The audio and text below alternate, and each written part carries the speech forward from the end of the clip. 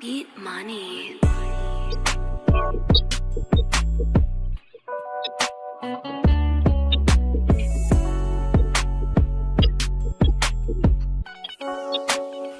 Beat money.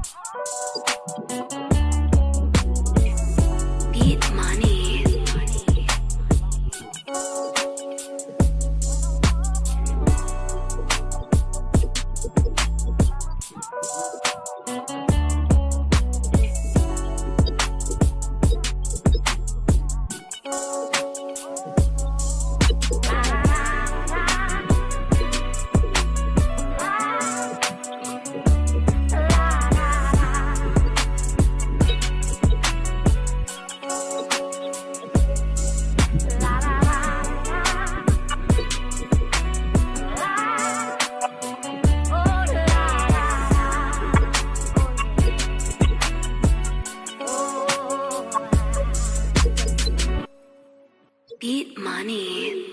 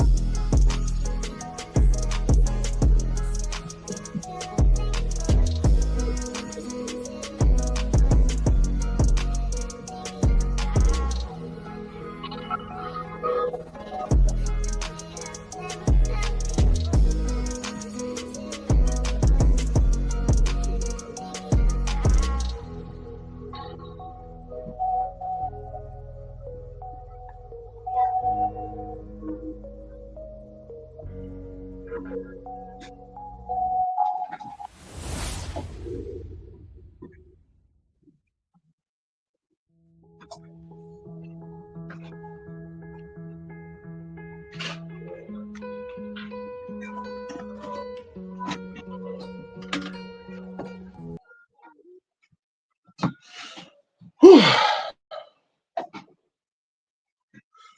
Shabbat shalom. Shabbat shalom. Shabbat shalom. Say Shabbat shalom. Say Shabbat shalom. Say praise Yah. Hallelujah. Hallelujah. Whew. Shabbat shalom. How's everybody doing? Brother Daryl, I think I saw you in the chat. Brother, there you go, Brother Daryl. Brother Daryl, I sent you a message today, and I asked, could you resend me the thing you sent me last week that I was supposed to be using last week? I can't compress it so I could use it for intro. So you could resend me that song again so I can compress it. I would love to use it. Whew. Anyways, how's the sound coming in? How is the sound coming in?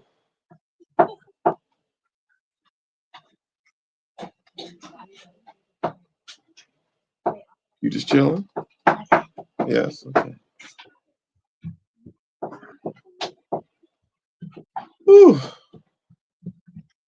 It's been a tiring week. Tiring week. You want to go, mommy? Okay. Bye bye, bud. Wait. Say Shabbat shalom. You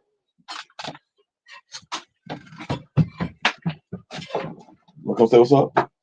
Come on. Here comes the resident light skin. Yes, I'm gonna say it online because he is the resident light skin. He knows it. Daddy, Say what's happening. Daddy, I told you that. You want to say my live? You just got off. Okay, Okay, you want to come back to my live? Okay. Oh. Say Shabbat shalom. Shabbat shalom. No. Thank you, Brother Daryl. Thank you. Move. He wanted to leave and he wanted to come back. I mean, look at his hair. Look at his shirt. You ever seen a shirt like this? This boy likes ducks and he likes button downs. Wait a minute, you need to be quiet. I'm on a live stream. Okay? You can't do all the talking. I have to do the talking. Or you want to do the talking? Yes. Okay, you go ahead and talk. Tell him. What do you want to say? Nothing. Okay, that's about what I thought. Hallelujah. Whew, how's everybody's week been? How has everybody's week been?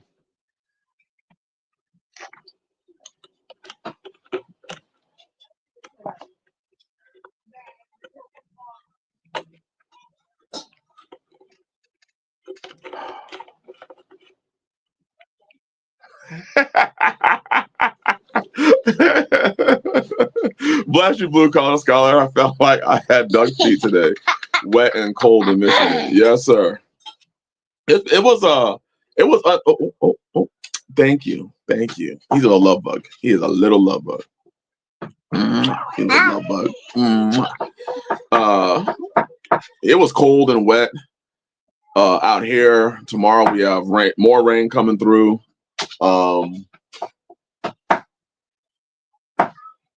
It's going to be a wet one. For those that are in the path of this storm, especially those that are south of the Ozarks,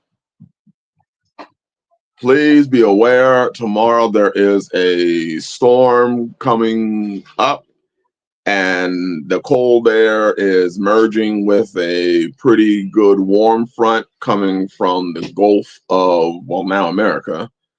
And they are projecting the possibility of some pretty strong thunderstorms, and most definitely they are claiming there will be tornadoes all through Louisiana, up into Mississippi and Georgia, and just be careful.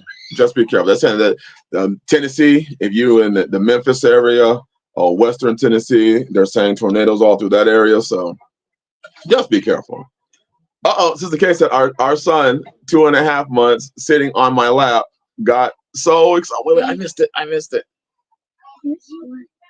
Got so excited when he saw your son. Hallelujah. Pray someday that we'll get to fellowship together like their fathers do. Sister K, that is honestly my hope and prayer also. It honestly is. I would love that. I honestly would. All right. There's definitely enough boys. There's definitely enough boys. All right. So y'all go, mommy? All right, go on. I love you, boys. Watch out for them.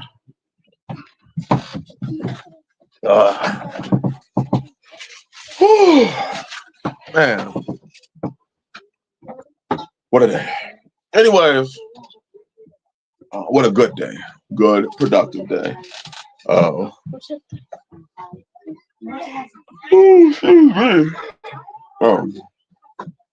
do not, well, it's a theory. I hope to not be long.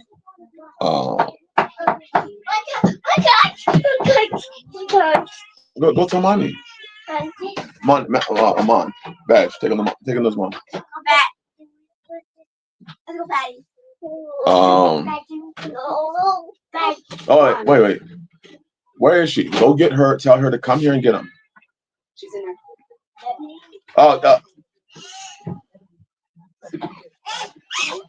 I don't know if the Low County area of South Carolina is south of the Ozarks, but we're expecting rain all weekend. Yeah, the storm will hit you. I'm not sure. I think by then you'll have direct line, strong winds. I don't think and it's just my, from what I've been hearing. I've been playing around with a little bit of meteorology, trying to study the weather and weather patterns and stuff like that.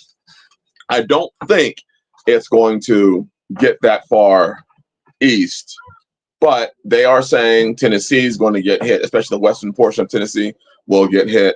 They're saying basically from Little Rock going east, is supposed to get hit with some tornadoes.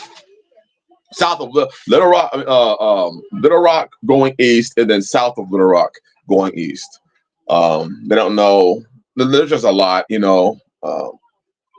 with these storms, and just want to make sure if you are in the path of them that you stay safe. For those that are in Kentucky, they're saying flash flood warnings, torrential downpours, just keeping everybody abreast of what's going on.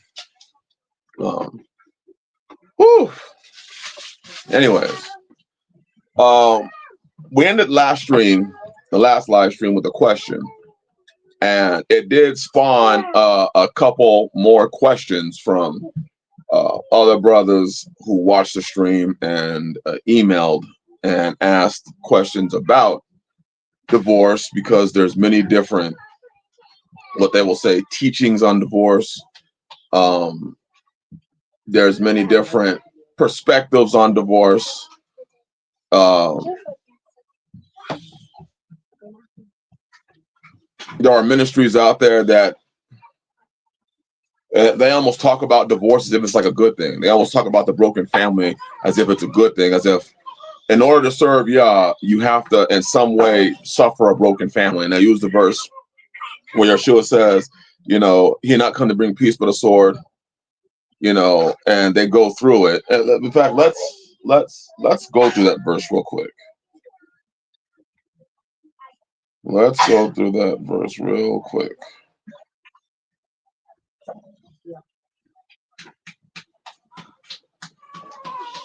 I'm gonna read it now. I'm gonna read it now. Aramaic. Matthew chapter 10. I mean, Thank you, Mom. the insanity that oh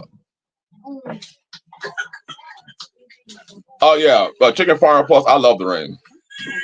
I love it. Oh, that's a clear misunderstanding of that verse when they said that, Brother Daryl. It sure is. It sure is, Brother Daryl. Goodness gracious.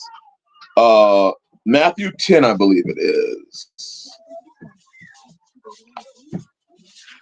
And there are literally churches and ministries that literally, it sounds like they damn near promote the broken family, as if you in some way cannot be serving Yah unless you have some sort of conflict and disorder in your home. Like, because you love Yah so much and the people in your house don't love Yah, there has to be a separation. And it's just bull. Utter complete bull.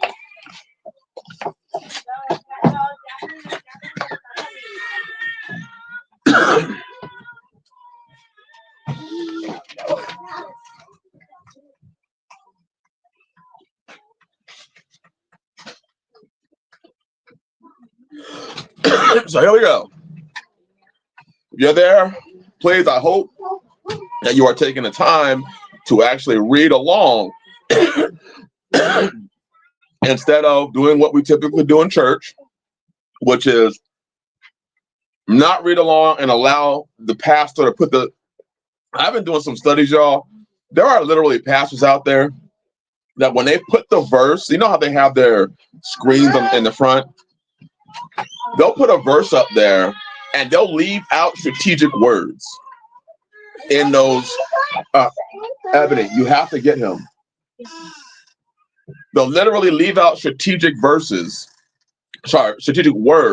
that'll change the context of a verse so that it fits their narrative. We are, Yah willing, next week, going to do a breakdown of the story of Korah, Dathan, and Abiram. And I've heard countless, and I mean countless, religious leaders use that verse to basically say that you as a man don't have authority, and if you dare read the Bible and pursue a relationship with Yah yourself without going through them, you are in some way fitting into Korah, Dathan, and Abiram.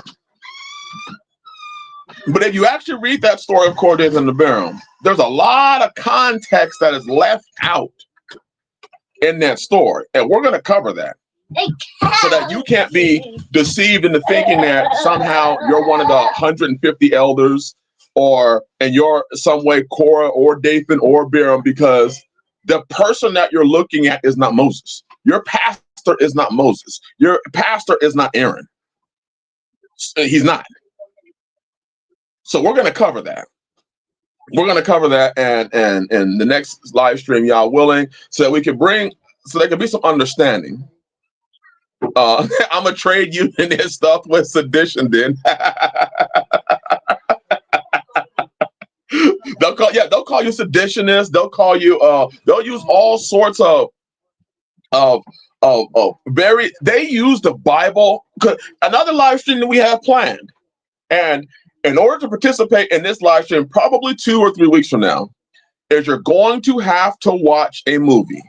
And the movie is called The Book of Eli. And we are going to literally break down the character, not of Eli, but of that guy that wanted the Bible, because he understood the power that came by having the Bible. And it's because there's so many breakdowns in that. You know how the Bible was written in if you haven't read the book or read the movie or read the book, it was written in Braille. And it's clearly a breakdown and an understanding of he didn't understand the Bible. He couldn't understand it, no matter regardless of the fact that he had it. He couldn't understand it. So we're going to break that down, of the fact that the woman who didn't have eyes, she was able to read it because she understood it. But the man that wanted it because he knew it carried power, he was going to be able to control the masses by having that book. The only one that was left, we are going to break down the leader and his character and how yes they did. The writers definitely had the scope. Yes they did, Chicken Farmer Plus. So probably 2 weeks from now, 2 to 3 weeks from now, we're gonna do it. So if you haven't seen the book of Eli, it would be a good idea, because we're gonna be doing spoilers. We're gonna break down that book. We're gonna break down that book. Yeah, the movie. We're gonna break down the movie, specifically that guy, that leader, and then how he had his goons, how he used his goons to basically force everybody else into subordination under him. I mean, forcibly.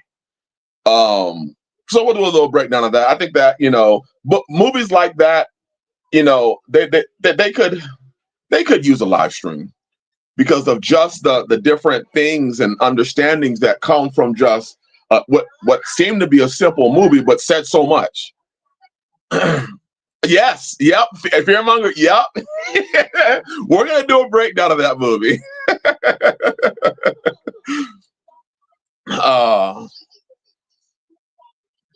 Okay, so Denzel had to memorize the entire Bible from memory. Then they printed it out and put it in a bookshelf right next to I saw that. Denzel, Brother Gary, when he finally reaches where he's supposed to go, I don't want to give that part up. They literally put the Bible, because Denzel memorized the whole Bible in the movie, and they put it on a shelf next to the Tanakh. Amazing. So we'll break that down and have some fun and and have a little fellowship. But if you haven't seen the movie Book of Eli, go ahead and see that movie. The movie could have been so much more with a little adjustment. Oh yeah, L count, yes. So let's go. Matthew chapter 10. We're gonna read at verse 34, so we can we can keep it in context. And we're reading it again in Aramaic. Do not think that I have come to bring calm on earth. I have not come to bring calm, rather a sword. For I have come to divide a man from his father, and a girl from her mother, and a daughter-in-law from her mother-in-law, and from, mother-in-law. And the adversaries of a man will be of his household. Then here's the context, brothers and sisters. Whoever loves father or mother more than me is not worthy of me. And whoever loves son or daughter more than me is not worthy of me. And anyone who does not take up his staff and come and follow me is not worthy of me. You see, the context isn't if you serve Yah, you need to go and separate yourself from your family, because they'll use this verse, they'll use this just to try and show you shouldn't be next to your family, you shouldn't be next to your mother, your father, your brother or sister. If they're not in the faith, you cut them off and you only listen to us and you only cling to us. That is not saying to separate yourself from your family. And it's one thing it never says in that verse. It never says husband and wife. There you go. It is not a mandate. It's not a mandate. And it never says in there husband, wife. So when people use this verse in a context and then throw in husband and wife, you're like, huh? Huh?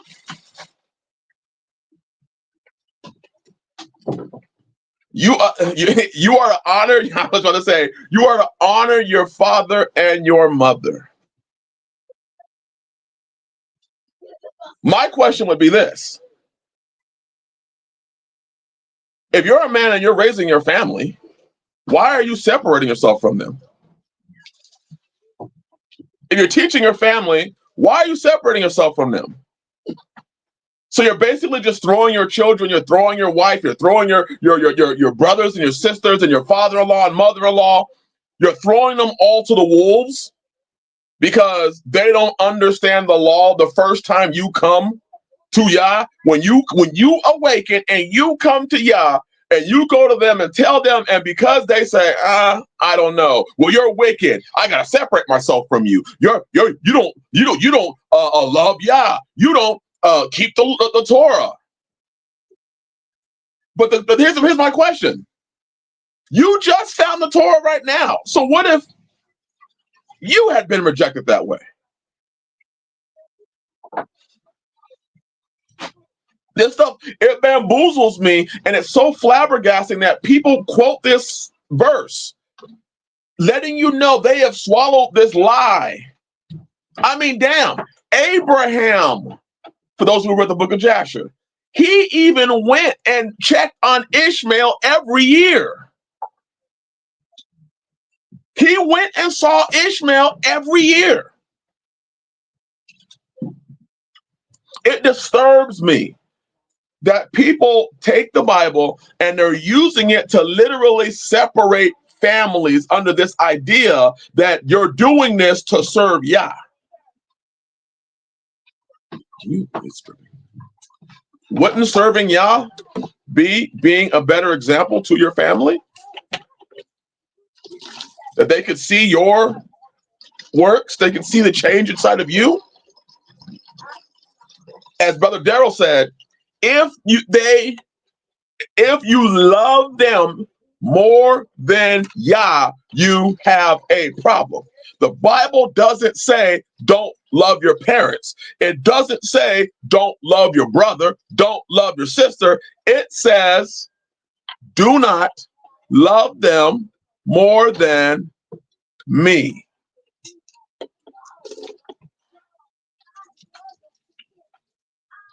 That's what it says. That's right, Elcount. Abraham was still giving advice because man, I mean, he was telling Ishmael, hey, this woman that you got right now, get rid of her. And I want to thank Brother Yamir, because when we talked about that last week, Brother Yamir messaged me in the morning and let me know, hey, bro, what's his name? Abraham told Ishmael to get rid of the first wife that he had. And then to bring in, because my question that I asked for those that were not here last week was, where do you see in the Bible that divorce was just common? Where men just divorce their women left and right, like you see in today's churches and like you see it preached from the pulpit.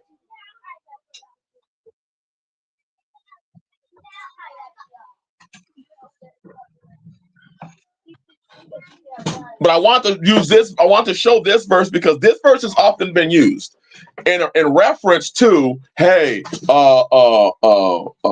men, if your wife, you may have to divorce her. You just may have to divorce her because, Yah didn't come to send peace, but he came to send a sword, and he came to separate you from her.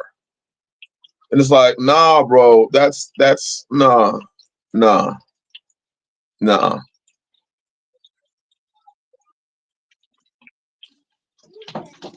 And Jacob loved Rachel, but hated Leah. What does that mean in the context of having at least six sessions with her? Well, how do you know it's 6? How many children did he have?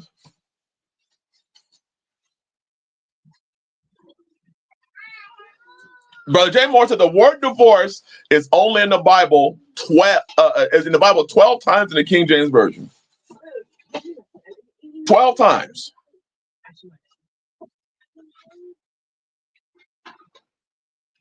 I deeply question some of these. And now we know Deuteronomy 24 says what it says. We know that. We know Sirach or Ecclesiasticus chapter 25, the last 2 verses, 2-3 verses say what they say about it. But I'm always in question. Brother Daryl, that's a great point because we don't know how many daughters that Jacob had with Leah. Yeah. But I'm always in question now of this constant pushing of in certain groups of divorce, and then in other groups they don't mention it at all. And I'm a firm believer of The Bible tells us and gives us an indicator.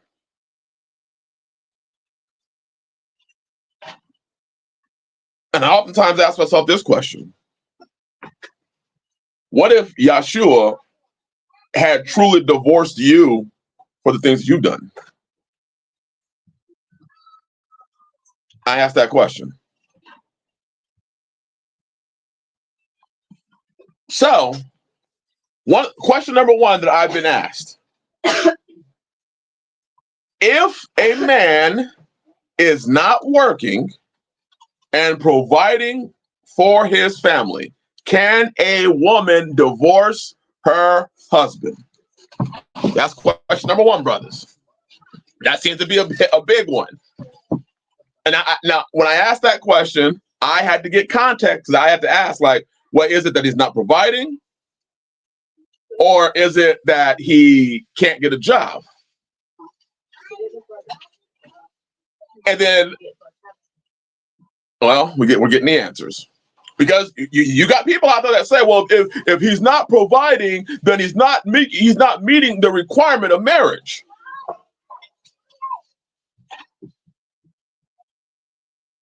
And Palmetto said it right there.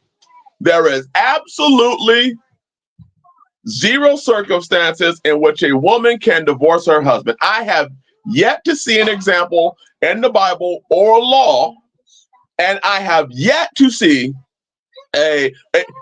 for instance, we know that the Romans were the ones that allowed Israel, who had intermingled with them, the Romans were the ones that allowed women to divorce their husbands. The Romans did.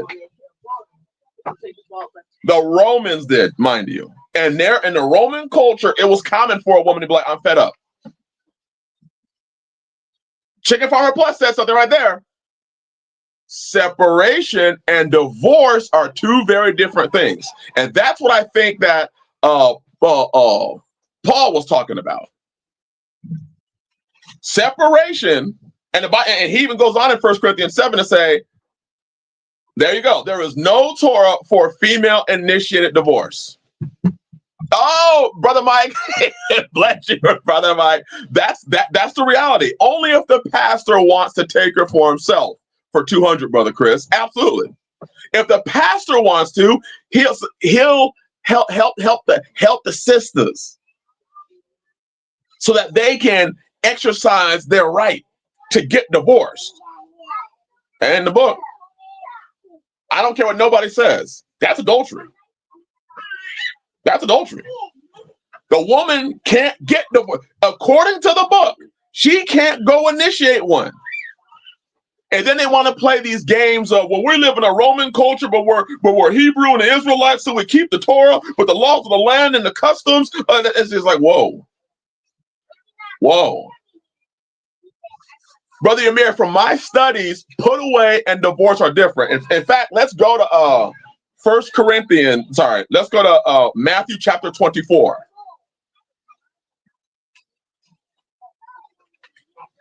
Let's go to Matthew chapter 24 and look at verse 1. When a man hath taken a wife and married her, and it come to pass that she find no favor in his eyes, because he hath found some uncleanliness in her, then let him write her a bill of divorce and put it in her hand and send her out of his house. Sending a woman out of your house is putting away.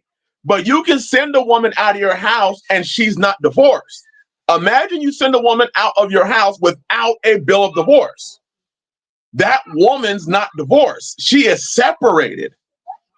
And according to when Paul later on comes on and says that woman is separated, she is not free to marry. She is to gain the favor of her husband and be reconciled with her husband or remain single.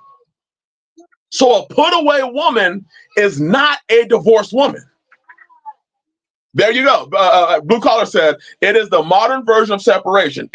Putting away, Brother Gary, Deuteronomy chapter 24, verse 1. It tells them to put a bill of divorce in her hand and send her out of the house.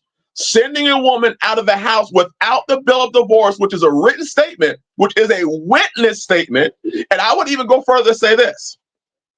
It was important for her to have a bill of divorce because let's say that woman is now seen with another man. If she didn't have that documentation to say, I'm divorced, there's nothing to stop that husband who she had from later on coming and saying, she's in adultery. I never divorced her. And she says, yes, you did. And he says, where's the proof? And where's the proof that she has? She's got no proof that actually says she's divorced. So now it's his word versus her word. So the bill of divorce is actually a protection for the woman so that she can now go through her life and not be accused of adultery. But likewise, if I was a man and I'm like, where's your bill of divorce? Do you have a bill of divorce? Yeah, he got rid of me. I'm gonna go ask the other husband, like, hey, why'd you get rid of her? That bitch she was rebellious, she didn't listen, she was argumentative. As Mother Elaine said, no ticket, no laundry, no bill of divorce, you are still married. Your pastor can't come in and tell them. He can't come in and split y'all up. Your elders can't come and split y'all up. See, once again, husbands, men, this is men trying to take your authority away from you, facilitating the removal of your authority.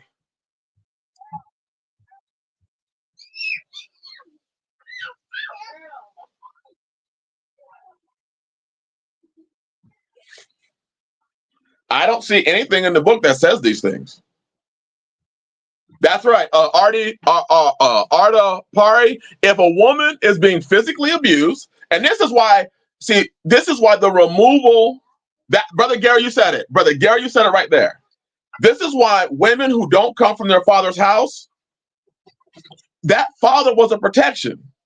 Because if that woman is getting the shit beat out of her, hey, Pops, can I come back home? Because my husband, you see this black eye? You see this broken arm? My husband is beating the shit out of me when he gets drunk. Can I come back home? Oh, shit, yeah. Oh, yeah. But here, hey, check this out. I've told my daughters this. Girls, I've taught you to be respectful to your husband. So if you get to mouthing off to your husband and he slaps you, don't call me. Don't call me, because I'm vetting this dude. And if you are crip walking on him, if you throwing up gang signs at him, if you over here in his face pointing and mushing his face and he slaps the shit out of you, don't call me. Do not call me. There's gonna be no rescue. I'm gonna talk to him like, hey, what happened? Hey. She in my face. She spit on me. She mushed my face. She broke my windshield. She hey, she thugged this one on me. I might tell her, wait. If you come home, I'm gonna whoop your ass. But I'm a grown woman. You better not come home then. I didn't raise you that way. I did not raise you that way. You are not going to thug out on your husband. You are not about to gangbang on your husband. You are not about to use your mouth to destroy your husband. Ain't about to happen. Hey, Hebrew, that's for real. I didn't raise you that way. And if I'm leaving, Daddy. Hey, you're a grown woman. You do what you do. But I'm gonna let you know right now, you do not have my support. I'm just saying, I did not raise you that way. So you saying you're condoning abuse? No, I'm not condoning any sort of form of abuse. See, it's amazing to me in today's culture that verbal abuse is condoned, but when a man raises his hand, suddenly it's just the world ended. A woman can talk massive amounts of crap, can belittle a man, and I've heard women say some of the vilest, dirtiest stuff. I've heard women talk about their husband's penis size to his face, talked about that's why she loved Pookie, because Pookie knew how to do her right, because she got hurt, because he told her no. She done got in his face, mushed him, told him, grab his shit, threw it out the house, and he's supposed to sit there. I do not condone abuse at all, verbal or physical. Let that be known. I do not condone verbal or physical abuse. So you, and see, here's the thing that, hey, let's just keep it real, y'all. That's what we do on this channel. She don't go and do that to her boss, do she? If she went to her boss and mushed his face, what would happen? What would happen? The boss would call the cops on her and she'd be gone. If she went to a wild animal and mushed its face, but for some reason, it's like, because it's your husband, you feel that you have the right to say whatever the hell you want and do whatever the hell you want to your husband, and it's his job to control himself. But in every other aspect of life, you would have been served up. If you'd have did that to your homegirl who don't like you, she about to light your ass up. But for some reason, it's I can lose control to this man and treat him like shit and say what the hell I want to him because he's got to control himself. But not one other person that you deal with, your mama will whoop your ass. Hey, Artapari, I was going there, brother. I was going there. I promise you, bro. Men fight with fists. Women fight with words. Today, women fight, no repercussions for theirs. But men know when they are physical, they can't get physical without consequences. Absolutely. No other way. If a woman, check this out. If the officer says, ma'am, put your hands down. Put your hands down by your side. I want y'all chat. If you listening to this, please type one in the chat. Type one in the chat if you're listening. Please type one in the chat if you listen.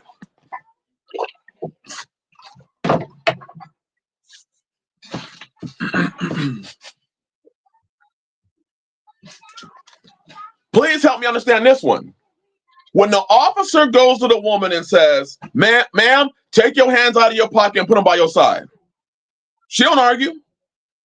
And if she does argue and says, who the fuck are you? You don't, that officer will grab her arms, put them behind her back, and handcuff her ass. He will subdue her. If she spit on him, that's considered assault on an officer. But isn't it amazing? Hey, Brother Gary, they sure will break the taser out. They sure will. But when she does it to her husband, society laughs and they call him a weak man. And if he were to go and subdue her, you are not going to spit on me. He's going to jail for assault. Help it make sense. If that's the case, who has the real authority over that woman? Anybody? If the officer has the ability to subdue her and there's no charges because she spit on him, she mushed his face.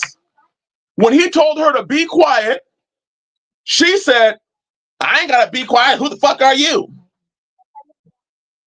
And when he goes over and says, ma'am, I said be quiet. I ain't got to do shit. She could get arrested. But if the husband does that, if he says, ma'am, babe, you belong to me, shut your damn mouth, she's going to break down and start crying because of and call it abuse. Who really owns the woman?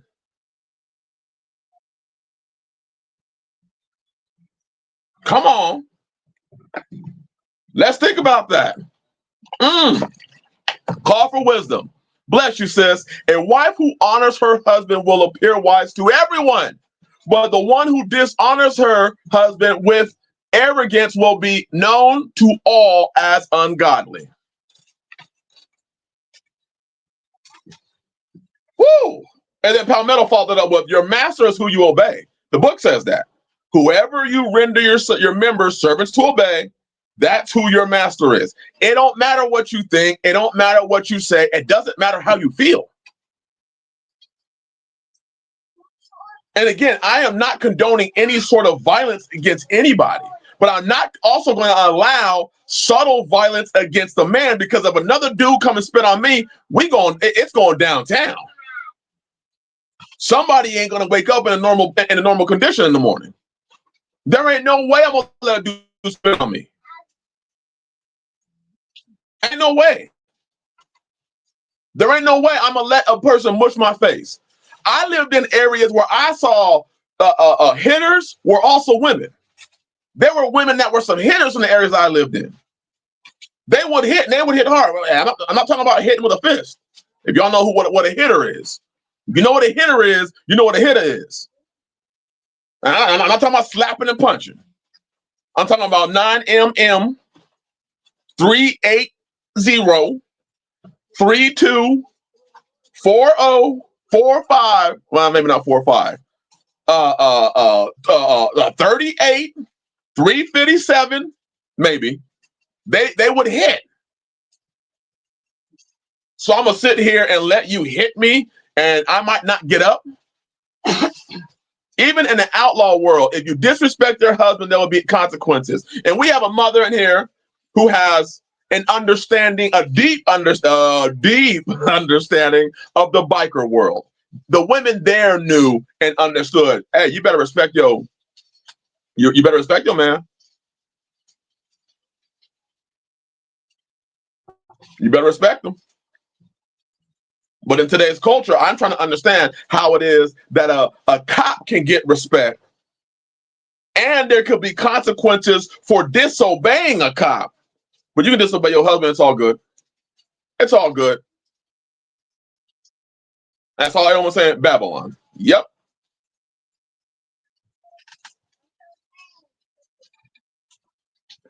Something funny about these things today is the women reject submission and foam at the mouth over it. Yet, no one is more submissive in the system than men. We understand hierarchy and order. Absolutely. Absolutely. Absolutely. If I see a man of wisdom and understanding, I'll submit to him. Hey, yo, I'll listen to you. What you got? Tell me. Help me. I just wanted to put that out there because there's this misnomer out here today that women can be out of control and do and say and act any way they want to.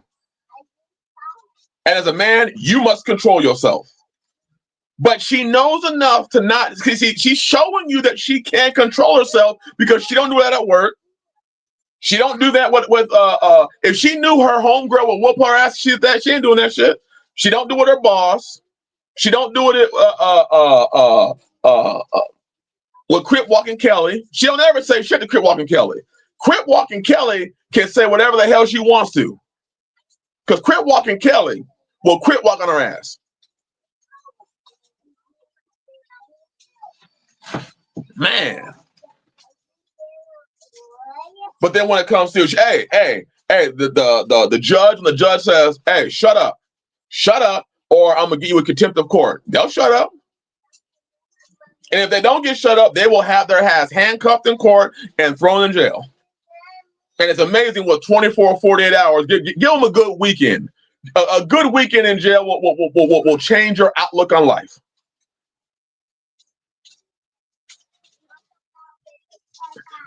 Blue Collar, thank you for bringing us back, Blue Collar. Hey, Brother Daryl, thank you, brother. She definitely doesn't do it with her pastor. Let her pastor say something that's off the wall. She don't say, who the hell are you? You ain't my authority. And she'd actually be right if she said that. It's yes, sir. Yes, sir. Oh my God, she's so godly. Oh my God. Oh, little Boko Shaya. Oh, and they start speaking in tongues. You should know, like, wait a minute. I done told, how many of y'all brothers have seen this, or I hope you ain't experienced it, but some of us have. You'll have a pastor who will say something that you'll tell your wife something. You'll be like, hey, A, B, C, D. And she give me that look, that stank face look like. 2 weeks later, the pulpit pimp says the same thing that you just said, and she'll stand up and clap her hands and scream hallelujah. She may even give him a praise dance. And you sitting there like, wait, what the fuck just happened? Wait a minute. Didn't I just say this 2 weeks ago? And I got stank face. And what you said is, well, I'm gonna have to read and study and see if it's real. I don't know. I don't know. I'm not sure. I don't know if the Lord with you. But pulpit pimp, he get up there and say the same thing. The same thing. And she praising the Most High for it. She jumping up and down. She done lost her weave. The wig done slid. That shit was not glued down right. It slid to the side.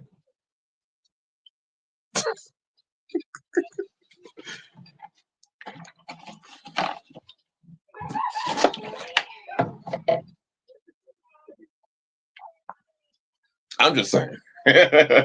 So, Blue Collar brought up a great point.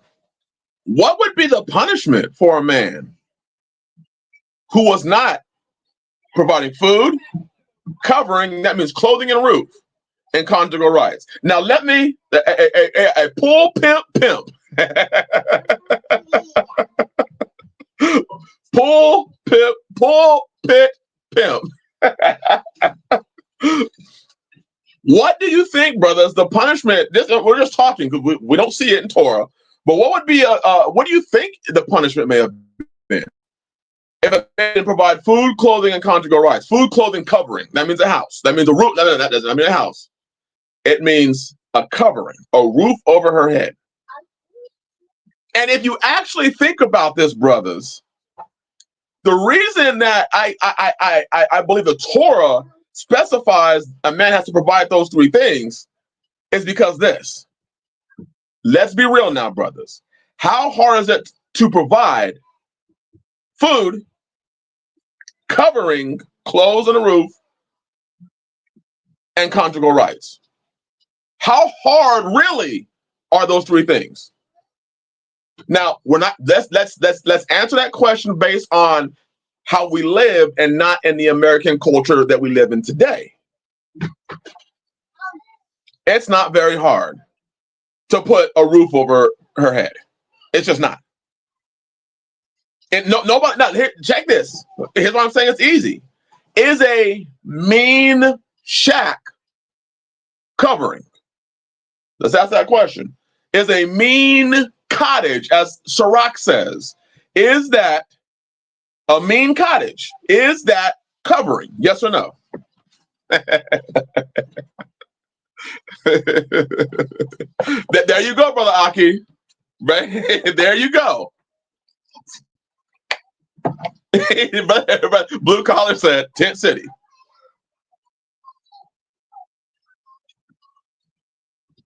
The problem is that we as men, we keep letting things get redefined by pastors, by elders. And I mean by elders, I'm not talking about the traditionalist elders from these churches. By the government, we kept letting everybody else redefine it. But a covering is all that is required. Food, it didn't say steak. It didn't say, I can't even say the word, filet mignon. It didn't say that. It said food. Food. I'm assuming water could go there also. I mean, the average man today, most of us here, hopefully all of us here, if you ain't providing this shit, you shouldn't be on your phone right now because you shouldn't be able to afford one. I mean, look at the things. Most, you're providing soap, dishes, hey, a car. They might have olive oil or oil for their hair. They have a purse. They have, they have condiments for their food. I mean, are you saying I have a refund coming? Hey, brother, but you should. I mean, most men in today's culture are capable of providing those things, yet your pastor will tell you you can't get married because you can't provide. There's a lie. There's a lie. It's funny because I've had brothers come to me and ask me about polygyny. And they're like, no, how much do I have to make? And I'm like, I don't know. How much do you have to make? Well, I was told that you have to make this much per wife. I'm like, okay, show me that in the Bible. Show me how much you have to make to provide food, clothing, and conjugal rights. Show me. Well, the pastor said that I don't make enough. Well, of course you don't make enough because you live with him. And if he takes your house away, you're homeless. So he's literally the one holding whether you can or can't get married because you technically fit the Torah definition of a servant. Hey, Blue Collar said, my bullshit meter is going off on pastors pre-qualifying others to get a wife. That shit is so crazy. The pre-qualifications. Do you want to know who was responsible for qualifying the man? It was her father. Not anybody else. It was her father. He was the one, or male kinsman if she didn't have a father. Male kinsman. Most of today's pastors take the authority from the father because the father's not in the faith.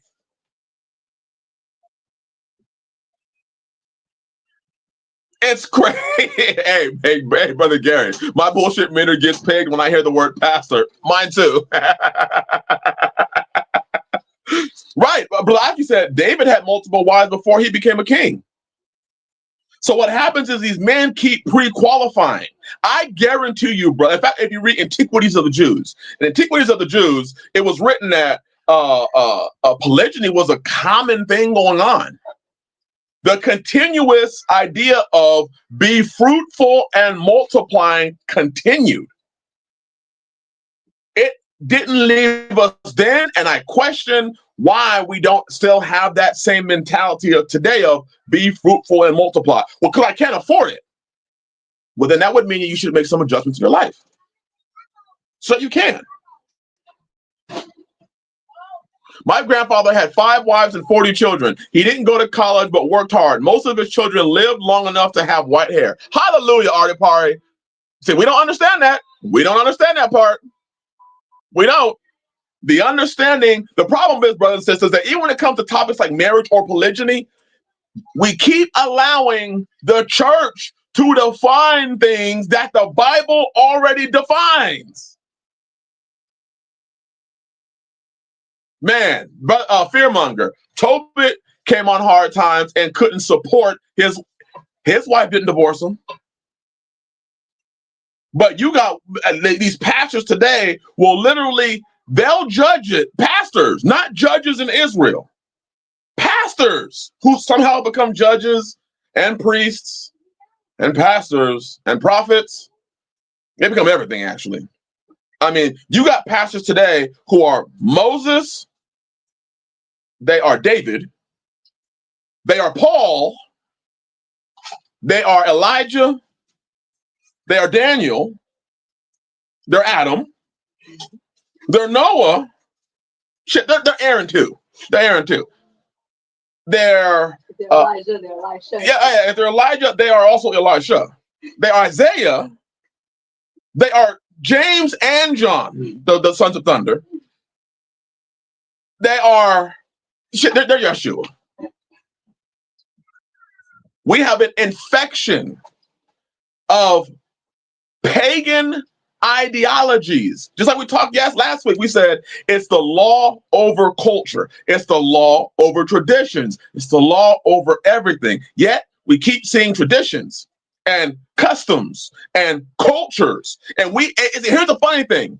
There's a lot of so-called Hebrew people who swear that what they're doing are Hebrew and Israelite customs, when if they did some work, I guarantee you would trace some of your cultures and customs that you think are Hebrew to the Moabites. You would trace some of those, if you actually did your research, to the Canaanites. You would trace some of your customs and ideologies to Ham. And you will swear up and down it's the Hebrews and Israelites. You will trace some of your customs, guaranteed. Guaranteed. If you could sit down and talk to somebody, you would trace some of your customs to Edom. Guarantee you. Some of the ideas that you think are from the customs of Edom that leaked in. How about the Median Persians? Shit, we got Christian, straight up westernized Roman Catholic Christian customs in the faith that people are swearing up and down is somehow Israel. This is what happens when you merge and keep going in and out of different cultures. You go into a culture, and when you leave that culture, you take some of it with you. Just like when Israel left, or the Hebrews left Egypt, they also brought some of Egypt with them. There you go, fearmonger. Yes, Esau, Edom. They are bringing some of those, they brought some of those customs in, and they'll swear up and down that, oh, this is ours. This is ours. You're claiming what is an Edomite tradition. You are claiming what is a Canaanite tradition. You might be claiming what is a Philistine tradition. Shit, you don't think so? Send your children to school for 1 year and have them come home. They will be smelling and have the ideologies of the children around them, because the book says, no matter what you think, be not deceived. Evil communications corrupt good habits. That translates to evil company corrupts good habits. It doesn't matter what you think. The company you keep will rub off on you. How can two walk together unless they agree? So when you think about it, there is an agreement that you have to form, even at work. You have to form a form of an agreement with your boss. Just like when Yah places, lays down, when Yah places, just like when just like when high places were put up and then later told, tear it down by Yah. Absolutely. Absolutely. Man, blue collar, leave a Gentile religion to establish an Israelite custom in complete ignorance and isolation from it. But we Israel.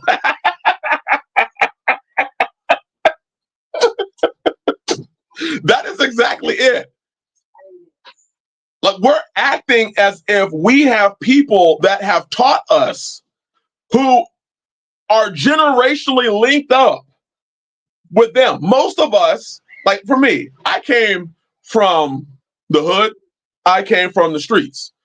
So I have to 100% cling to what the book says. I can't go out and establish something myself, because we got people that are 15 minutes removed from Christianity who somehow become Torah scholars. When you read the books of the 12 patriarchs, when each one of those patriarchs died, he sat all the men, all his sons, down in front of him, and he just, I'm gonna say the word threw up, he just downloaded or threw up all the stuff that he had known from his growing up to his children. Today we are prideful to think that because we pick up the Bible and we've been reading it for 20 years, that we have the answers. Come on now. Come on now. We think 5 years into the faith, we have the answers. 5 years. It took 5 years. That's it. 5 years for us to start making up new doctrines. 5 years for us to start changing the definitions of things. 5 years to start promoting pagan, non-biblical customs, non-Yah customs as customs. There you go. Oh man, this is good. 60% of people that found Torah threw out a bunch of pagan and religious customs just to immediately start building a new religion. Brother, that's the truth. I mean, we have a new religion built, fully customized with a 12 tribes chart, mind you. And then the creator of the 12 tribes chart actually said it's bullshit. He made it up. And we still have people who run around with this 12 tribes chart and say, well, because I'm from this nationality, I'm a Gadite, or I'm a Levite. Like, dude, you do understand it's not just what you think, right? Man, 5 years in, dude, you are a super brew, as Brother Klaus said. 6 years in, and you're ready to start teaching. 10 years in, you're a priest. Mind you, you probably would not ever be able to step foot into a real tabernacle. You would not have ever been able to go into the high place. You would never have even been able to go into the tent of appointment. You wouldn't even be qualified to do the sacrifices, but somehow you're a priest. Somehow. Man, Brother Gary, 5 years in, I was still a Christian. Brother, so was I. I was still washing off, countless layers of Christianity. And even to this day, I am still finding things in myself that line up with Christianity, with Hebrew Israelites. And I'm constantly, hey, Dun, yeah, I know you know about the charts.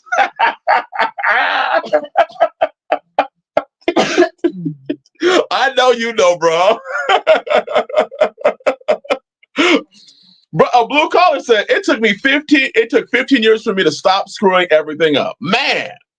Recently, I met a brother who was keeping Torah. He was talking to me about the 7 laws of Noah for humanity. Thankfully, he is listening to correction. Hallelujah. There's another one. The Noahide laws. The laws for humanity. Man.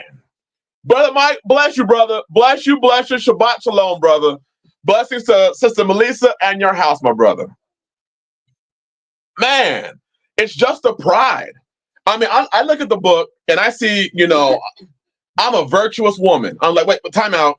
First of all, you do understand. A virtuous woman was not self-defined. Sorry. Virtuous women, if you read Proverbs 31 and you read about virtuous women, you notice it starts off with her husband. The heart of her husband trusts in her. So that would clearly say a virtuous woman would have to be a woman that was either was married and her husband died from natural causes, not from stress from her, or she has to currently be married, or betrothed. But we got women running around. We got brothers running around. I'm a Levite, bro. And I'm looking at him like, how did you figure that one out? Bro, I was sitting here and a mighty rushing wind came in and told me I was a Levite. I was like, yeah, I don't agree with that. I had somebody tell me that he needed to move to the rock because he was a Levite. Yah told him he was a Levite. He needed to move to the rock, which is here with me and my family. And I was going to put him up like the Levites, like we did with the Levites, the priests. I was supposed to, pay his bills and provide him food, and the Most High would bless me. Hey, I swear, bro. Hey, I'll say the mirror. I swear. Hey, and not one time. It has not happened one time. And I was like, dude, stop calling yourself a Levite and just call yourself homeless. Just be real with it. You're homeless. You're not a Levite. I understand the Levites didn't have an inheritance, but you're just homeless. Oh yes, blue collar. Yes, the I'm a mother in Israel. How did you define that one? How did you come with that one? How? You better leave my presence. Yeah, just call yourself an Israelite shit. That's what they do. Already, hey, that's what happened. I was just like, hey, it's not Levite, bro. For real, it's just homeless. That's it. That's still it. It's just homeless, and there's nothing wrong with saying, hey, I'm homeless and starting over. But you're trying to literally manipulate people to put you up and pay your bills so that you can do nothing. I had somebody, and some of y'all might remember if you've been on the channel for a long period of time. There was a person who heard, well, this dude packed up his house and moved. Well, he drove to my work. Some of y'all remember this story. He drove to my work with his family, everybody in his car. He drove to my work while I was at work. And I had security at the hospital at work that like, hey, somebody's working or somebody's walking around the property with a picture of you saying that you are one of the two witnesses and he's the other one. And y'all revealed it to him that he's one of the witnesses and I'm another witness. And he's coming to live with you. The dude packed his family. It was like his wife and like a couple children. And showed up, and how he figured out where I work, that's why I don't do videos in my car anymore, is I was driving one time and my GPS said something. Now, I used to do videos in my scrubs, so he knew I worked in a medical facility. And I had mentioned before that, I worked in adult psych. And he listened to the GPS and literally drove to my work. I mean, that shit, he was the personification of seek and ye shall find. Because that dude found me. And the sisters were actually doing a live stream, and the dude was commenting, and they're like, hey, following Yeshua, I'm outside. Now, mind you, I don't do any HIPAA, but I'm handling a patient. I'm handling a patient one-on-one, and the dude's like, I'm outside. So I got to go to my charge nurse, and I'm like, hey, there's somebody talking about, and then by then the security that came up, there's somebody walking around the waiting room with a picture of you, talking about you're one of the two witnesses. I'm like, and I'm not even, even in my mind, I'm just like, hey, I don't think one of the two witnesses is working adult psych right now. I have a feeling one of the two witnesses is not working with the patient that I just had to tackle. I think that I would have been able to subdue the patient just by speaking the words. And I swear I told him like 5 times, sit down, and dude didn't listen. So the fact that I have him in a headlock is clear indicator that I am not one of the two. I'm working. That's what I am. I'm a working man with a family. I had to eventually call the police because the dude was searching for me. And that day I went to the gun store and I had just bought a new firearm. And I went to go pick it up in the morning. And I was like, the dude is driving around this small town with a picture of me, asking people, do they know who I am? Do they know who I am? I mean, it was crazy. It was crazy. And it was disturbing. And I've never done a video I do videos in my car, like I'm parked, but he actually read the road signs that I was passing by and the GPS, listened to the GPS to figure out where I was. I was like, I didn't know the first witness had to do all that to find a second witness. I'm just saying. This is the stuff that people believe. They're hearing voices inside their head. And being that I worked in adult psych, I had an understanding of, the demonic entities. They used to call me the Reverend on the floor because I would, if a person was acting out, I kind of knew how to approach them. So they called me the priest, not the Reverend, the priest. They called me the priest of the floor because, like priests do exorcisms, stuff like that. And I was like, it figures that I worked in adult psych, and it had to be a psych patient. I mean, he gave the cops a different name. The cops had to detain him and look him up to get his real name. I mean, this shit was crazy. And it was funny because when I pulled into work that day, I use a lot of situational awareness. So like I memorize license plates when I park next to them. It's just crazy stuff. I look at a license plate, I can memorize it. But I noticed a vehicle that had in the parking lot at the hospital that had like dressers like bungee corded to it. And come to find out that it was him. I was like, why is somebody parked in the parking lot? They're going to get told by security because like they're sleeping in their car. And there were people in the car. You could see like the shadows of people inside the car. The dude had gotten there. He drove from Dallas to where I was. So when I start talking about, even in working in adult psych, there's a lot of religious people who believe that they're spirits. They believe that there are men that think that they're men of God. They will preach to you. And it's just like, this is religion.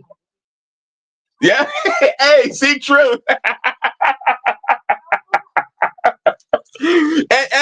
and being for real, brothers and sisters, there's a lot of, and just being seriously, there's a lot of demonically charged people in the faith today.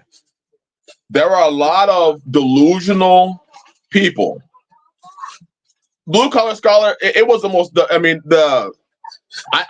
a report for one reason, because I said, if this dude shows up if he finds out where I live and he shows up at my property and I have to, protect my family, I don't want it to be a situation in which I just protected my family. I want there to be a record that, hey, the dude showed up at my work, the police talked to him, because I don't like calling the cops.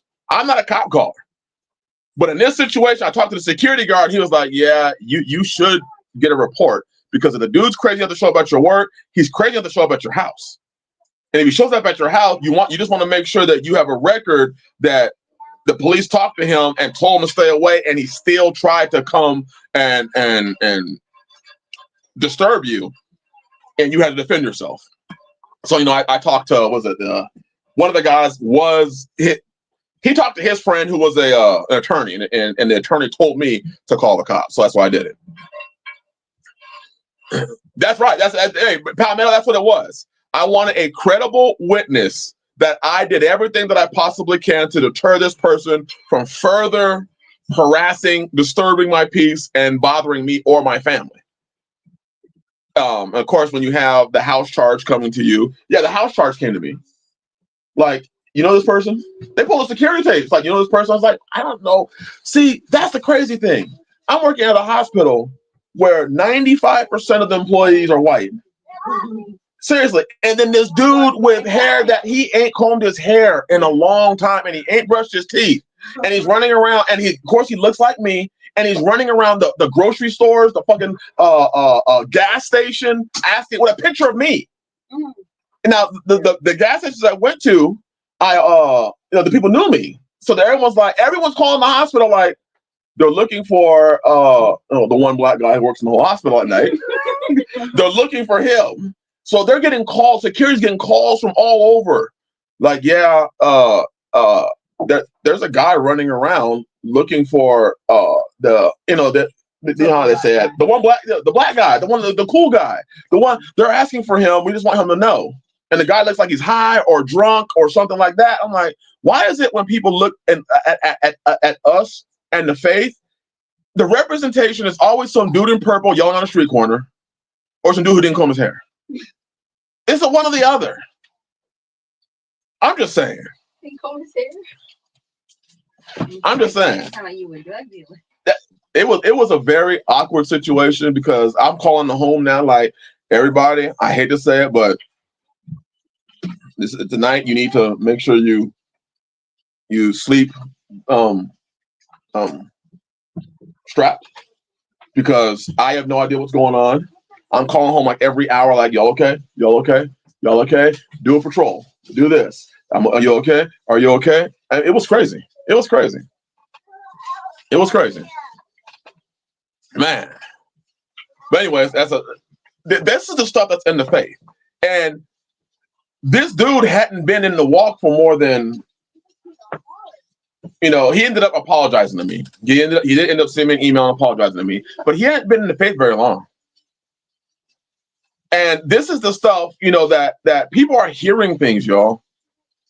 And you need to be careful, brothers, of what voices you let get to your wives, because these voices, like the serpent, are trying. Oh yeah, Over bus, yes sir. And then friend and brother of mine, Fox. I believe I shared it with him, and then he gave me some OPSEC lessons. He gave me some OPSEC lessons that and gave me some sound advice, and I've taken his advice since then. I've taken his advice since then. I don't know about y'all, but even if my wife is guilty as sin, I'm going to jail instead of her. So this just goes to say, brothers, be careful what you put on the internet. be careful.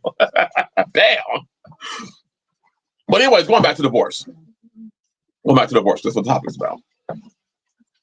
What? Oh, that's you got some black on your eye. I think it's the pan. So the question was asked about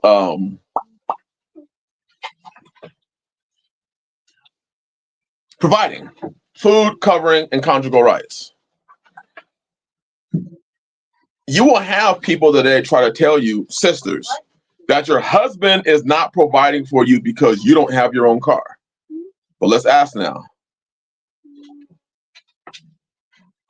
Is a car part of the provisions that a man is required to provide? In fact, if you look at what Yah said, Yah's provisions are so basic that damn near every man should have the opportunity to be married. Every man should have you're talking about food, covering, and conjugal rights. Food, covering. Food, covering. Right, car. You're right. Now, should you? It's a conversation of, do you want to provide a car for your wife? That's a choice.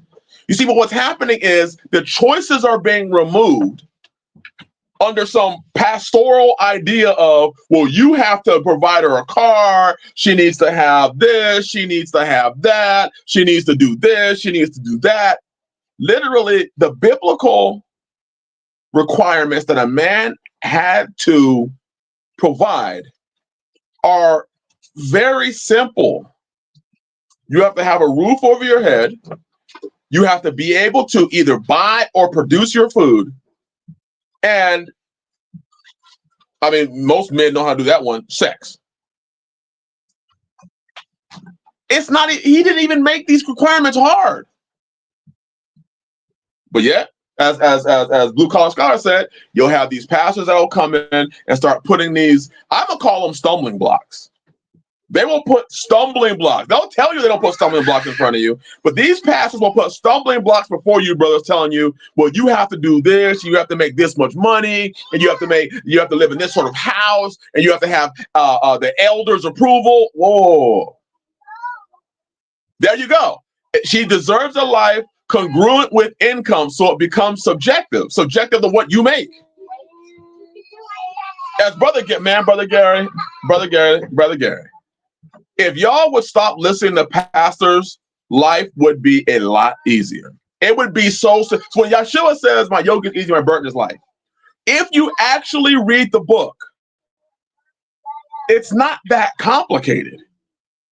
There was an old theologian, and I guess I'm going to bring up a theologian. Her name was Gail Riplinger.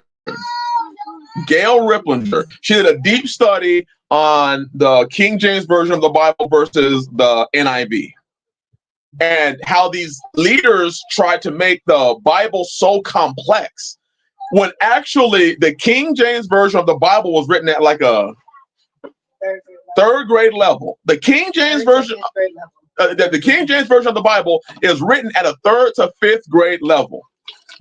These complex versions that people like to go to, they're actually written at anywhere between 10th to some college degree level. So picking up the Bible and reading it and starting to do it, you also understand the Holy Spirit will lead and guide you. But today, we make the Bible out to be this complex book that you can't understand it. There's a person, my uncle.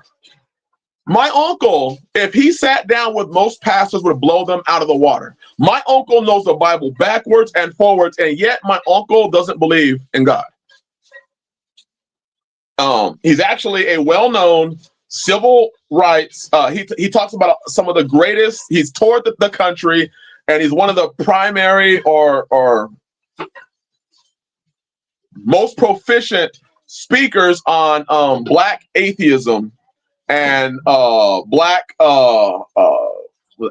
Gnosticism, Black agnostics from the civil rights era.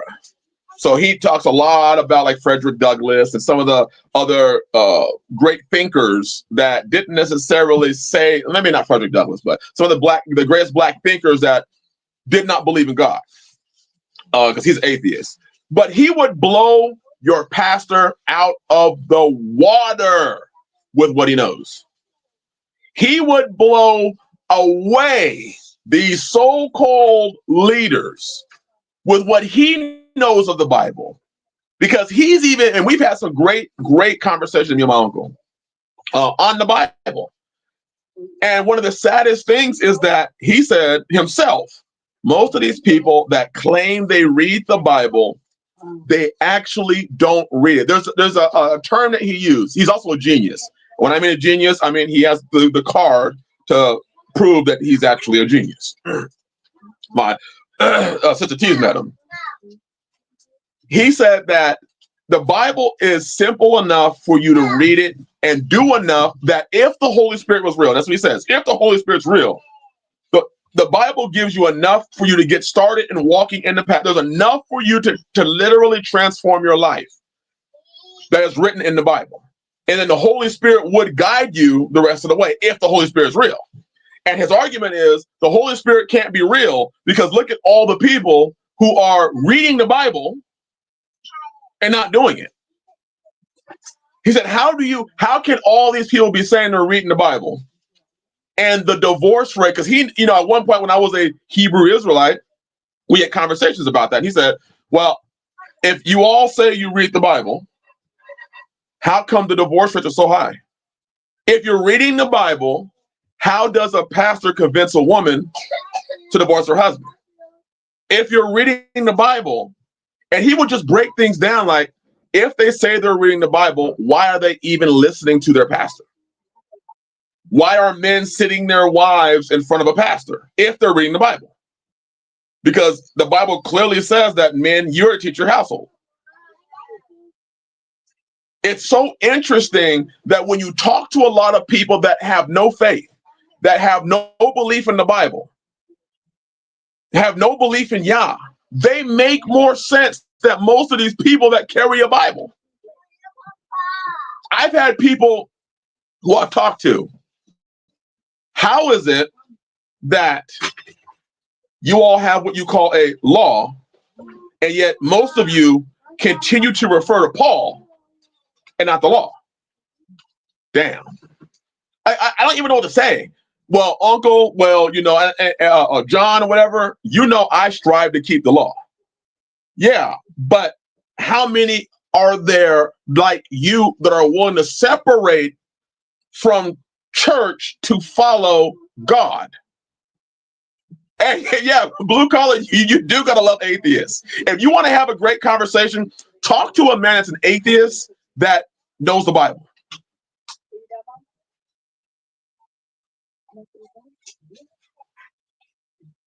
Man, Brother John Davies, that's the truth.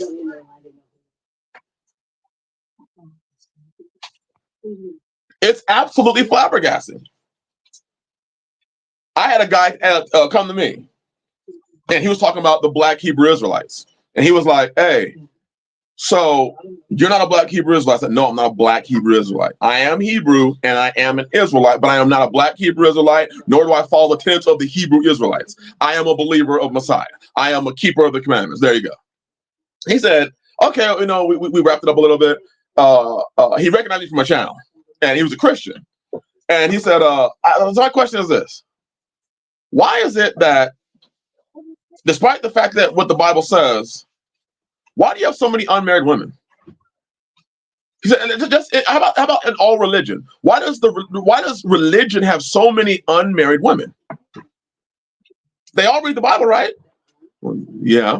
He said, for instance, how come Christian churches don't believe in what you live, multiple marriages or what do you call it? Polygamy? I said polygyny. He said, how come they don't believe in that?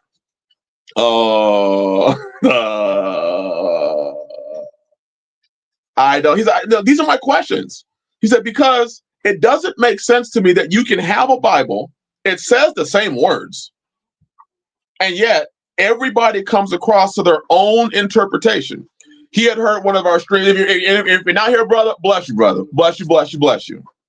It's always an honor when I run into you to have these conversations. He said, how come men don't take care of their house? He said, they think taking care of their house is making a bunch of money. He said, but then everyone else takes care of their house. So they spend all their time making money so they can take care of their house. But then the schools take care of their children. The other boss or the nanny or the mailman or God forbid the pastor's taking care of their wife. He said, so the man actually isn't taking care of his family. He's making money for his family. So he's just being pimped out. I was like, damn. I fasted once for a week and read the text about the eyes of Yahweh being upon the righteous and looked up and into the eyes of unbelievers looked at me. Wow.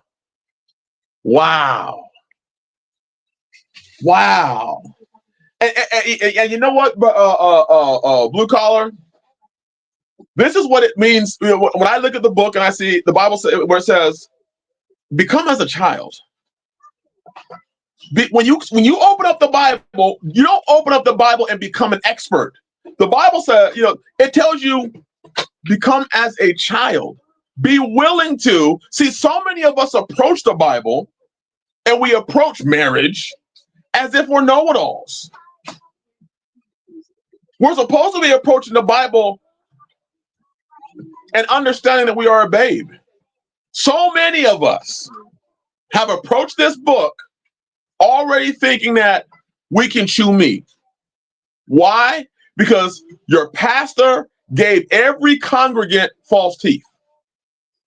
Every congregant got false teeth. They got the false impression that they were ready to take on the depths of what this book is saying. That they all became experts because they bought a Bible. And every member got false teeth.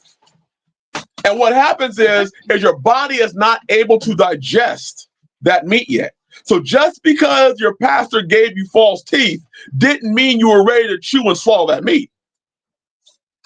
You needed milk. You need some time to be raised on milk. Instead of realizing I've been cultured and taught and bullshitted to believe that because I got false teeth, I'm ready for meat. We should have taken our false teeth out and realized we got gums. And maybe we need to drink some milk. Maybe we need to start over. Instead of moving in this perception, because see, what most people do is that when they want to know about divorce, they don't open up their Bible and try to get an understanding. They go onto Google and they immediately start seeking answers from other people without ever opening up the Bible. Or they don't go to a trusted brother or a trusted source. They go to Google, and where you get a million opinions of this topic. And what you hear a lot of the times, right? Yes, thank you, Brother Gary. Y'all made titties yummy for a reason. Brother Chris F., that's right. They ask other men. They ask other men their perception. So all you're getting is another man's interpretation of the Bible. You are damn near playing telephone. That's what you're doing. You're playing telephone. One of this Shabbat, one of the things that we're doing with our family, when you got a family this big, there's no telling what you're going to come up with. We're going to do the telephone game. I would suggest y'all do it. If you have a family of more than 4 people, play telephone and see. If you don't know what it is that you tell everyone lines up, and you, as the head of the house, tell your wife, who tells the next person what you said, and let's see if what you said is what's said at the other end. And usually it's not. It's not. Usually it's not. This is why it's important for you to tap in to be and have a relationship with the Most High Yah, and stop trying to have these pseudo relationships with other people who are going to tell you their perception. You can go to the book. Does the book say a woman can divorce her husband, yes or no? Does the Bible say that, yes or no?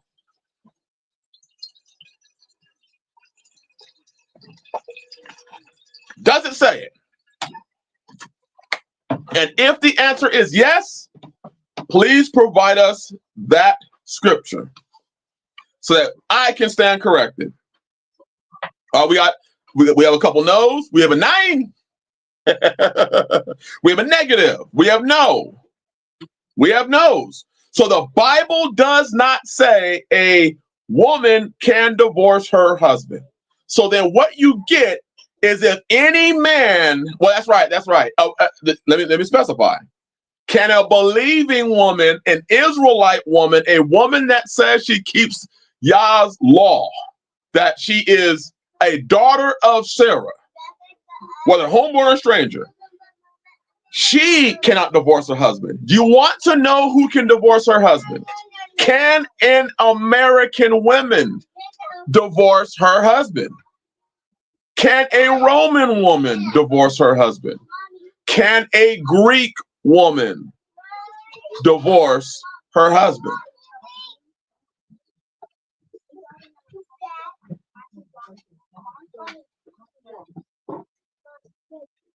See, when your pastor, your leaders tell you that you can, you know what background they're coming from. You know where they are getting their rule set from.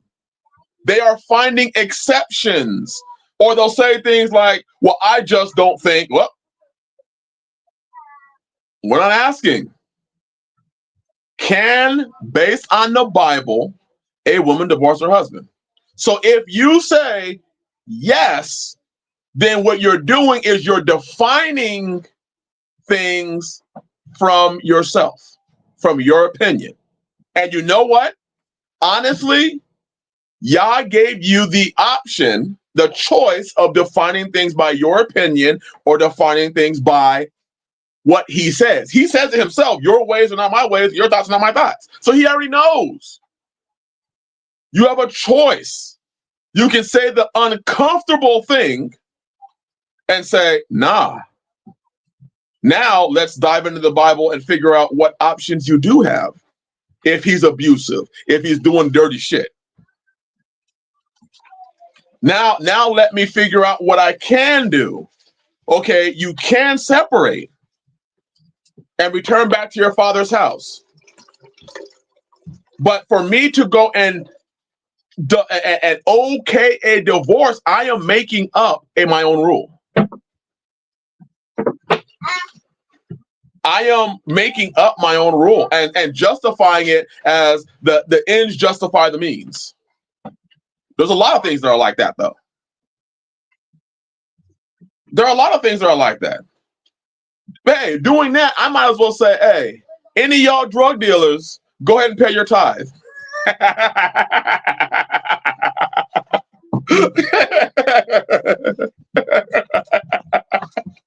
Hey, if you a dude and you on your pimp game, go ahead and pay your tithes. Pay your tithes and your offerings.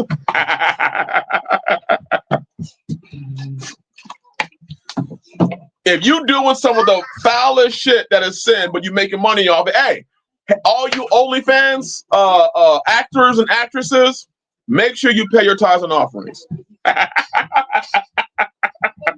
You can make up your own rules and call it holy.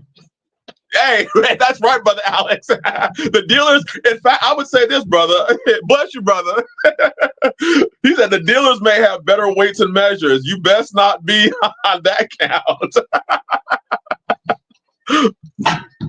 Yah hates divorce, for I hate divorce, says Yah, the Yah of Israel. Amber, because the reason that divorce was allowed was because of the hardness of your heart. So the root of divorce is actually the hardness of heart. I know of a man who was running dirty on his wife and he ended up dead. She free now to marry another. And you know what? That is a hallelujah. That is, when we read the book, we actually see Nabal. Official brother boy, bold, Shabbat Shalom.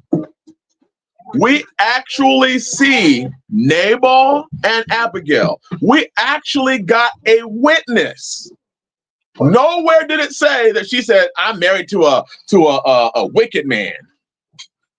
I'm married to a wicked man, and I can divorce him." What you see is he died. So what you get then is you get these, once again, these so-called leaders in Israel who will condemn a man to being wicked. And because he's wicked, he can take him. That's right, brother Alex. F around and get Nabal. That's exactly what it is. F around and get Nabal. And if the woman is that righteous, are we literally saying that Yah won't deliver her? Well, Yah there's this one sister that ain't been delivered. Well, maybe it's because she really ain't that righteous. Maybe it's because she's riding dirty right along with her husband.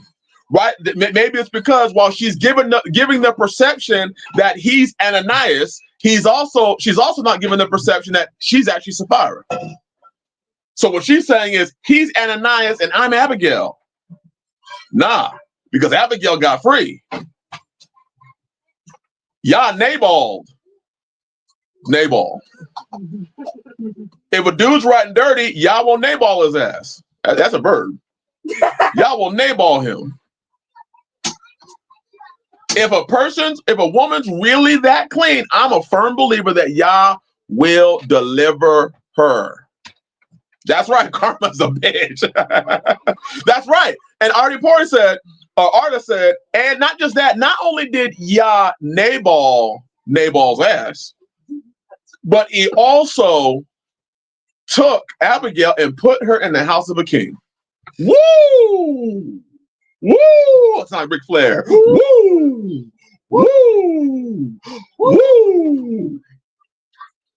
So maybe the reason why all these women ain't getting free is because it's not a Nabal and Abigail, it's a Jezebel and Ahab. It's a Ananias and Sapphira. That's really what's going on. Sister Kay said, I can attest that when our marriage was in the wake of near divorce, I had hardened my heart. Bless you, sister. Bless you, bless you. Thank you for testifying. And now, her and Brother Jay Morris are beyond wonderful.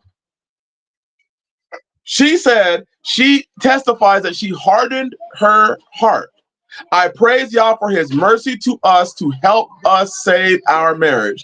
And praise Yah, Yah saved their marriage.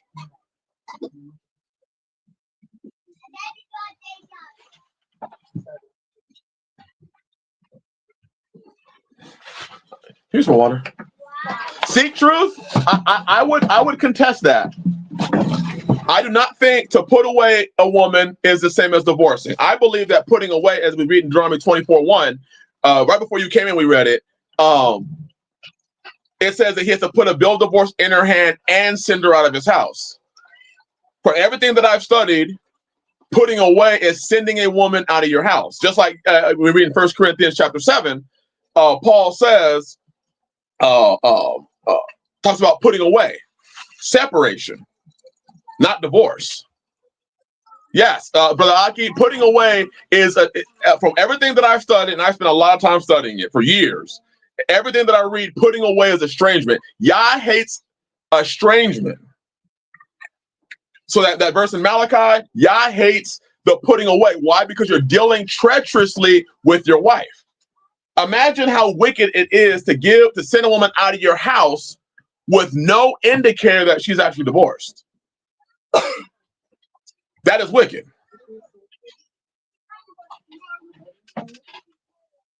That is wicked.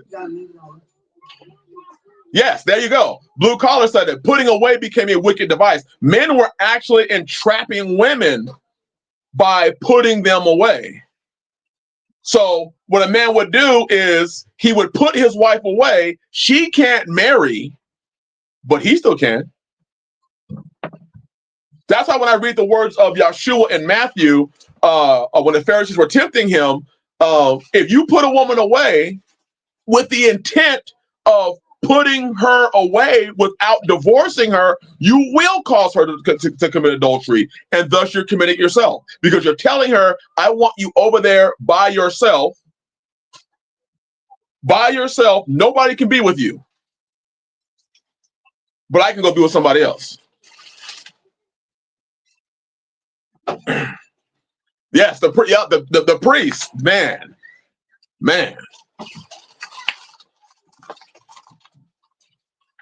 That's Palmetto. That's what I look at when I say it. Let's go to 1 Corinthians 7.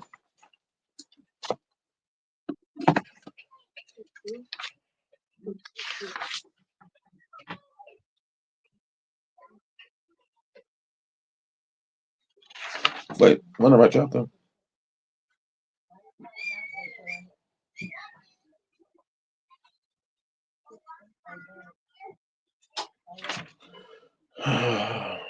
Yeah, 1 Corinthians 7. Yeah, that's right. Divorce always had a settlement associated with it. And that bill of divorce and any other things that were, you put that bill of divorce in her hand. Even the courts, in a way, understand that. The courts, in a way, understand that, where the courts will say, when you serve, I used to serve people divorce decrees. I used to serve divorce decrees. Overbus,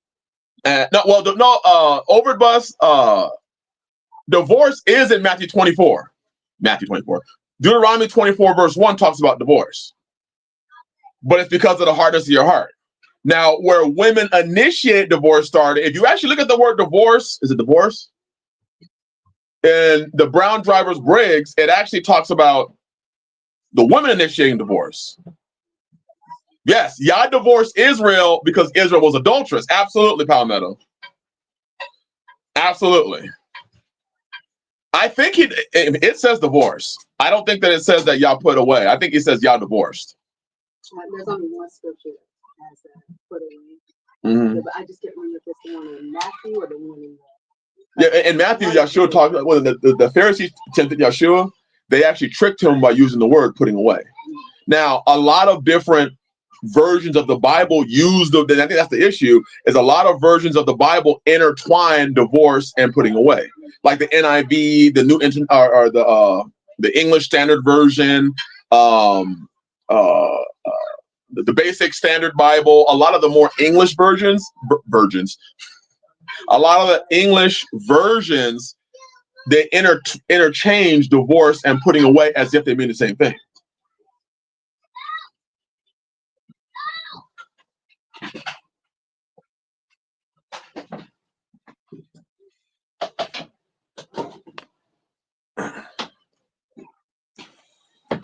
Okay, so 1 Corinthians 7. And concerning, I'm reading again in the Aramaic, And concerning the things of which you wrote to me, it is praiseworthy for a man not to approach a woman. Now, again, this is why you have to be very careful when you read Paul's letters, because this is not saying a man should not approach a woman. You have to read the stuff in context. And concerning the things of which you wrote to me, what did the church of Corinth write to Paul that would have him say this? Anybody? Can anybody present to me what the church of Corinth wrote to Paul?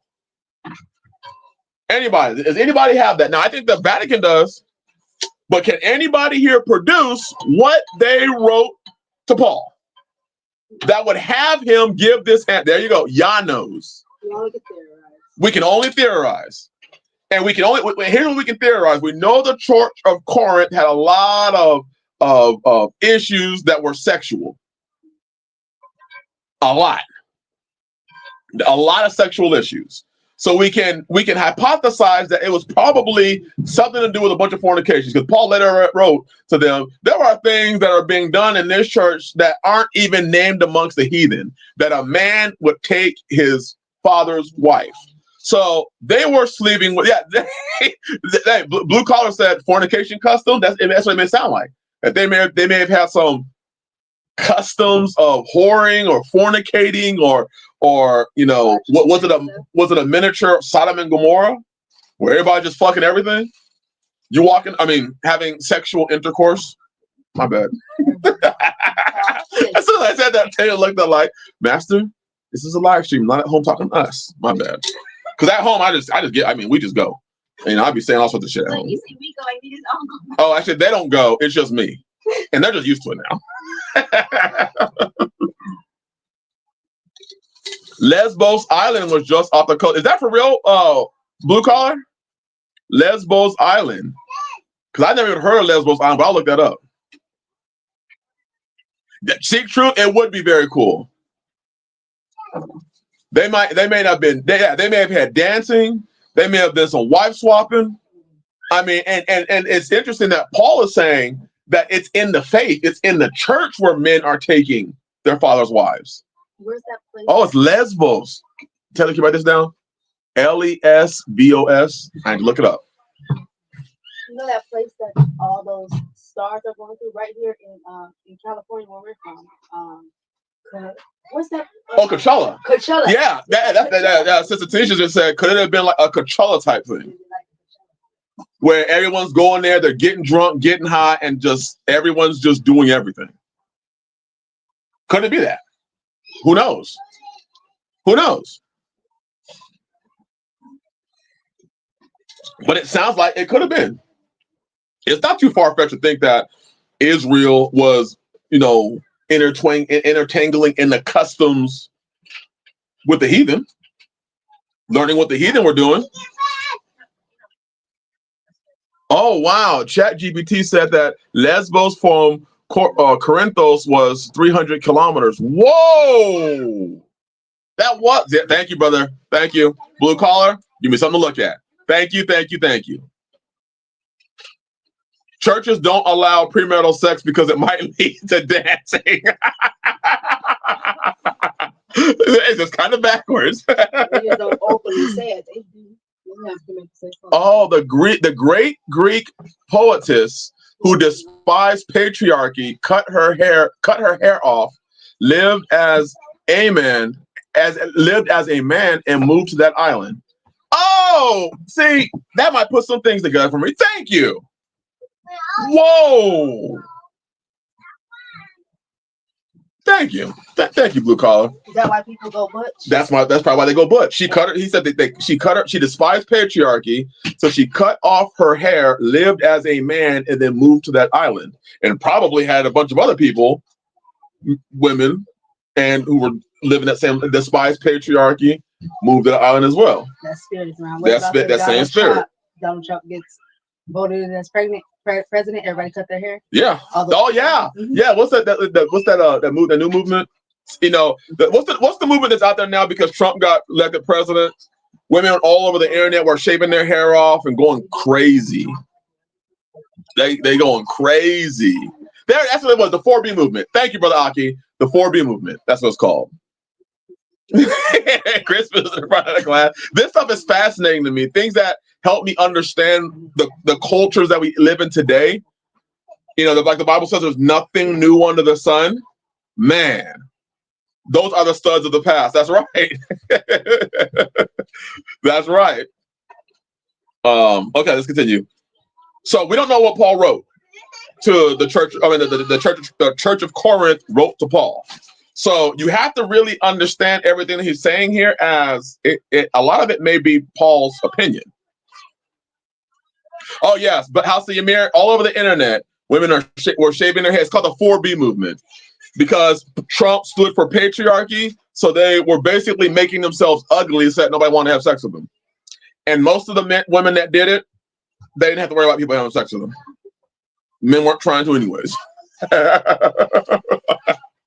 But anyways, verse 2. But on account of sexual temptation, let each have his own wife, and let a woman have her own husband.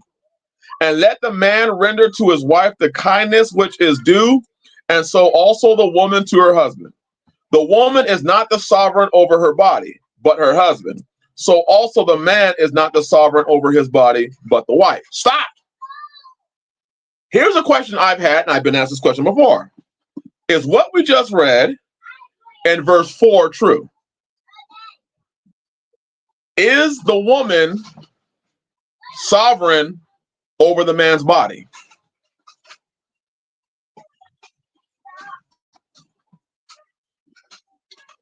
Is the woman sovereign over the man's body? Is she the head of his body?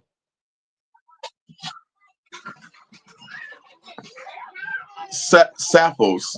Thank you. Etymology matters. Look behind the English.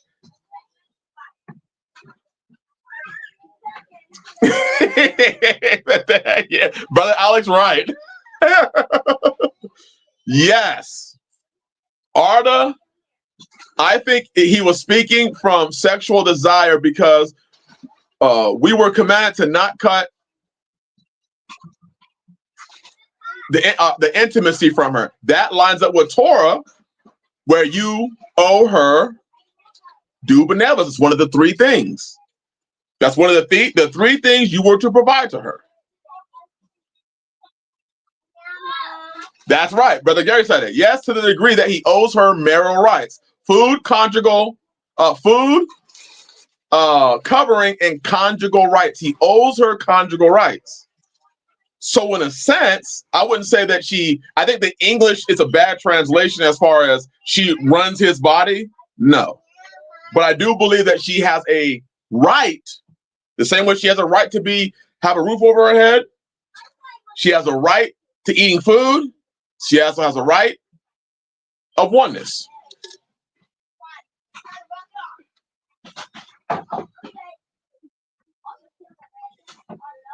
That it is. It is her portion. So I think what Paul was referencing there, it's not what women today say it is. Like, well, I get to run your body like you run my body. No, it's not that. That's where people twist that. And they try to make it about equality. It's not about equality. And as Blue Collar said, it's not just for childbearing, as some suggest. Woo! And I was deceived in that one once. I believed that verse when it talks about food, clothing, and conjugal rights, I had believed, because I was taught that it was only for childbearing. Once she got her male heir, he no longer had to provide that for her. But you notice, I just did a lot of conjecture. I did a lot of putting into the word what it didn't say. It said when I provide a roof over our head, do I only provide it for a period of time, or do I provide it forever? As long as she is mine. How about food? Do I only provide it until what? Until I think that she ate too much? Or do I provide it forever?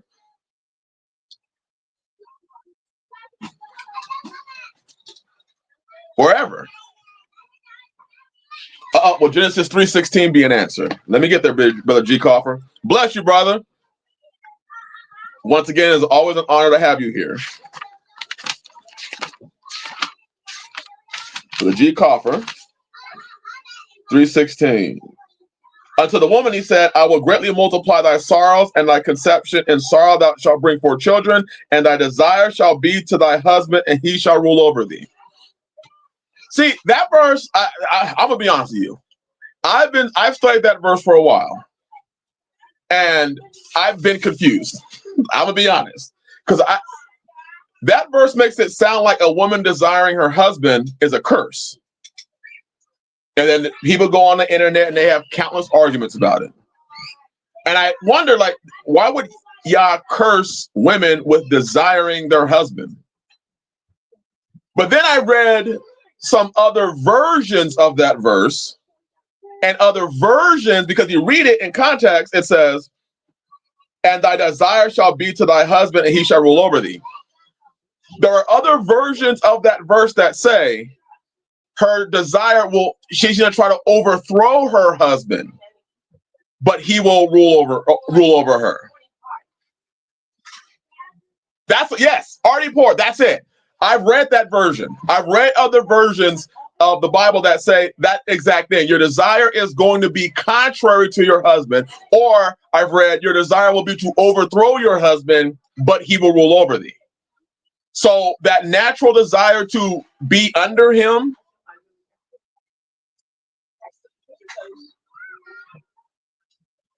and see, seek truth. I've read that. There you go. Seek truth. I've read in other versions of the Bible, including older versions, where it's not saying that. It's saying she wants to rule over him. She wants to be the ruler over her husband. She's not. She doesn't desire her husband. She desires what her husband has, and there's always going to be that conflict. And then Yah goes on to say, not only is she going to try to. Not only is her desire going to be to rule over him, but he's going to rule over her. And Mother Elaine said it right there. That makes a lot more sense since Eve basically overthrew Adam's authority in the first place. That is a desire is in them to go against their husband naturally. Yes. So the curse is naturally inside of her. She's going to want to overthrow him naturally. And that's why when you read what Sirach says about a good woman, or about what the Psalm says about a good woman, it's always about, these women want to rule over their husbands. So when I read that verse, Brother G. Coffer, I'm gonna put it in my opinion of what it says. Yes, sir. Seek truth. Yes, sir. Unto the woman, he said, this is my version. This is when I read into it. I will greatly multiply the sorrow and thy conception. We know that's a curse. In sorrow thou shalt bring forth children. Curse. And thy desire shall be to rule over your husband, and he shall rule over thee. But that is also good for them. That is why women chase women that don't follow them. Oh man, I missed it. Adam wants to rule over the beasts of the field, which means the same thing to subject, which is addressing a wild beast animal husbandry conflict. Oh, that's good. That's right, because man was to man.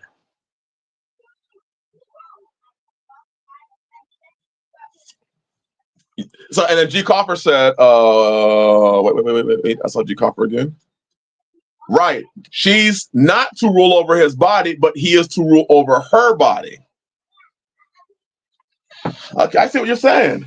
I see what you're saying. See, I'm enjoying this. I'm enjoying this conversation we having right now.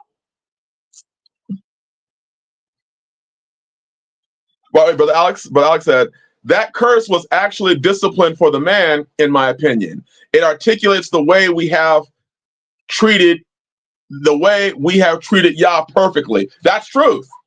How we're always overthrowing trying to overthrow his authority at all times. That is, man, Brother Alex, that is so good. Brother Gary, I have heard of Lilith. I I don't see anywhere in the Bible where that lines up. That's just me being honest. I don't see that.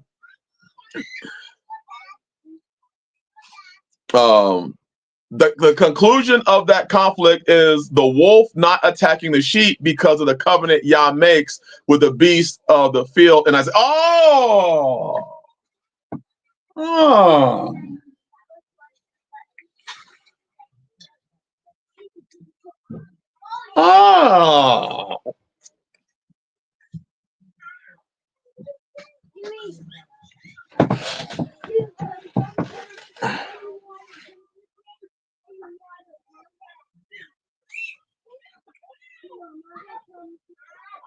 There's a lot. Woo, there's a lot going on.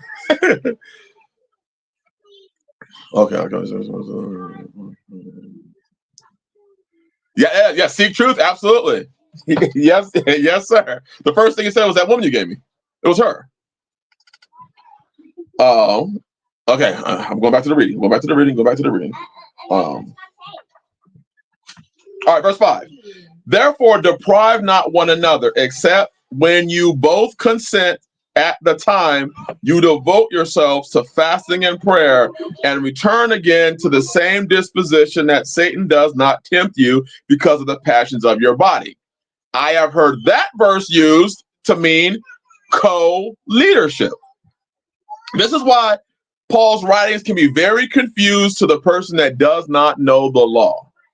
Because that verse, because it says, therefore, deprive not one another, except when ye both consent at the time you devote yourselves to fasting and prayer.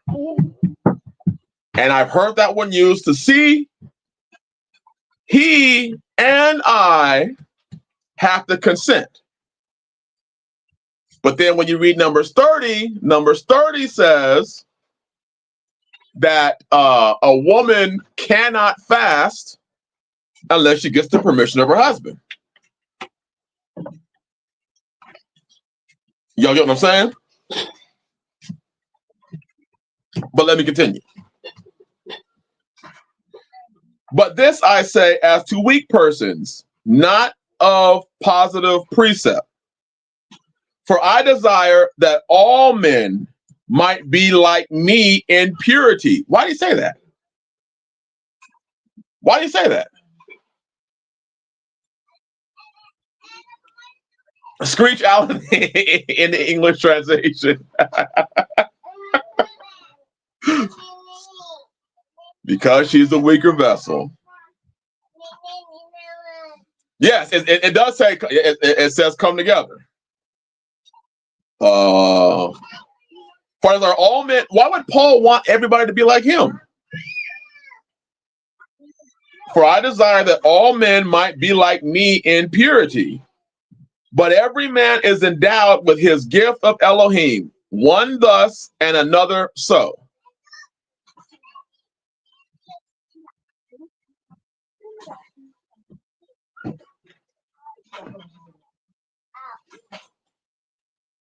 Woo.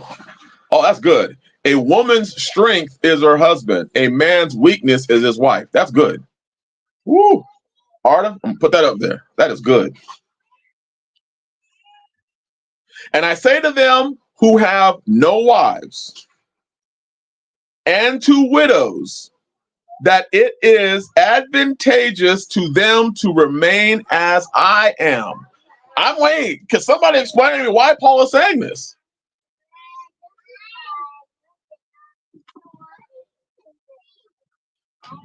Here's what I would say.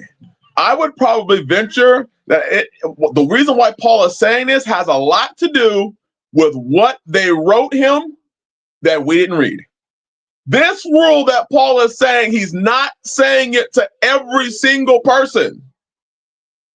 He's saying it in response to a letter that we don't read and have the context about.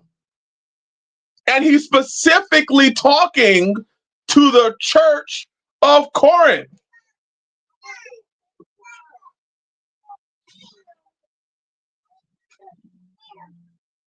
You see the issue? He's talking to the church of Corinth.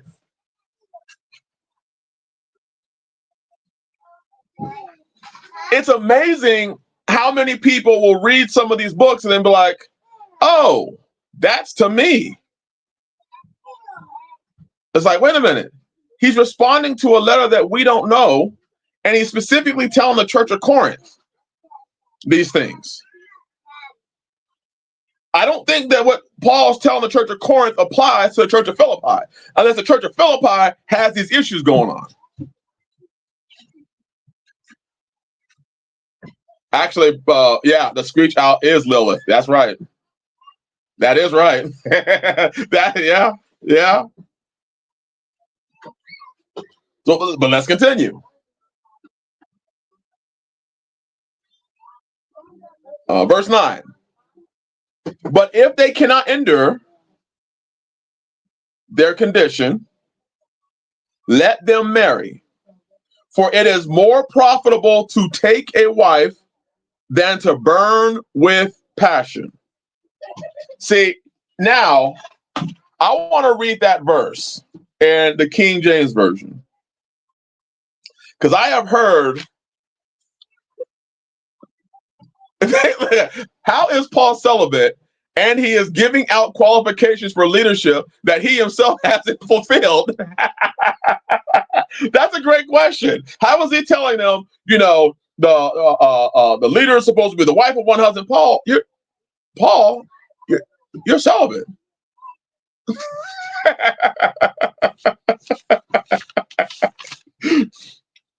But okay, so we're gonna read that same verse in Corinthians, because this is one of I've heard this verse twisted in a way that where it says something else. So let's read it. Verse 7, chapter 7, verse 9. And if they cannot contain, let them marry, for it is better to marry than to burn. I have heard people, leaders, use this verse to say it is better to marry than to burn in hell. I have heard that verse used that way. It is better to marry than to burn in hell. But then when you read it in the Aramaic, but if they cannot endure their condition, let them marry, for it is more profitable to take a wife than to burn with passion. There you go. Feeling rather frisky tonight, a true burn. That's it, Brother Gary, to burn with passion or to burn with desire. So there have been people that, well, I'm going to take a wife because I don't want to, it's better to take a wife than to burn in hell. That's not what it's saying. It didn't say in hell. It's referring to burning with a passion, to burning with desire. And then when you burn with desire, you often go and make the mistake of sleeping with others, because you just want some so bad.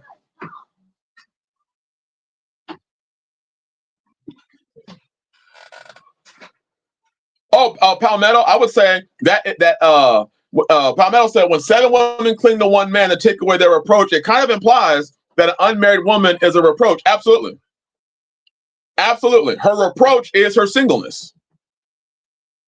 And she wants to get away from her reproach so bad that she goes to the next man and says, I'll provide my own food. Uh-oh. Well, doesn't the Torah say that he's supposed to be providing it? And she says, I'll provide my own clothing. Uh-oh. So she's taking away 2 of the requirements that the Torah says he's supposed to be providing.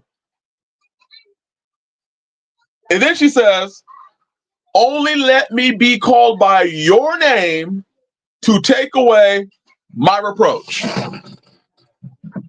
You see that? Was Isaiah 4? That's a very powerful verse, which means, brothers, we know what time is coming where it's going to be an understanding that your singleness is a reproach. See, today we live in a culture of women. I'm gonna take my time and I'm gonna figure it out. It'll switch, and then it's gonna be a hey, anybody, man. If you're in your 20s and not married in Judaism, they will wonder what the hell is wrong with you. Absolutely, yes, yes.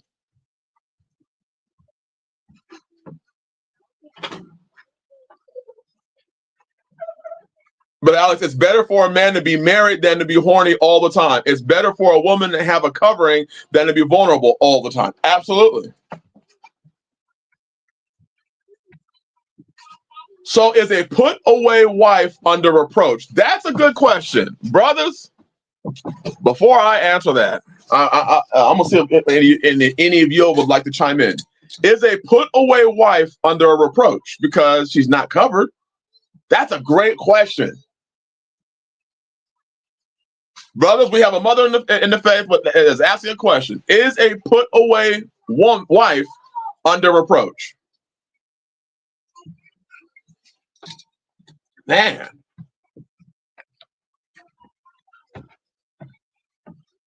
I would say, I almost want to say yes. And I also would want to say, I think she even understands the reproach that she's under. I would say that even she understands the reproach because she's not benefiting from a man's covering. She doesn't have his security. She doesn't have all the things that, because remember it says she wants to be called by his name. Because for a woman to be called by a man's name, what does that mean? What does it mean, brothers, when a woman is called by your? It's more than just she has your last name or she's from the house of John. What does it mean for a woman to be called by your name?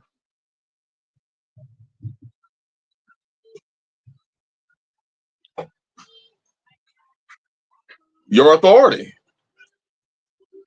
She belongs to me. When women, if a woman walked around and said, "I'm from the house of David," you know, dudes were like, "Oh shit, hey, yeah, hey, sis, hey, hey, hey, we good, no problems." Just like on the streets, when homegirl was like, "Hey, you F with me?" I don't know. Jay Tell, that's my man. You were like, "Oh shit, oh, Jay Tell, you dude. Hey, we good. Hey, girl. Hey, you know what? You want me to change your tires? You want me to check that tire looks like needs some air in it. I got my pump in the back of my truck. Sis, not girl. My bad, not girl. Sis, ma'am, she over there the stugged out. You calling her ma'am? Ma'am, let me get my bike tire. You out there with the little hand pump, just pumping up her back tire, checking the pressure. Perfect. Let her know. Let JTL know I did that for you. All right, we out. Because you know JTL gonna kick in your door. There you go. There you go. Hey, cutie, give me your number. I'm from the house of Eliah. Oh shit. Oh, damn. You from oh God. Oh damn. My bad. See, we don't understand that today. We don't understand that. I'm from the house of after what Jacob did, after Dana, his daughter got raped. I guarantee you, all the other people were like, "Hey, don't F with Jacob's. The house of Jacob is a house you ain't trying to F with." So if one of they boys, if you mess with a servant, and the servant be like, "Hey, I'm from the house of Jacob," don't F with them because they will F your whole hood up. The whole hood will be F'd up. They be circumcising niggas. Dudes be walking down the street, and a nigga roll up on you and circumcise your shit, and then kill you afterwards. Or he'll have you circumcised. He'll have the OG on the block circumcise all the niggas up in his hood, and then he'll come in and kill everybody when we weak. Don't mess with a house of Jacob. They will F up your shit.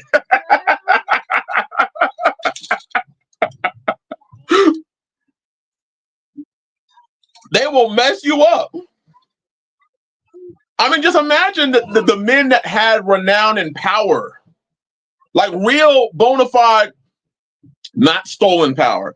Because we know some leaders today, if you say if these leaders, if somebody would come to you and be like, I'm from the house of so-and-so, you'd be like, shut that bitch ass nigga. you know how it be. Yeah, I'm from the house of this pastor. Oh, that trick. Ain't he the one that, you know how it go. You see, so based on which house you were part of and you claiming his name, it could bring honor or dishonor. You might be clowned for the house that you're part of. But the reality of it is, in these times that are coming, women are just going to be like, listen, I want to join a house. If it's the house of Pookie, I might consider joining it. Don't join no house of Pookie. You did that house of Pookie, house of Pook Pook. You ain't going to be in no house. He going to put you on the corner. I wish some of these congregations would introduce themselves as from the house of their pastor. It'd be much easier to figure out who is my brother and who is my brother's servant. That's right, brother. Hey, that'd be real. I'm from the house of Pastor so-and-so. Oh, so you're the servant. So I don't need to address you then. And see, men get offended when I do that stuff. Because when men try to get at me from these camps and churches, and I'm like, wait a minute, do you live on somebody's property? Yeah, I don't talk to you. Well, why not? You a servant. I want to talk to the master of the house because I'm the master of my house. So I want to talk to the master of the house. You mean elder? If that's the master of your house, but it ain't you. So I'm not trying to talk to a bunch of servants. We don't spend our time doing that. Men, we don't spend our times going around talking to a bunch of servants. We spend our time, if a dude's talking shit about me, I ain't worried about his servants. Let me talk to the master. Go get your master so I can talk to him straight up. Foolish.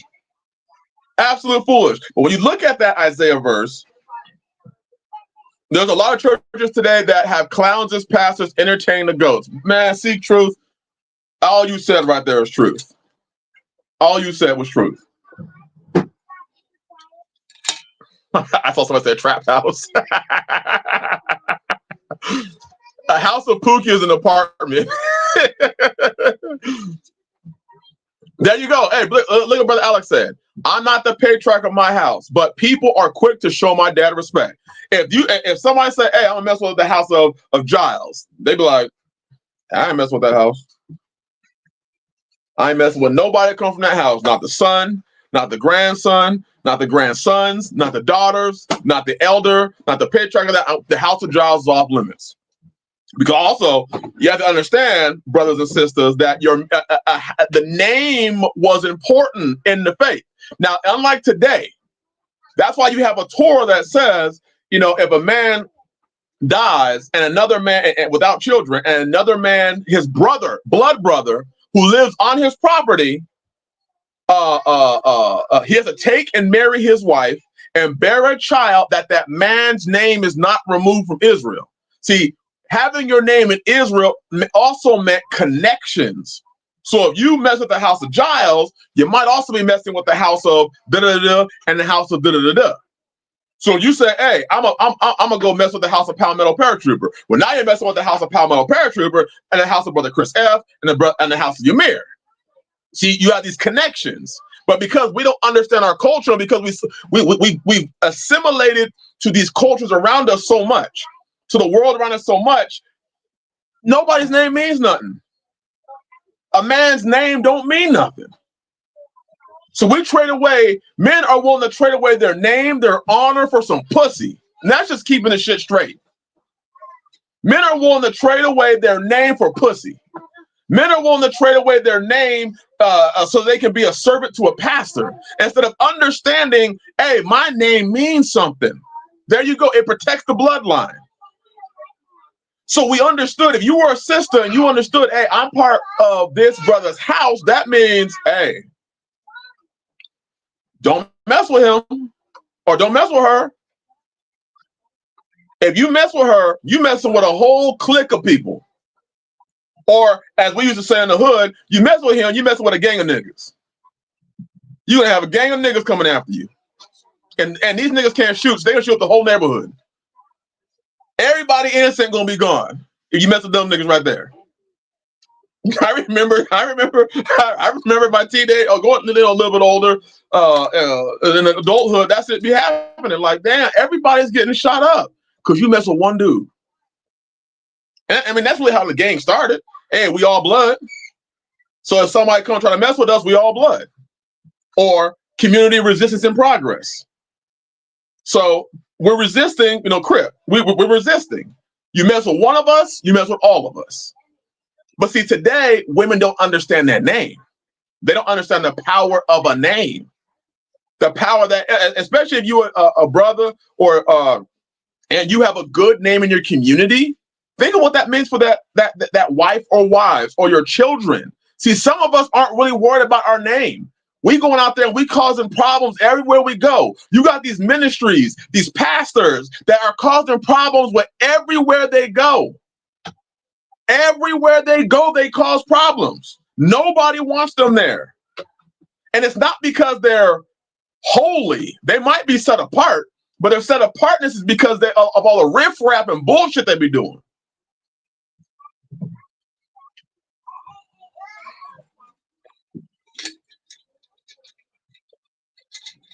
That's why I'm even careful, of people I roll with.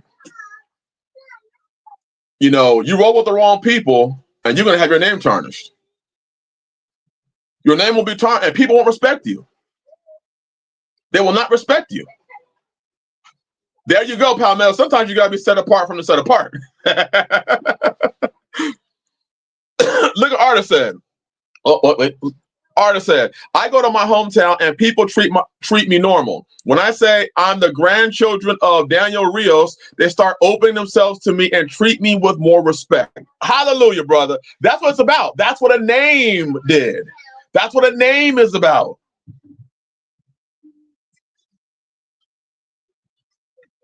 Look at Brother Gary said. Brother Gary said, now you're starting to get more into what real, brothers and sisters, spiritual warfare. Names are very significant. That's why Yah even says, don't even mention the names of these other gods. Don't even mention their name. And Brother Gary's one who taught me on that one. I remember like 6 months to a year back, Brother Gary, I mentioned some of these other names of some of the other gods. And Brother Gary was like, don't even mention them. You're not even supposed to say their names. And I was like, I don't know what he's talking about. Then I went and studied what Brother Gary told me. I was like, shit, it do say it straight up. Don't even mention their names. Don't even say their names. Because names are significant and powerful. I've audited my circles lately. For my closest circle outside my family, I try to keep families that I would be proud with to see my daughters marry into. Brother, that is deep. That's keeping the name intact. Brother, that is so deep. Bro, us as men, who are you going to marry your daughter and your son off to? Who? Do you even have somebody? This stuff is deep. This stuff is deep, brothers and sisters. When you start talking about creating covenants with brothers, because you're marrying in, or hey, let's just say, I have a daughter, she's getting older, and let's say I marry her with one of the brothers that are on the chat. You do realize what's happening, right? See, people don't understand the name thing. So what women do today is they choose based on bullshit.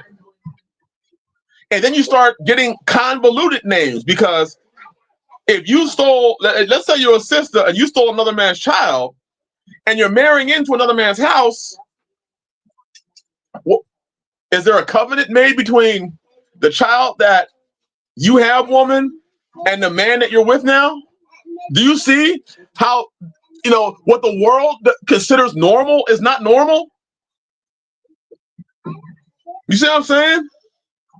So if I have, if one of the sisters here takes Pookie's child, and now I'm fathering Pookie's child, but Pookie's also fathering that same child. Now me and Pookie have a covenant, whether we like it or not. Are we keeping it real?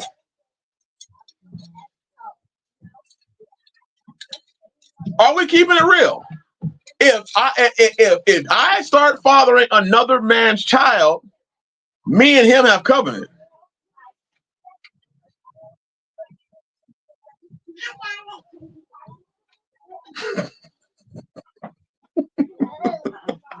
We got a covenant now. But I don't like home dude. Do you see how the world normalizes this confusion? You see? This is how this confusion gets normalized. And it starts wearing down and eating at the fabric of what and who we are. Because if you stop normalizing single parent homes, whoring, and women, you stop giving yourself, because it's, hey, y'all give yourself to these dudes. You stop giving yourself to these dudes, this stuff won't be normalized. It won't be normalized. And now some brothers today have hyphens in their house name. And you the dude. You're supposed to have a name. And your name is hyphenated. You have the other dude's name in your name and your name in your name. So I'm trying to roll around with my name, and I also got another name in my name.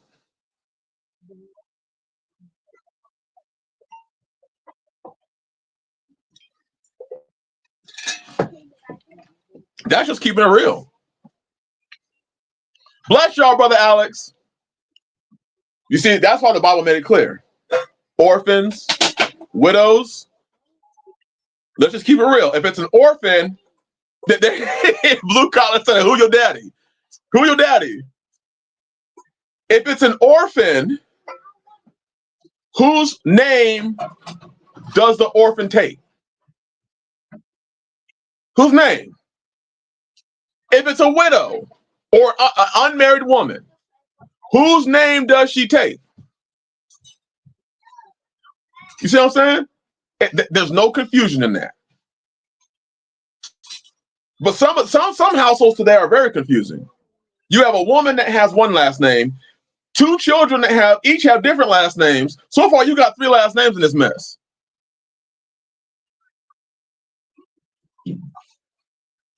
Palmetto, that's really what it is. If you don't have my name, you're not in my house. You're a side seat driver. You better be claiming my name. That stuff is simple.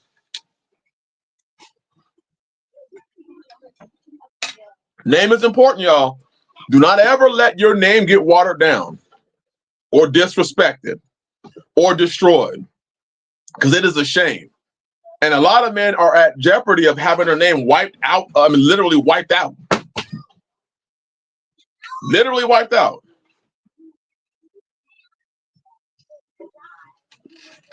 That's why it's so powerful.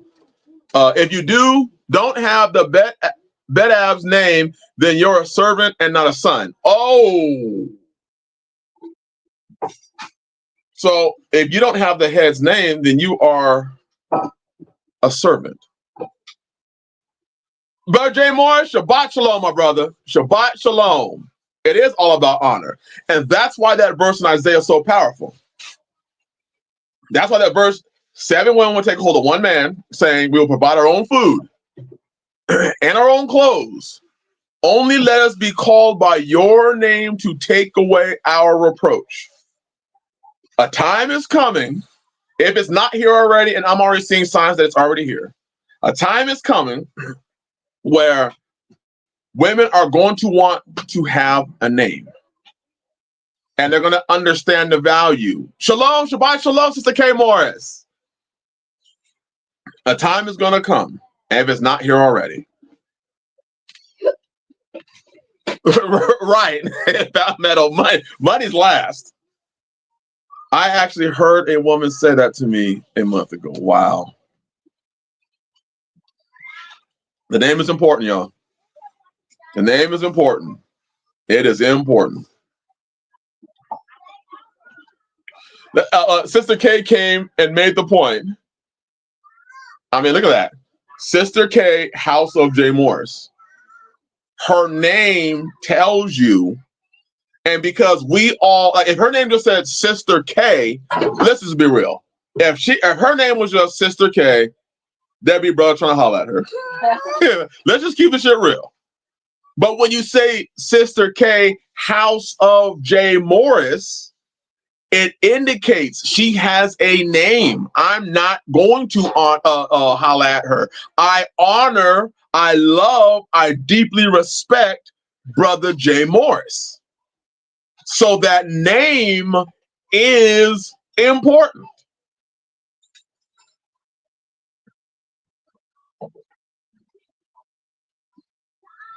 Look at that. Look at that. RDPO, Arda said, I was going to shoot my shot till I read her full name. That's just real. And he said, I stopped right there. That is so real, brother. That is so real. That's exactly what the name represented. Oh, I see her name, and I respect my brother. And I love my brother. Cool. Look at that. Amanda Rib of Palmetto, and then you see Palmetto is a paratrooper. Nobody talks to her sideways. And you don't know Amanda Rib of Palmetto, that's Palmetto paratroopers. We actually had a stream, like Sister Cassie, wife of Narrow Gate Homestead. We had it was a sisters stream that y'all did. It was probably several years ago. And some of these sisters were part of that stream, and a lot of them changed their names to represent the house that they were part of. And it was actually really cool because it was, the men dropped out because a lot of the men were coming in thinking like, I'm about to find me a wife. And then when all the sisters changed their names, you saw House of Rib of. The men just disappeared. It was like 20 one stream to like 3 the next one, and then it was just me. I was moderating.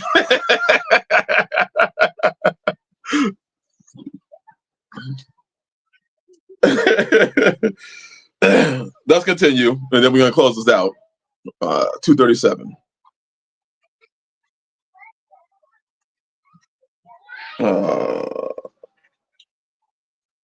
All right, verse 10 is what we're going to get to. Verse 10.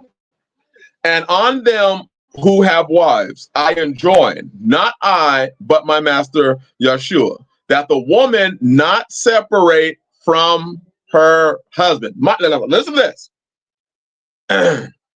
1 Corinthians chapter 7, verse 10. And on them who have wives, I enjoin, not I, but my master, that the woman, so the master Yeshua said this. This is not the word of Chris. This is not the word of pastor. This is Yeshua. Can we all agree that Yeshua's words carry just a little bit of weight? Can we agree with that, brothers and sisters here? His words carry a little bit of weight. Can we say that?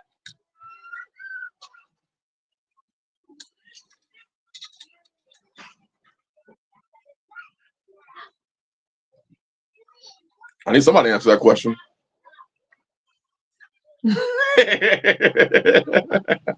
Indeed, a little bit.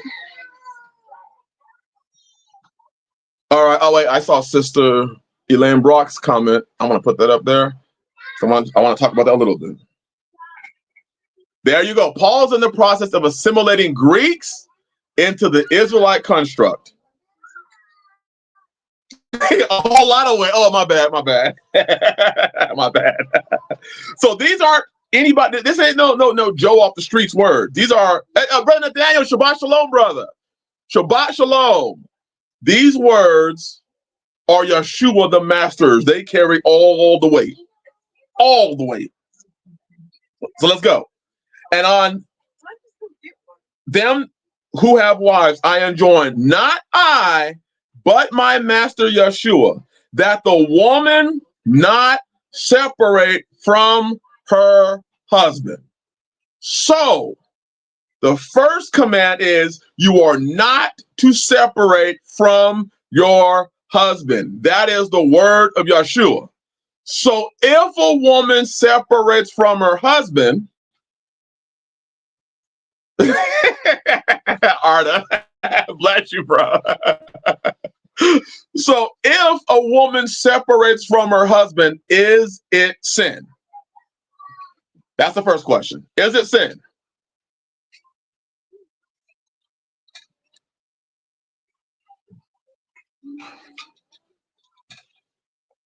I'm drinking coffee this late. Sure am. You can't take it. I'm on stream. You distracted me.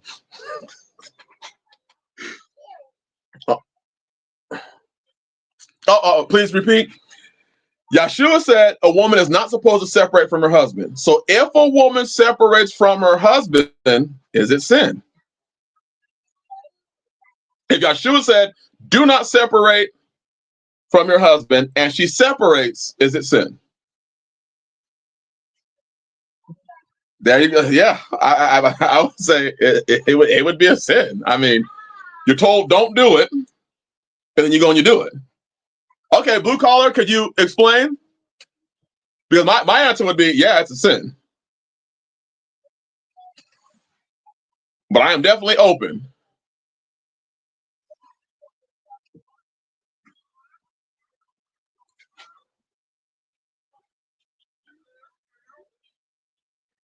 So while he's responding, I'm gonna keep reading.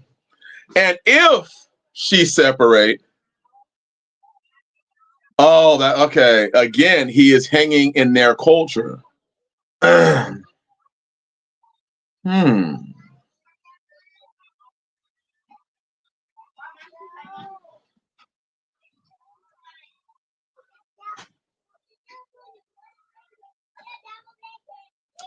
I can kind of see what you're saying.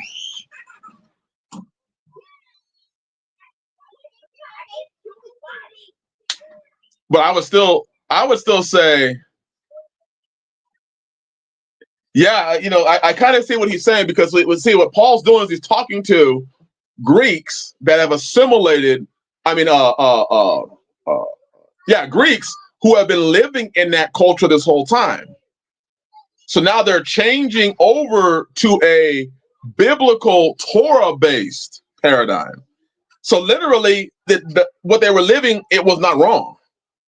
Now they're coming over to where they have the knowledge that it is wrong. So let's say a woman came over. This is a good conversation. If a woman was a Greek and has separated from her husband, then they come over to the truth. She's just been made aware of the wrongdoing.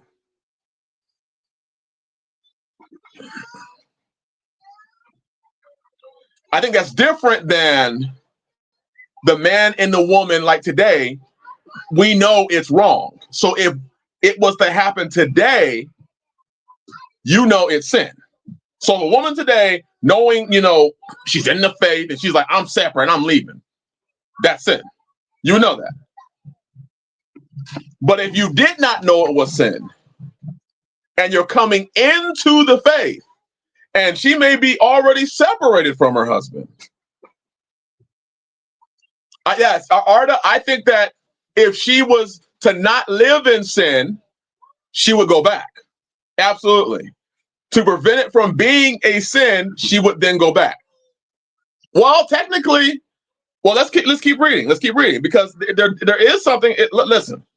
And if she separate, let her remain without a husband or be reconciled to her husband.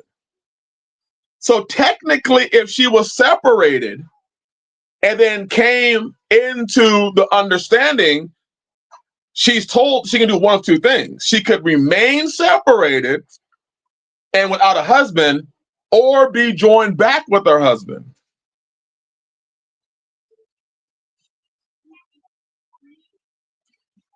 Y'all get what I'm saying? Because there is a recourse. If she is separated, she can remain separated without a husband or be joined back. She has two options. So let's say she's a separated woman. Yeah, now, Arda, that would be the wisdom of going back. Go back because you're about to live the rest of your life uncovered. And Yah forbid you go out there, a man starts talking to you, and you now go out and commit what would be considered adultery. We did all our sinning after we got saved because it wasn't before, right? Yes. Yes. That's why we're supposed to be washed and be made new. We're not supposed to be returning back to our sin. So you sinned, you come back, and that's so good. Because once you come to this faith, you are supposed to have put away that shit. You know, your excuse was, I was ignorant. I didn't know. Now you know, and you're still doing it. There's a big issue there.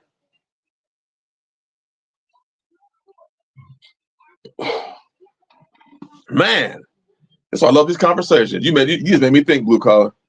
You just made me think. Because oftentimes, man, I've always read that and I've totally forgot the context of Paul is talking to a bunch of people who have no freaking clue what's going on. They're looking at the law and saying, oh, okay. I want to go and follow that. But they've already done so much dirty shit.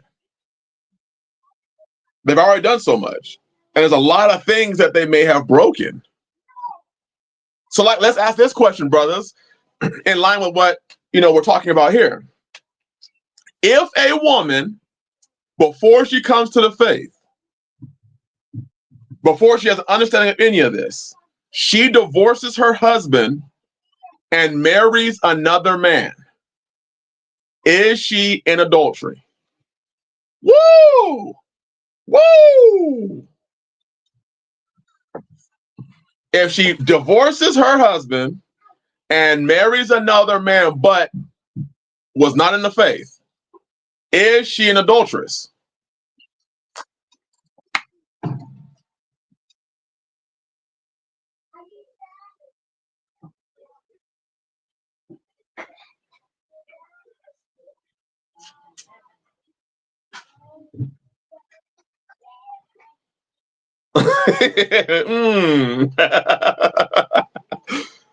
Like, we know if she understands it, she's an adulteress. But if she has no understanding of it and then makes the because see, I'm very careful of that. All right, Palmetto. If a woman was not in the faith, didn't have any understanding of the law, and she marries a man, and she's married, and then divorces her husband, so she divorced, huge tribe. If it's who I think it is, bless you, brother. And I stand, if it's who I think it is, I stand with you and your family, brother. No man has no right to speak on another man's wife. That's some bullshit. I honor you, brother. If it's who I think it is, and I honor your lovely family, your wives, children, honor all of y'all. Bless y'all. If it's who I think it is, I don't accept that bullshit. No man talking about another man's wife. Sit your ass down.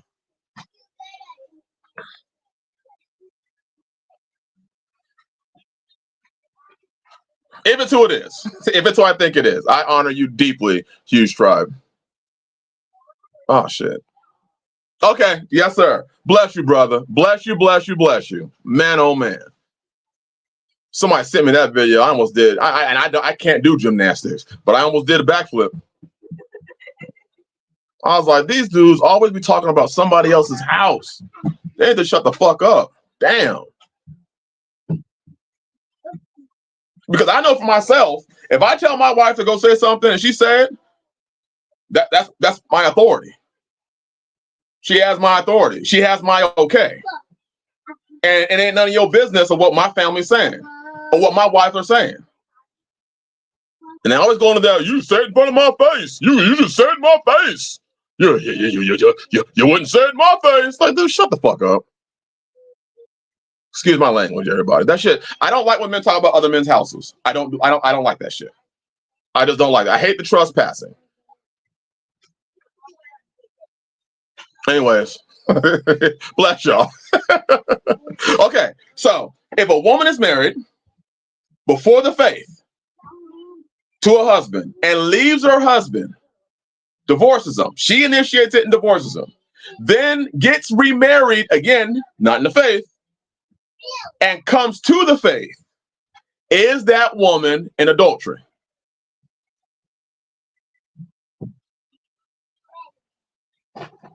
A woman divorced, marry another man, come to the truth. She can't go to the first one, keep with the second. Brother, that's it. That's what I think it is, brother. That's what I think it is. Yes, sir. Wait, somebody else said it.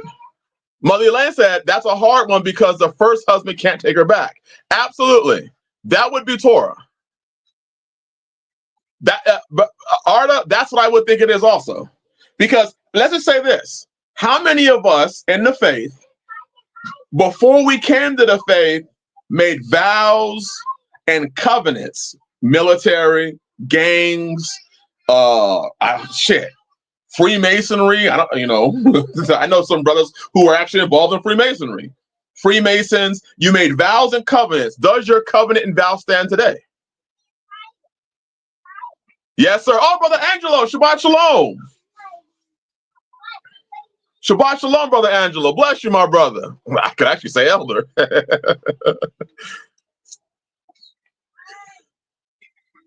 So if you made covenants and vows in the world, now that you've come to the faith, do those covenants still stand? So if you literally pledged your allegiance to the flag, and now you come to the faith and say, no, I break that. Are you still pledged to the flag?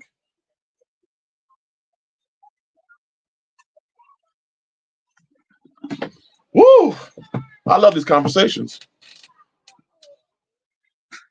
That, Brother Gary, Palmetto, Yahshua makes us free. Yes, we are new people. So wouldn't that then also be applied to that woman that did not know that it was sin? And once she became knowledgeable of the law, she now became knowledgeable that what she did was sin. She may even go back to the old man and and repent. Hey, I was wrong. I was wrong.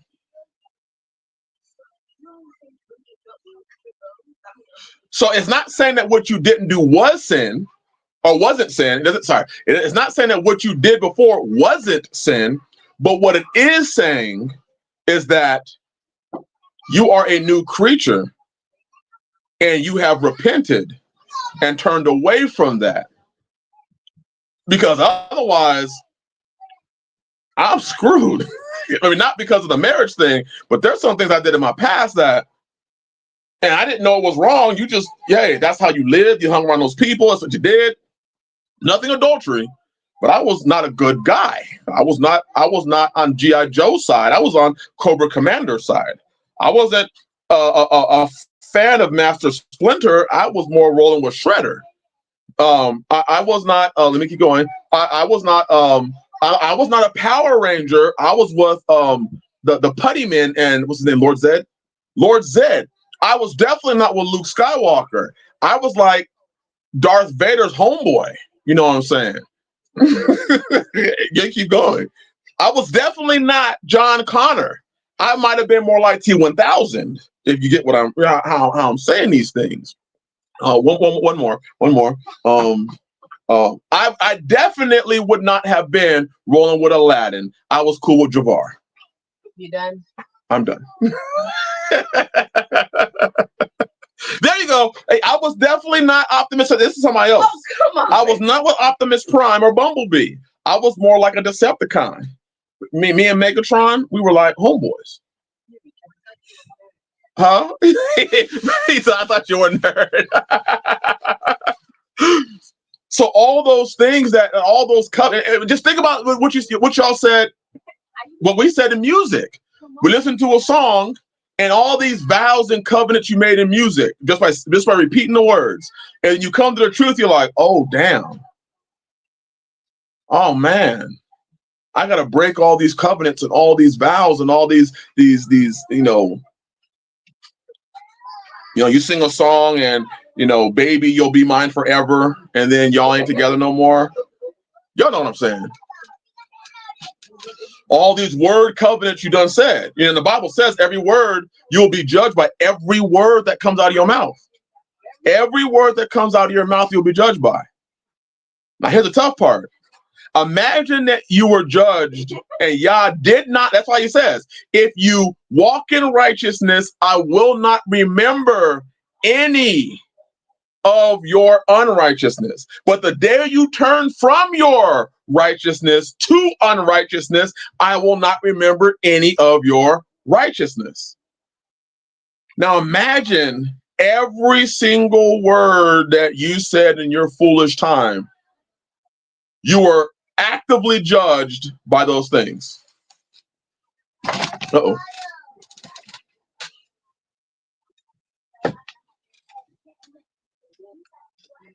Man, that's good, Brother Gary. That's good. I would think, and this is for you sisters, because some of y'all be asking questions also. I would say this. The world should be more just, thank you, it isn't, or we'll all be on the cross. Yes. I would just say, sisters, if you've made that mistake, repent. Brothers, if you made the mistake, repent. Repent to Yah. But hey, she couldn't go back to that man regardless. Sisters, that does not mean you divorce your current husband and go back to your previous husband, because that's sin.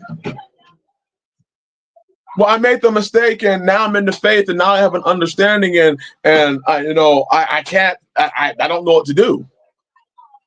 You can't go back to the first husband anyways.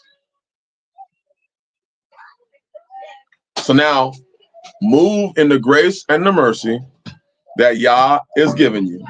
You sinned when you did not know. Now you know. There's no excuse. And I thank Yah, honestly, that he is that merciful that, how many of us are thankful that Yah is so merciful that he is not judging us for the things that we did when we did not know? There are men today that are repenting for calling another man shepherd when David clearly said, Yah is my shepherd, I shall not want. There are men today that I know of that are repenting for calling another man shep. There's a good, there are men that I know that are repenting for turning over their lives to another man to run them, for believing the lies that were told in these religious organizations. I know I'm saddened by it,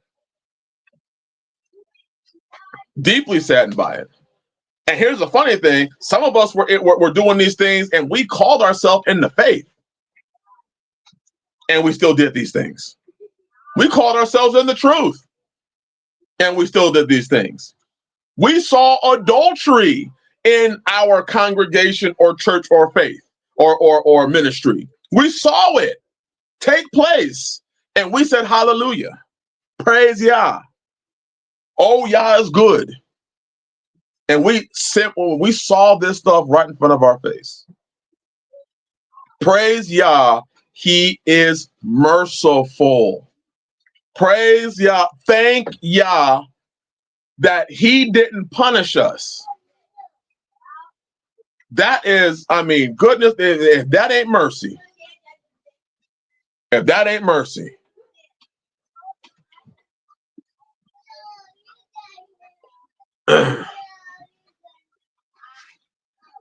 Oh, yes, Palmetto, yeah.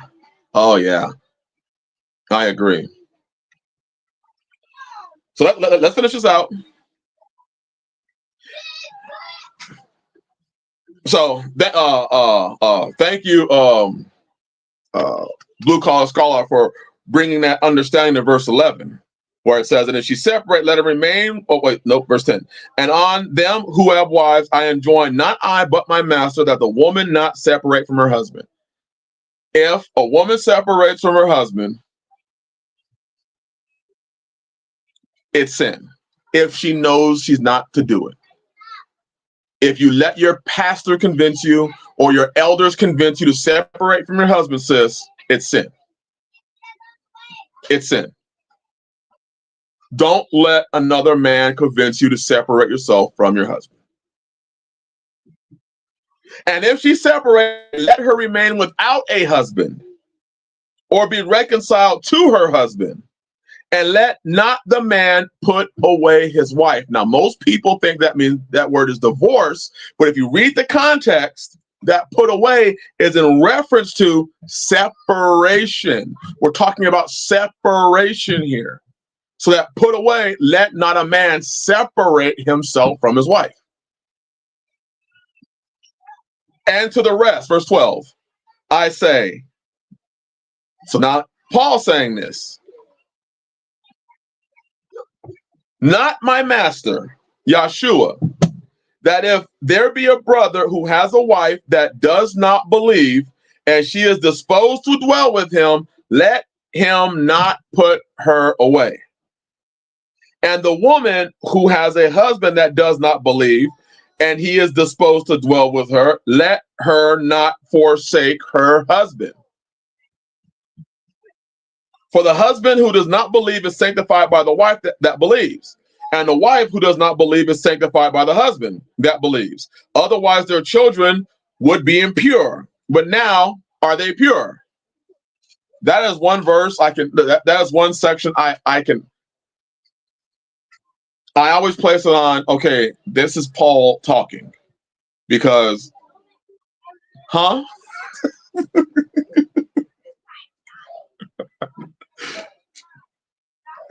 my assumption is that the wife is willing to dwell with the husband, and while she may not believe, she obeys him. Because I have a hard time understanding the idea that a man's going to want to dwell with a woman who's feeding his children pork.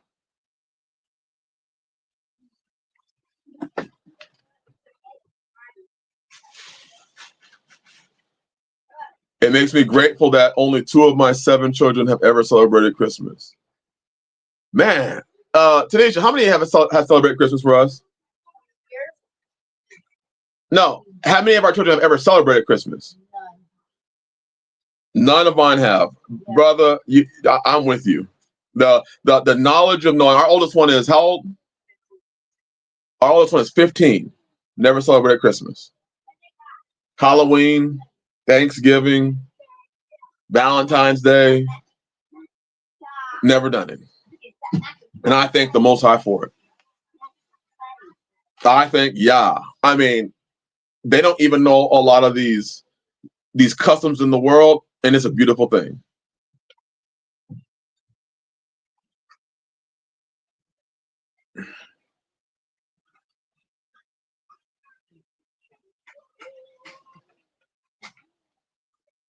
For how do you know, O wife, whether you will procure life to your husband?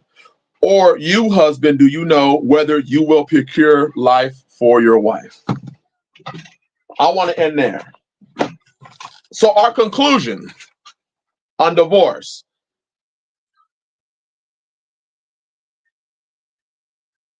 Oh, Paul is conveying the idea that children are given kingdom status because of the believing parent. Timothy was an example of that. Oh.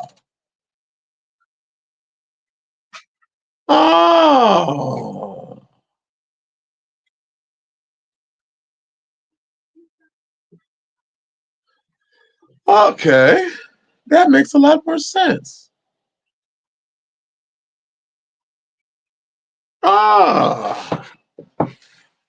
Thank you for that understanding. With that being said, we know divorce is in the law. But what conclusion are we drawing? Is there our conclusion that what we're seeing today in the faith as regards to divorce is the proper way of doing it? Where pastors are getting women divorced, pastors are destroying marriages. Is that how it should be? Men are destroying marriages? Or can we accurately say that, do we draw the conclusion and say only adultery is the reason for divorce? But then that would negate what we read in Sirach chapter 25, which says, give the water no passage, the last two verses, give the water no passage, neither a wicked woman liberty to gad abroad. If she go not as thou would, if she goes not as you would have her to go, cut her off from the flesh, that means no more sex, give her a bill of divorce, and send her out of your house. Which one is it? Because this has been an ongoing argument that I have participated in for years. It's only adultery. Well, if she's wicked, you can divorce her. No, it's only adultery, you can divorce her. Oh, it doesn't matter whether she commits adultery or is wicked. There you go. Sexless adultery could be the next topic. That's a great topic. How many of y'all would be eager for a topic on sexless adultery? Woo! And brothers, sisters, would y'all be interested in that? Because if so, blue collar, I'd hope you would. I mean, definitely hope you would be here. And Palmetto says 0%. So Palmetto is not interested. Oh, no, he changed his mind. He's interested in it again. Because I think that is a very good topic. Because if we remember, technically Israel never had sex with other gods. They never actually, I hope not. Hope not. That would be interesting.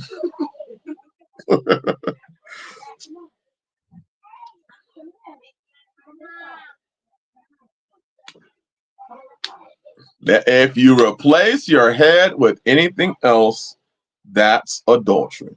So then, Palmetto, that's a deep discussion, because that would mean that a large majority of what you see today in the faith could be considered adultery. The water's on in here. Can y'all turn the water off? Turn the water off. That would mean that what you're seeing today largely is you're seeing a lot of adultery. When you see these leaders and church leaders and stuff like that go against a man and his authority in his house, and they take the authority, you're actually watching adultery. Adultery is corruption by mixing, as in shared loyalties or mixed seed, mixed information. So if I told you, sisters, anything to go against your husband, instead of saying, listen to your husband, obey what your husband says, would I be considered an adultery with your wife?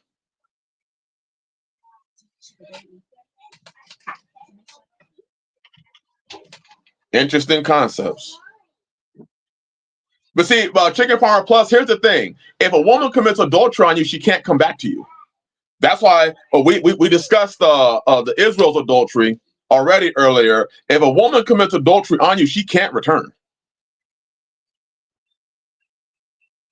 If she gave herself to another man and committed adultery, you can forgive her. She can't come back.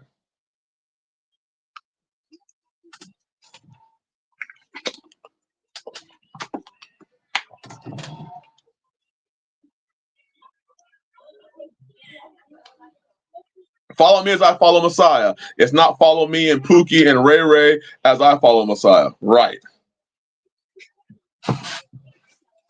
And that's why that adultery is that finalization. I heard a woman arguing with her husband because her boss pastor teaches her things her husband doesn't believe, and it makes me sick to my stomach. Yes. If that was the case, the children would not have been allowed back either. See, but Artie Pure, that one right there is the situation of Hosea taking his wife back. Yah was using Hosea as an example of what was happening with uh, of what Yah was going through and taking them back. So that story of Hosea was literally Yah, like, I want to show the children of Israel what is actually happening. If a woman is betraying her husband by letting pastor take his place as her head, that is a form of adultery. That was heavy, you know. Imagine being the prophet and following that instruction. Right. Imagine being a prophet and being told to follow that instruction. Like, you are going to take a woman who's going to commit adultery on you, so I can show the children of Israel their sins. So I can show the children of Israel what they're doing to me.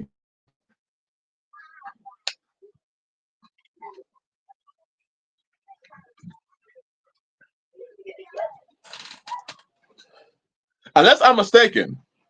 If I'm mistaken, please let me know. Adultery was a offense of divorce, right?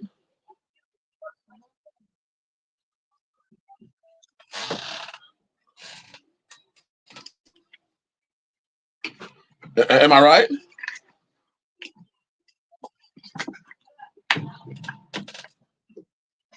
In fact, when you read the words of Yeshua, it says in Matthew, and it says, you can't get rid of your wife except for adultery, because if she commits adultery, she's already severed the relationship. That's even why was it Numbers? I can't remember which verse it is, which chapter it is, but the chapter that talks about if a man gets a spirit of jealousy on him over his wife because he believes that she has committed adultery. In fact, I'll ask this question for those that are more knowledgeable than I am. Did adultery signify divorce, or could you divorce? That a man can divorce an adulterous wife? He is not commanded to do so. He has the right, but not a mandate. That's what I was thinking at. But now, so how do you reconcile that, brother, with don't sow a field with diverse seed?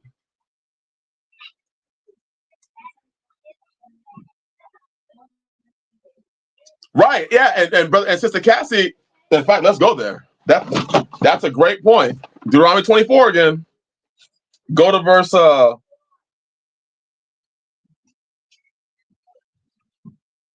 4. Her former husband, which sent her away, may not take her again to be his wife. After that, she is defiled.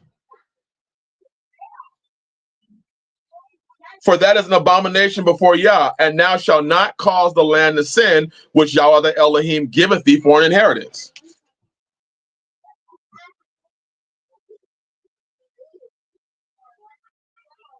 That's what I was thinking, Artie. Even if she repents, I don't see that she can go back because the field is tainted.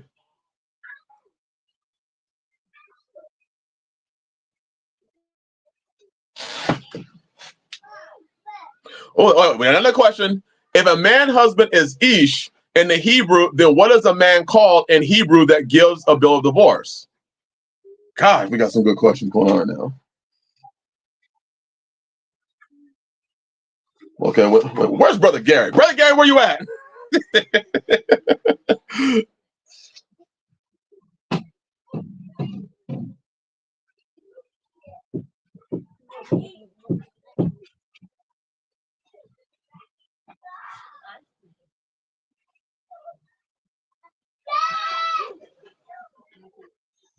Okay.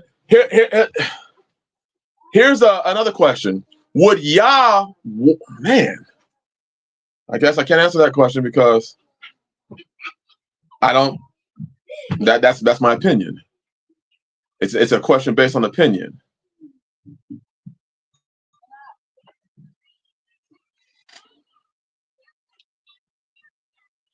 You know what? Chicken farmer, gosh. I may have been looking at this all the wrong way.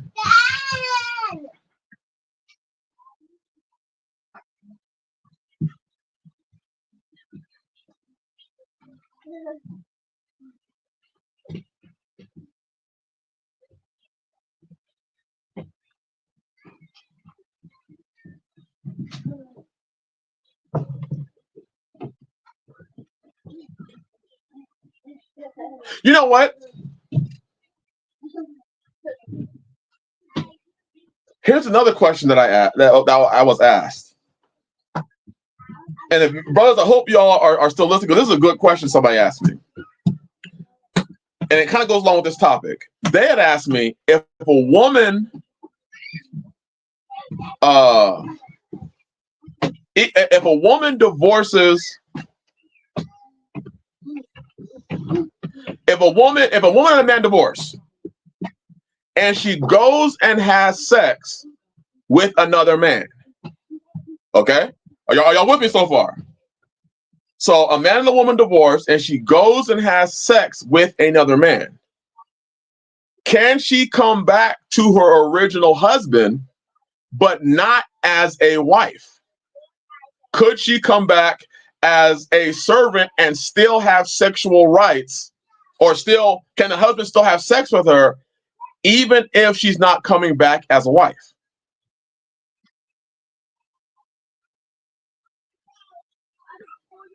And at first, my first answer to that was, oh, heck no. But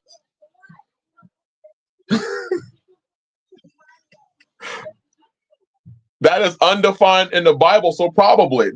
Right. I didn't. It says, yes, but he can't sleep with him anymore. Well, see, what we're reading, it says, her former husband, which sent her away, may not take her again to be his wife. But what if he doesn't take her to be his wife? What if he takes her to be his servant? Now, did men have sexual rights to their servants?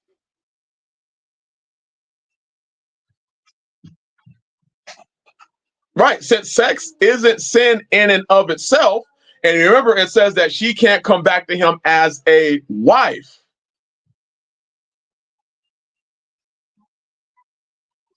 See, we're asking. I mean, and I think what I think what her issue was is that she had made that mistake, had sex with another man, and wanted to come back to her husband, but not as a wife. She knew that the man she left was good and loving and and she was like, I'm wanting to come back to you as a servant, and if you want to have sex with me, I'll let you do it.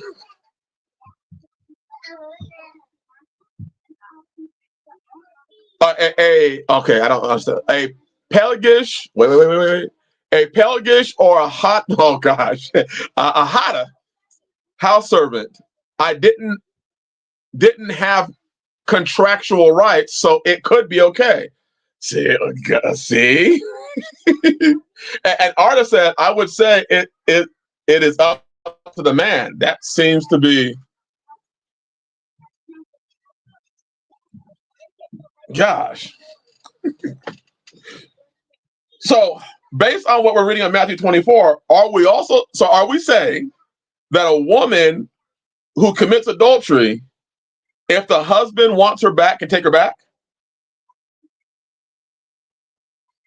Because I'm still struggling with the whole idea of the field being, you're not supposed to sow a field with diverse seed. It is like you're not supposed to mix linen or two different fabrics, or you're not even supposed to, hitch two different animals to the same plow. That violates the mixing of seed, does it not? Well, wouldn't that be the same thing as if he brought the woman back and married her? If she committed adultery and she came back to him?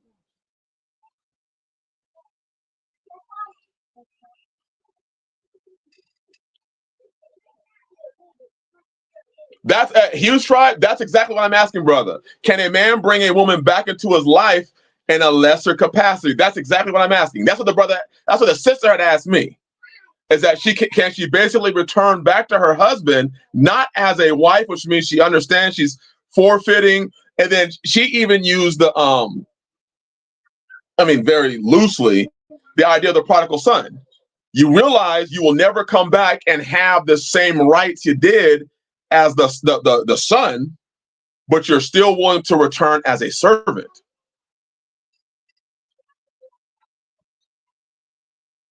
There you go. They cannot redo a ketubla or an intra.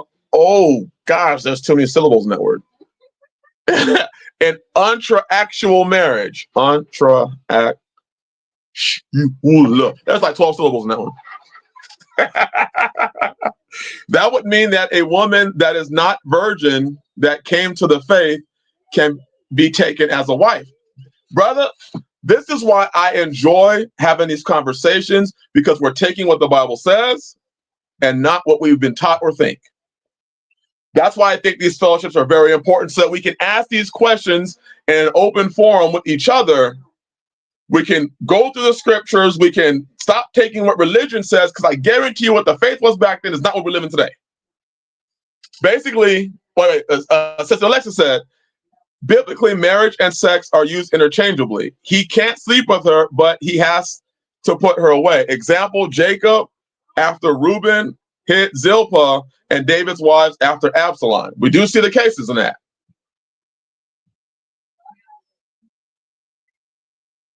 Are we following Yah or man's opinion? Well, that's what I'm asking. Based on the word and the word alone. And that's a great point. G. Crawford, that's really what these conversations break down to. What does the Bible say? Opposed to, what is man's opinion?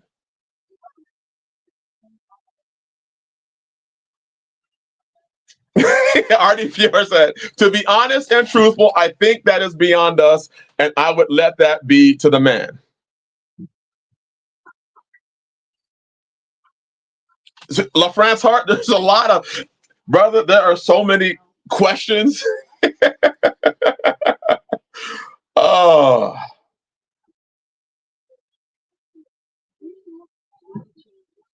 All right, Brother Gary said, as I read Deuteronomy 24, he cannot ever have a sexual relationship with her again.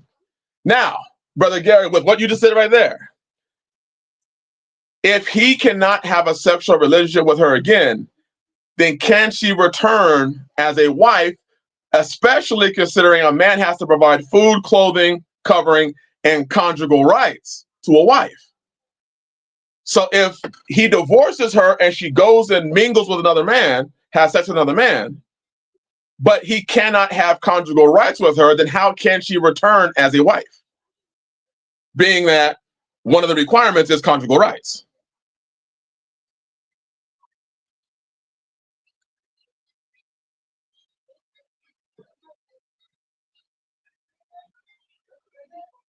Ooh.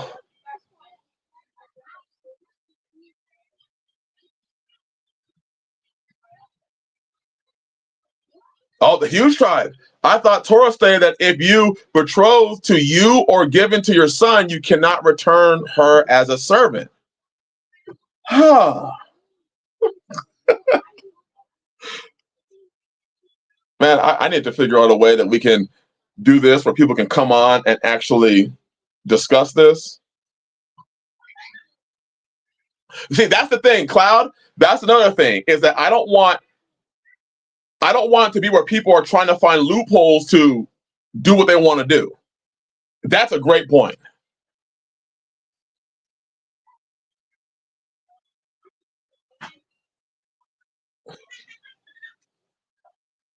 Oh,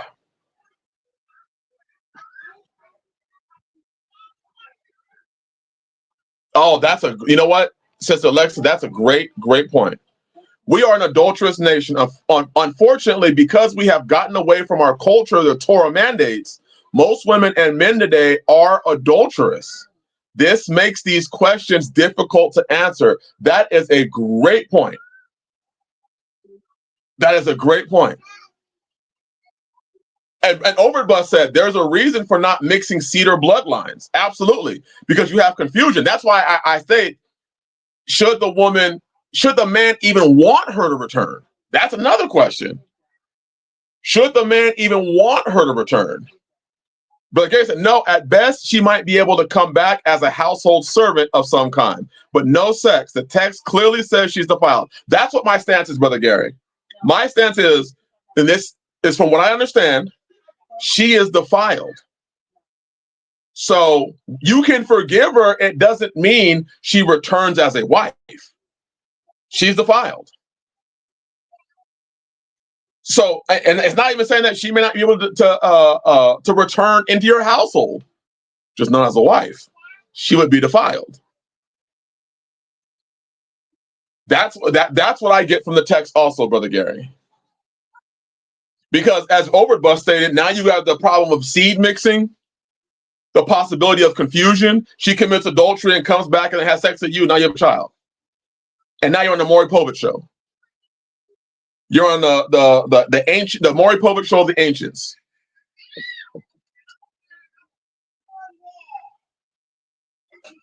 Oh, take this from the perspective of the Levite and the concubine.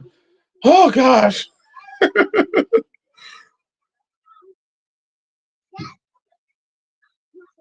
Man, that's good, Palmetto. Me not believing what someone else is reading into the word isn't finding loopholes. It's going by the book. And that, yeah, we have to do that.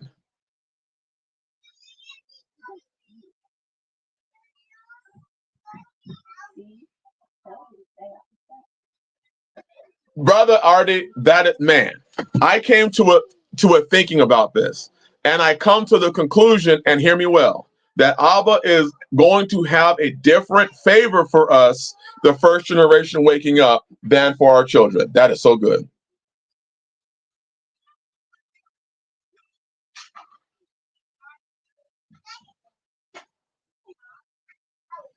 She has another man's parasites. Man, she is defiled to the point the other man's DNA can influence the development of future children. That can't be undone. A woman is permanently changed by every seed sown in her, mentally, physically, spiritually, and emotionally. Yeah, Overbus, I like what you said. Where was it at? Where was it at? There's a reason for not mixing seed or bloodlines. Absolutely. And Mother Elaine, that's good.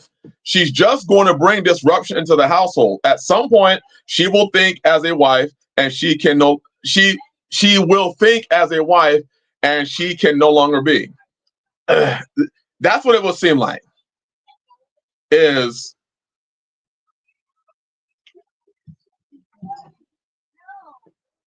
God.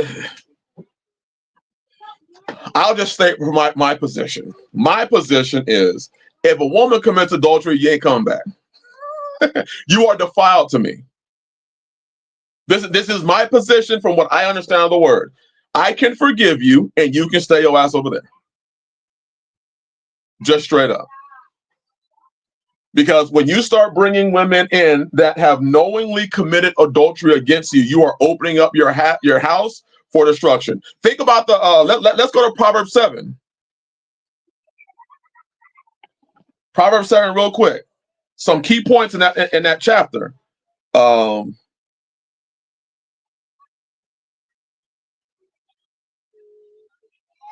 Proverbs 7 refers to that sort of woman as a harlot. Verse 10. She's wearing, the attire of a harlot. But when you go down to verse 19, it says, "For the good man is not at home. He has gone on a long journey. He hath taken a bag of money with him, and will come home at the day appointed. With her fair speech she caused him to yield, and with the flattering of her lips she forced him. He goeth with her straightway, as an ox goeth to the slaughter, or as a fool to the correction of the stalks, till a dart strike through his liver, as a bird hasteth to the snare, and knoweth not that it is for his life. Hearken unto me now, therefore, O you children, and attend to the words of my mouth. Let not thine heart decline to her, the adulteress, to her ways. Go not astray in her paths. For she has cast down many wounded, yea, many strong men have been slain by her. Her house is the way to hell, going down to the chambers of death. I will liken it to, if you go out, I wouldn't bring an adulterous woman back because that.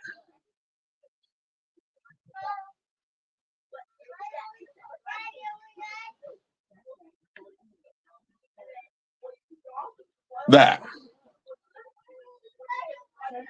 Elaine moves to the front of the class. I didn't see what she said. Let me see.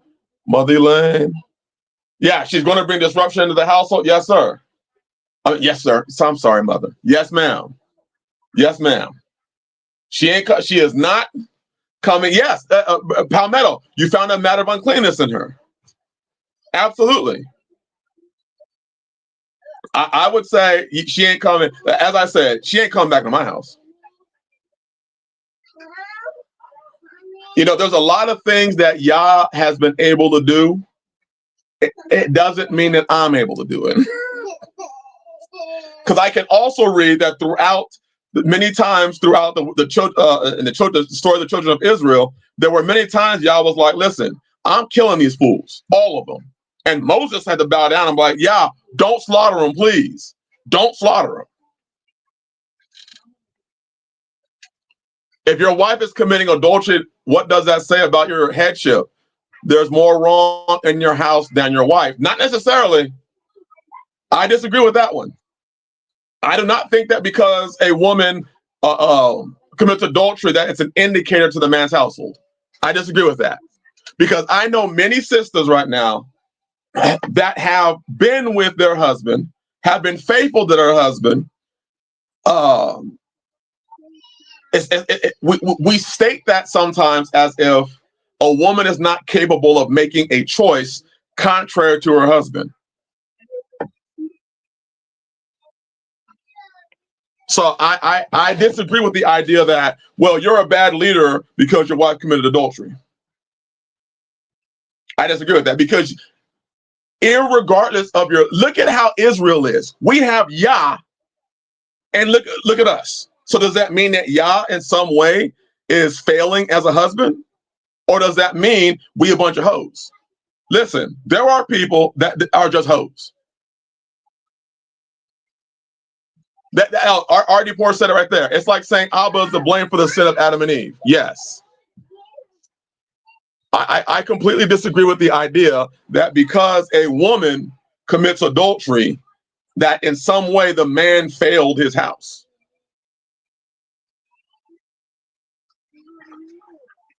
You know, people change, people adapt, people move on. You know, there's a lot of feelings. We have an enemy that preys on the weaker vessel. Simply put, you can be a great man and have a wife and the devil goes after her. Just like you can have a great child that you raised up right and the child can decide that he wants to go astray. The prodigal son. He could have been raised right by his father and still wanted his inheritance and want to go see the world. There you go. Leaders take responsibility. Some subordinates will never get on board, though. That's why Yah allows divorce, even though he hates it. Oh, see, Brother Gary hit it right there. This is why you can't bring an adulterous woman back. Brother Gary, thank you. An adulterous wife is to be stoned according to Torah.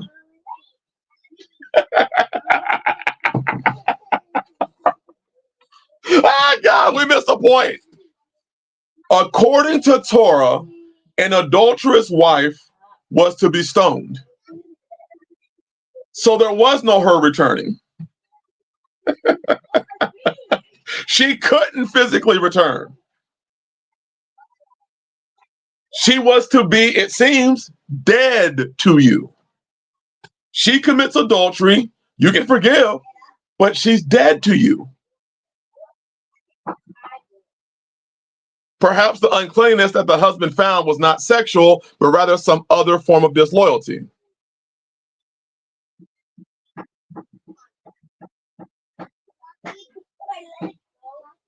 Brother Nathaniel said, a man can be all that Yah wants him to be to his wife, and she still will go astray. Absolutely. She is supposed to be brought before the judge with her adultery. Right. And then once an acquisition is made, she's stoned. Oh, Palmetto, I didn't see that. My bad, brother. I did not see that, brother. My bad. That would have put this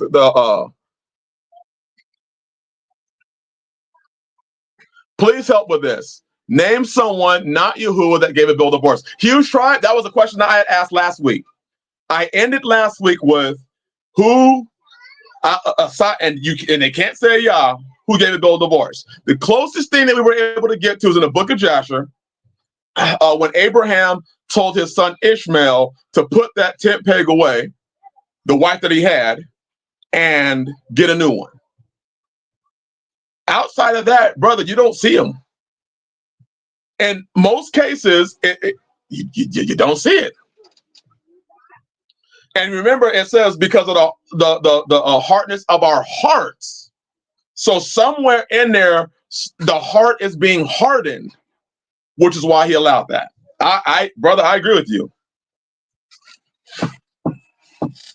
Don't forget forgiveness. Take David as an example. He wasn't stoned and put to death. Right, Elkan? And I agree. My question, though, would be, was it because David was a king? Is it because David was king?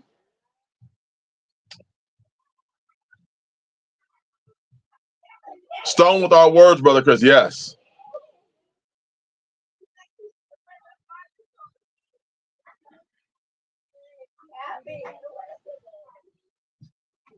Man, I'm loving this. That's right. Sister Alexa said, as the man who she committed adultery with. Right. You bring in the woman, you're bringing the man, you stone. And if there's witnesses, they're stoned. There's no ifs, ands, or buts. There's no ifs, ands, or buts. I mean, think of the story, brothers and sisters, of let's dive back to the Apocrypha. Let's think of the story of Susanna. The two wicked elders. She was going to die. There were two witnesses. She's going to die. So as far as the adulterous woman, I don't think that she could possibly return because she's going to die.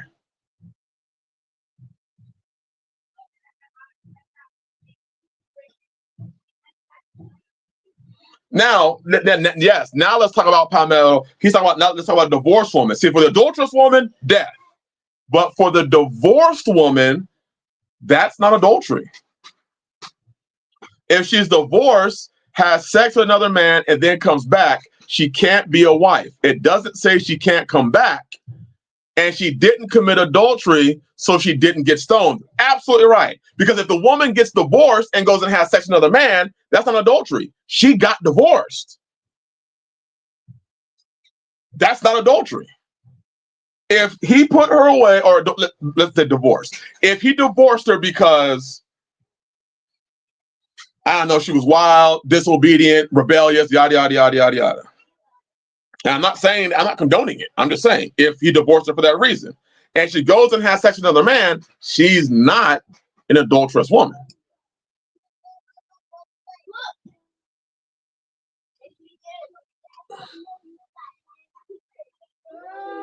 So if the adulterer is not brought forward, then she would not be judged. Well, yes, that's true. But you could, at that point, she's not an adulterous woman either, because you can't prove it.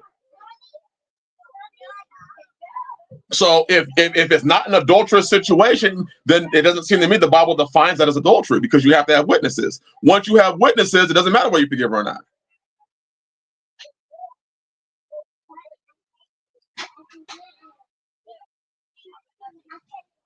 That's exactly right, Sister Alexia. And putting away is not divorce. I have a video like 5 years old about that. Putting away is not divorce. Putting away, Yah hates putting away. Yah hates that, because that's dealing treacherously with the woman. Yah hates putting away. He hates men separating themselves from their wives while she's out there uncovered. That's what he hates. She's still legally bound to you, but you're not covering her. That's what he hates. That is actually dealing treacherously with your wife.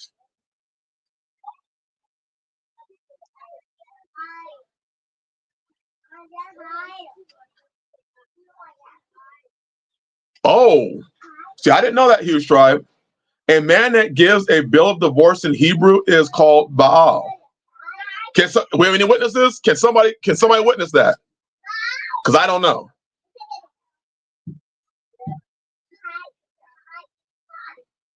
I like that, Brother Palmer. There is no nuance in the real truth. And you're right. She wasn't stoned. She was not stoned in that situation.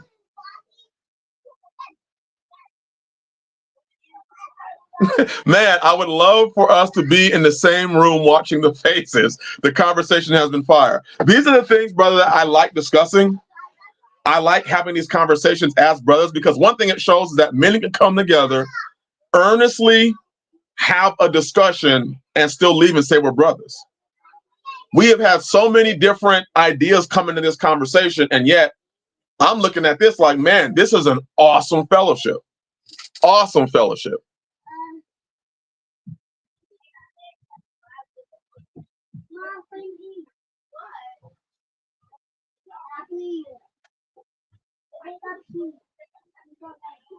I am always going to argue for the words on the page over any catchy phrases or ideas that come from conversations about it.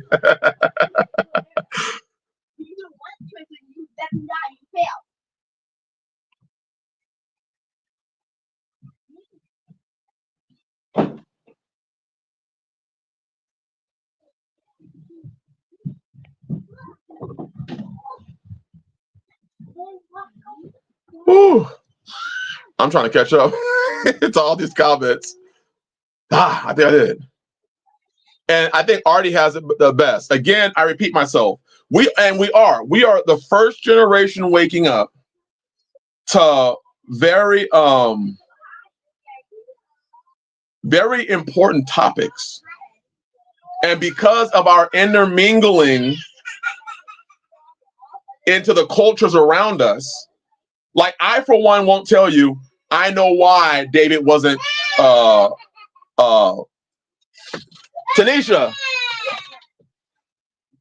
go in there and handle that. I, for one, do not know why David wasn't killed. I don't. What I do know is that the Torah says that the adulterer and the adulteress were put to death. Which, if you have witnesses, and that would confirm it as adultery, and death was the result. So there's no going back. There you go, Sister Alexa. Repairs of the breach. That's it. So that's what we know. That's what we know. In the same Torah, we have a man that collected sticks on the Shabbat, whether it was for his occupation, he knew what he was doing, and he got put to death. We also know, Korah, Dathan, and Abiram spoke against the man of Yah. I mean, the earth opened up and swallowed them.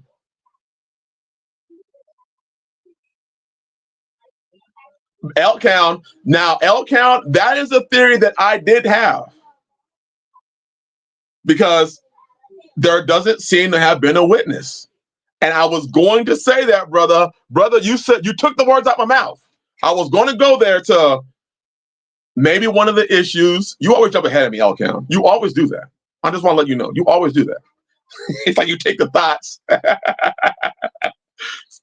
I don't read that there were witnesses of David's sin. I mean, it appears that there may not have been, because Uriah, I don't see that Uriah even knew his wife did it. Because Uriah sure went to war. So maybe the situation with David was there were no witnesses that were willing to witness against David. Yet Yah still knew what David did.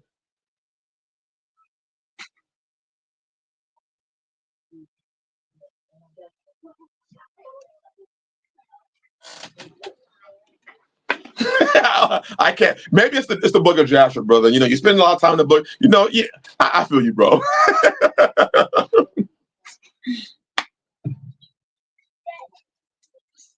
So these are just discussions that I love having. I'm hoping that everybody understands we're having these discussions as brothers.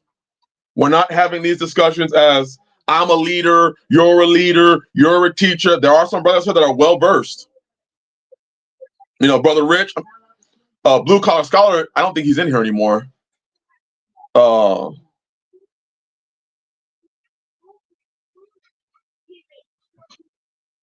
Yeah, it's right. Brother Nathaniel saying Yah is the ultimate witness. Brother, that's the truth. Yah is the ultimate witness. But the witnesses that would be required to put him to death, I'm reading it now. It appears the Lord let David to choose his consequence. You know what? I think I remember that too.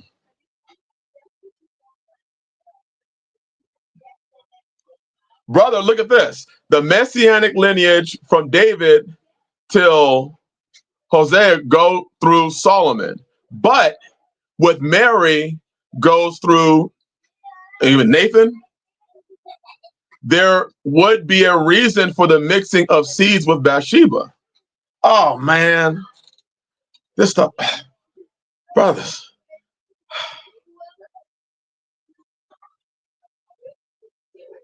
Gosh.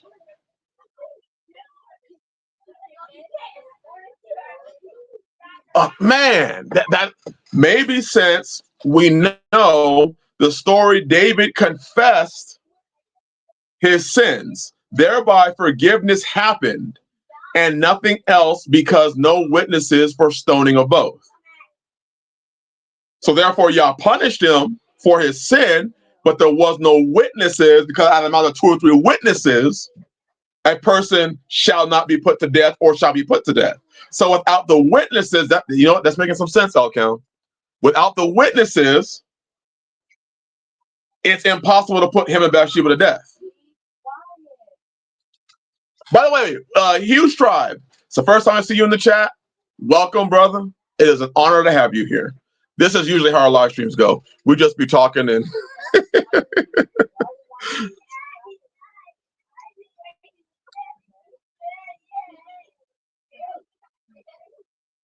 yeah, you have to read numbers over and over.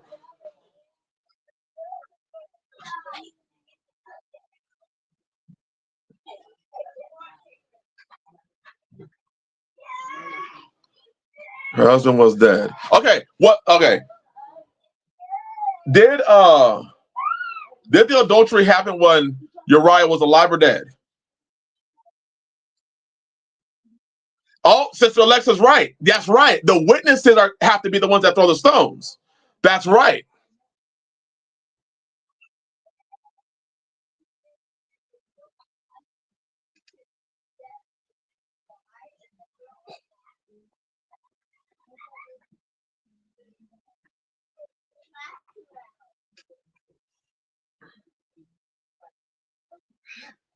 Man, y'all be making. Woo. So if the husband was alive, then it was adultery.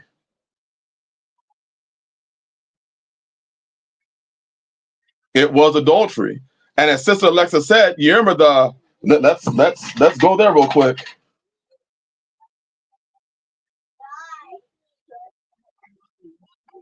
Why's my phone deciding?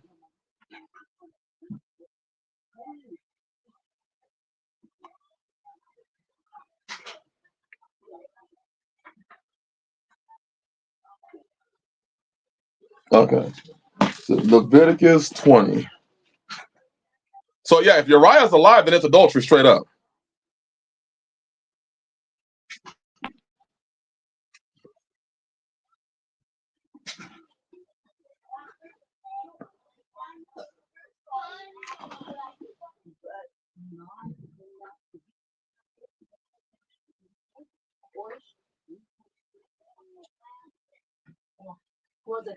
Yeah, Deuteronomy 22:22 says, if a man be found lying with a woman, with a woman married to a husband, then they shall both of them die, both the man that lay with the woman and the woman, so shall I put the evil away from Israel. Leviticus, what did I see the other one? 20:10.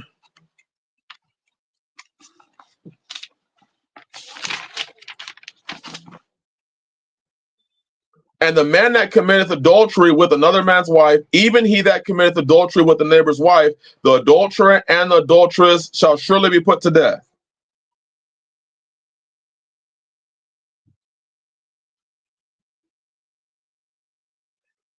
So death was required.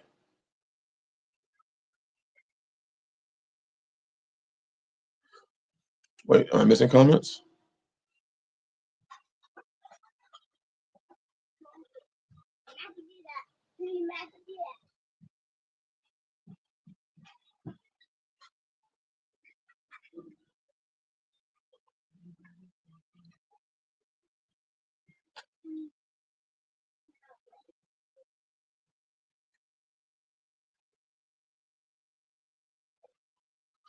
Okay.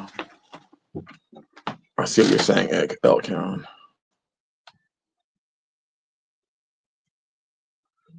That's, yeah, you know what? Huge tribes, yeah. In those passages, y'all never gives a time frame.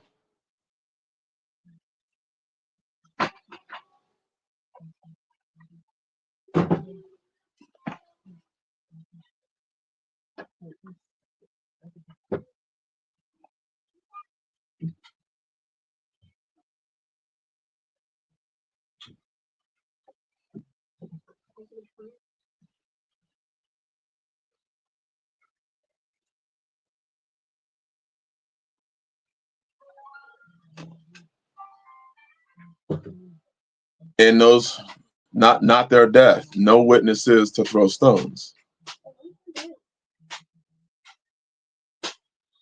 Man.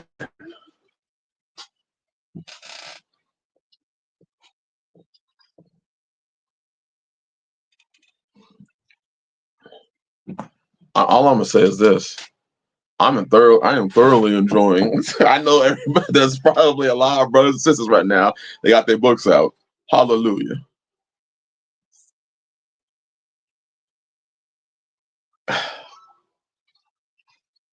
From my understanding, this is just from my understanding.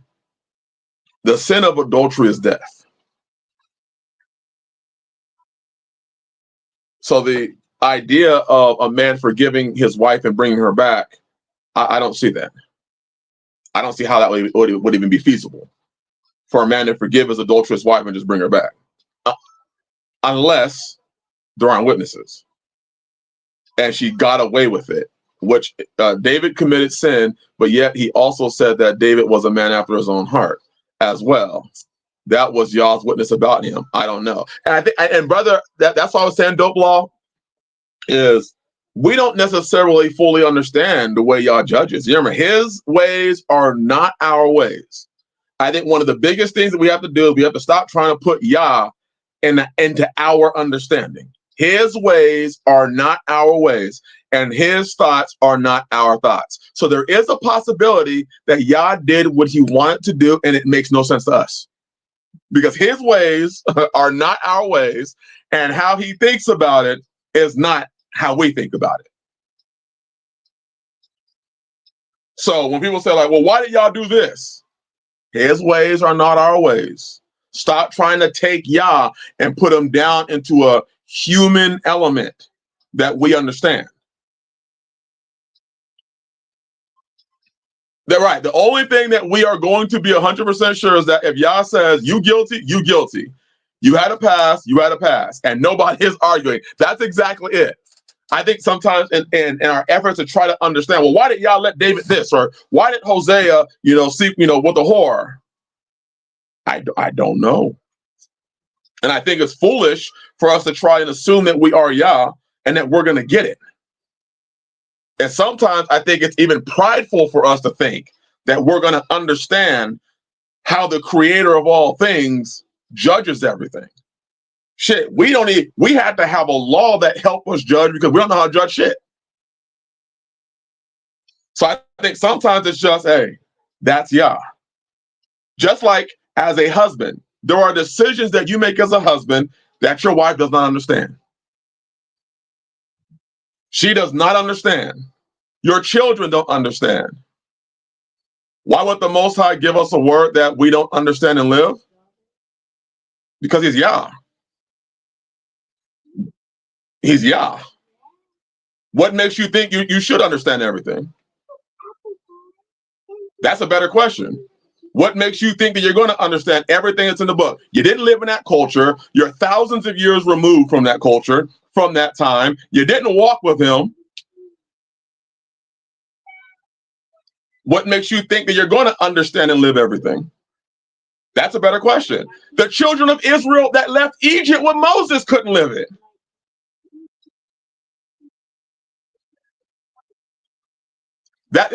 Artie, that's exactly what it is. It's a Greek understanding because the Greeks were all knowledging. All of their life was about knowledge. I need to understand everything. The Bible tells us there's mysteries. There's mysteries that we ain't going to get. So that's like saying, well, why would y'all put it in the book? Maybe he put it in the book so you can understand that you don't understand everything.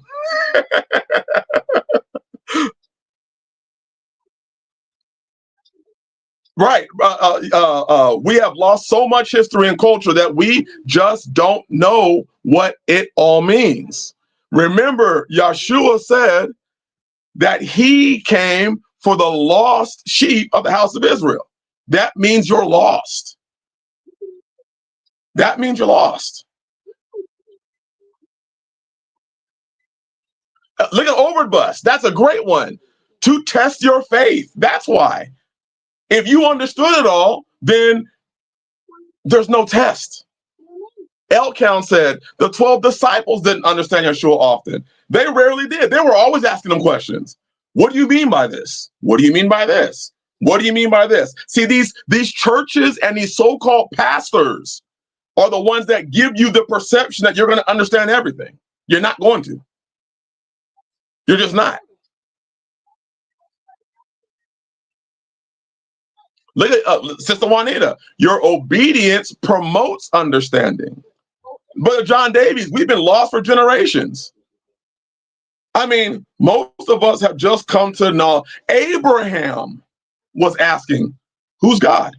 Who is Yah? Who is Yah? Everything in this book is not for us to understand. Everything in this book, you're not going to get. I was like, Overed Bus, that was fire. He wants to test your faith.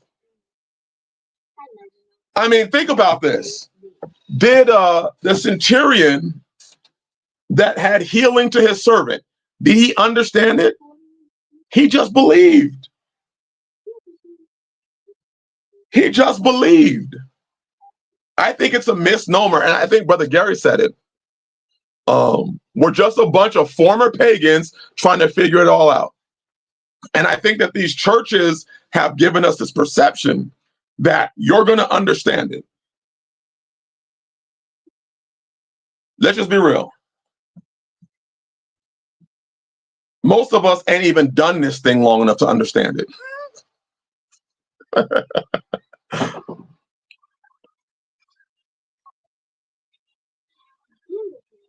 Oh, he was trying. That's good. Yah chooses to remove scales from our eyes in his time, in due season, my brother.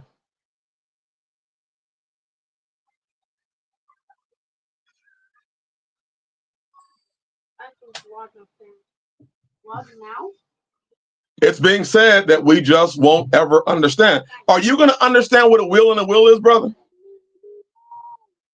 Are you? A lot of understanding comes from doing. I haven't fought Goliath. I haven't been in the lion's den. I think that it's Isaiah 43:25.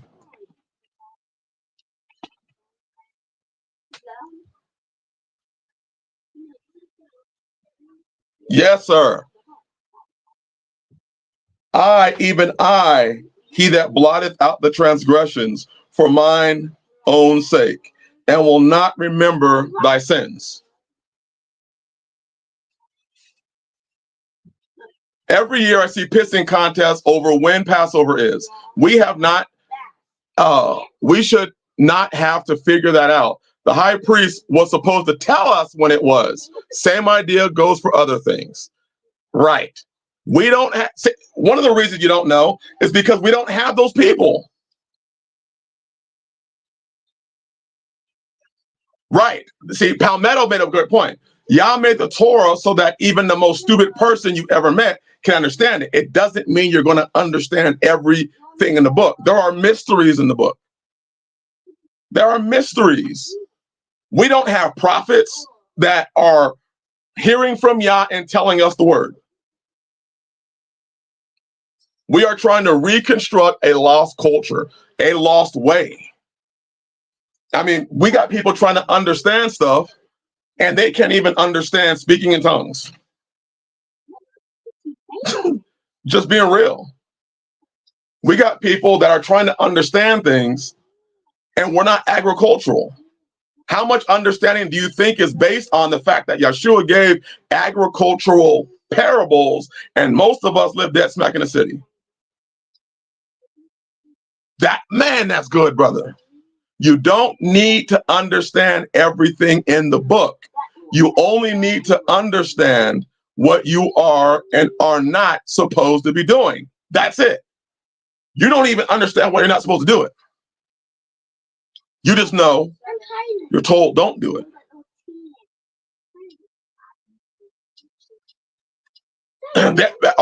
There you go. Our culture is agricultural based. Growing food is important to put stuff in perspective. It absolutely is. Absolutely is. The basics of growing food is essential.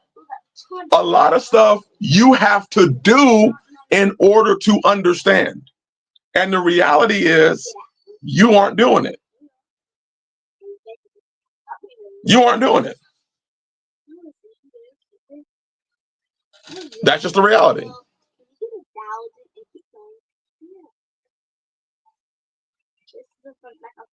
And here's the thing: if you're really going to get that understanding, we have people and the scribes and Pharisees who didn't even understand. Right, from a minimum of 2,000 years ago. Right.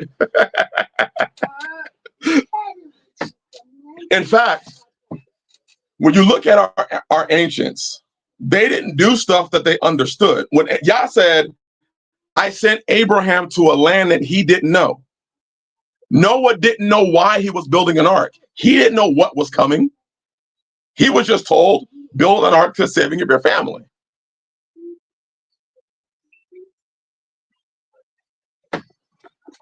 I think it's the Greek culture, as Arta said, that makes us think that we're going to understand everything.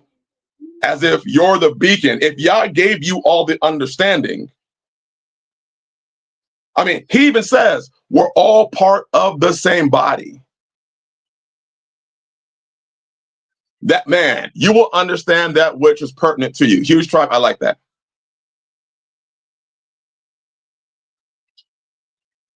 Man, Sister Juanita said something. Can you imagine if Yah told Jacob that Joseph was alive and in Egypt? Remember, if you read the testament of Joseph, when he's in the prison, is telling Yah, I don't understand why you're doing this. I understand it's your will. That's all I know. But I don't know why I'm doing this. I don't know why I'm in this mess.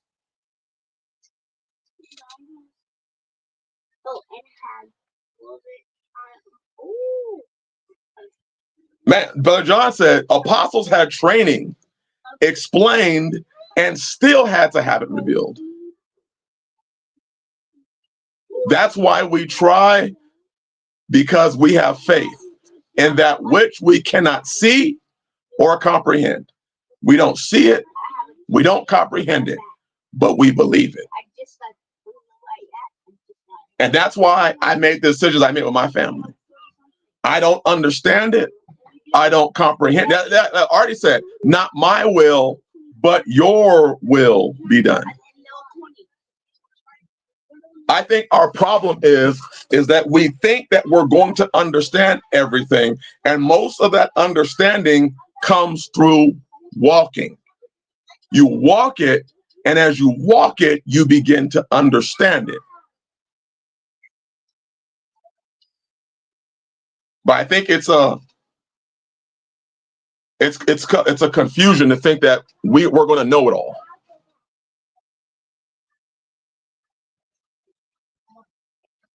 I think it's really a misunderstanding that we don't. Chicken Farmer Plus said, "I don't understand gravity, but I know that it will kill me if I." I agree with that. I know that gravity pulls towards the Earth, I think at 9.82 meters per second, and I have no idea what that means. I mean, until we can get some of the understanding of, is the Earth flat or circular? We can't even understand that. We can guess. That's really what we're doing. We're guessing. But we can't even understand the human body. I think you're taking that way out of context. Y'all's not the author of confusion. I think that's way out of context. Can somebody tell me what water is made out of?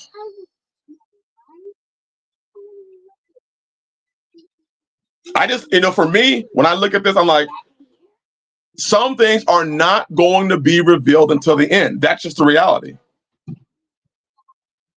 Yep, big issue for me always was the kid who wants to understand everything. Right. I want to understand everything. And y'all's like, if I gave you all the understanding, you would be me. Think about that. Whenever people try to ascend to the all understanding, you're becoming him. It means you fall down 5 spots.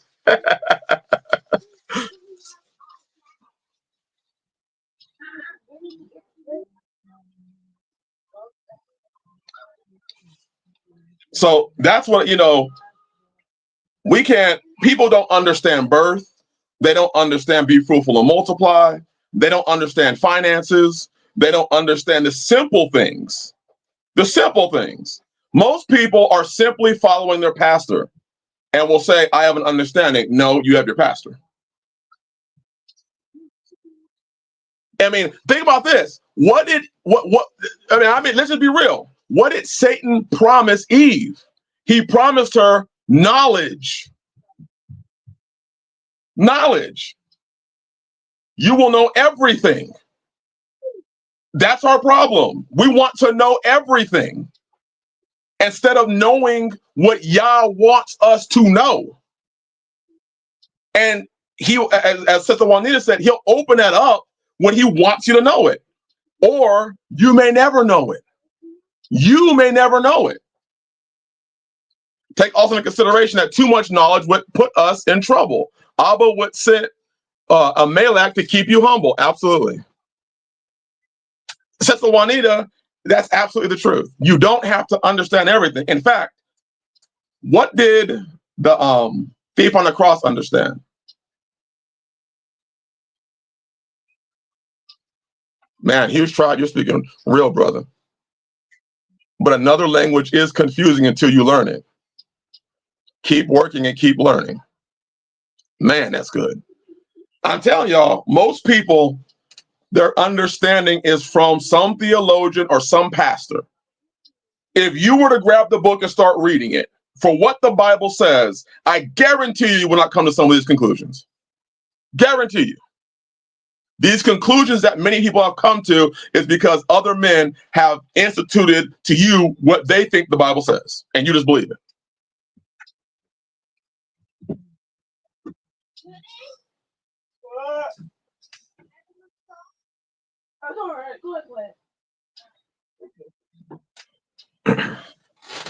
It's just funny, especially, and it's, Brother Gary, it's something you said in a conversation. You said a lot of people have a fire, have a knowledge, Here's tribe. I have 11. 12 on the way.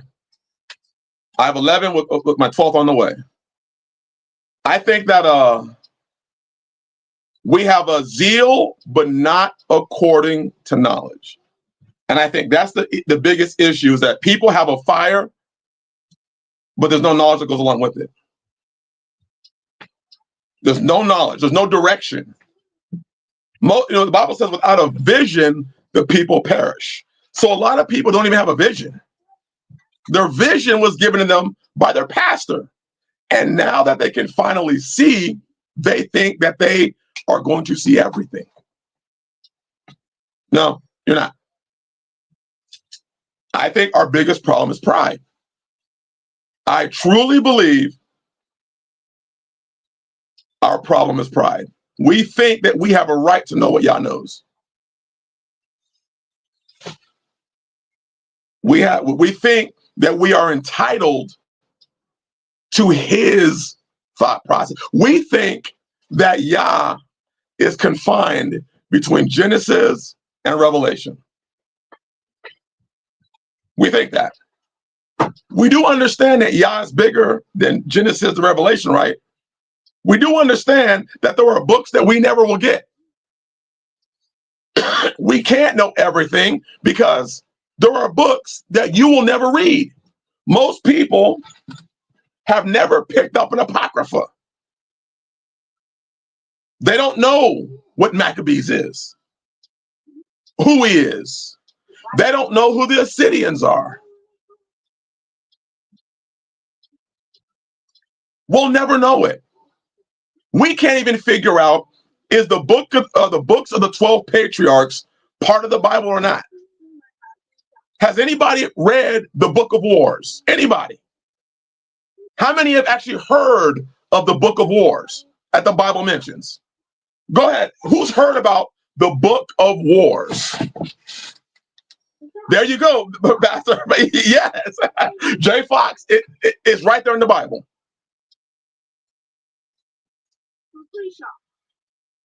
Yes, sir. Here's tried. Thank you, sir.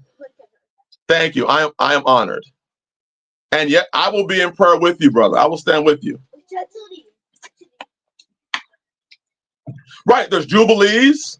Yes, there's a Book of Curses. There are so many books. If you type in Book of Wars in your browser, and you will see that there is a Book of Wars. Now, let me tell you, it's right there in the Bible, in Numbers. So the question is how are we going to have all the knowledge and an understanding without all the books? How are we going to understand what Paul's talking about without the letters that were written to Paul? How? I guarantee you that the Vatican has a bunch of books. I think that's the problem, is that we don't have all. Mother Elaine, Shabbat Shalom. We don't have all the books. I mean, who here is keeping the Sabbath the way it's supposed to be kept?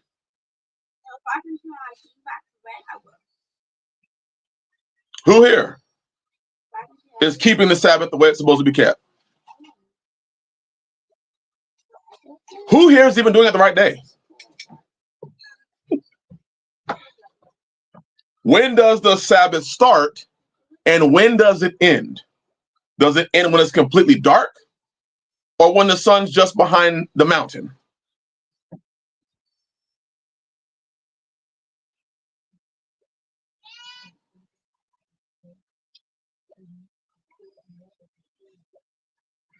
I would say I do the best that I can.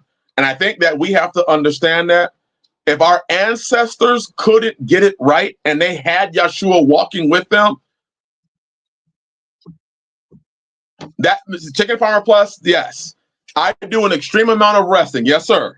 But he said he would show us when he returns, which means there is a likelihood that there are going to be so many things that are given to us when he returns. And that's going to have to be good enough for you.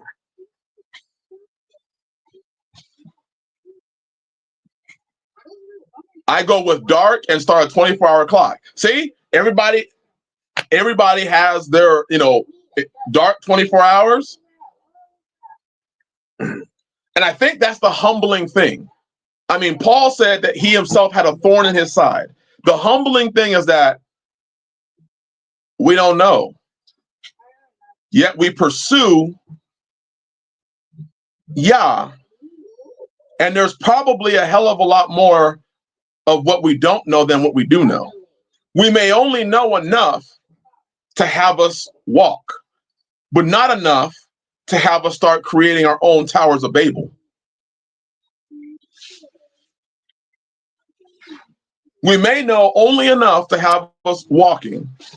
Super Brews are going to correct. That's what it is, bro. That's what it is.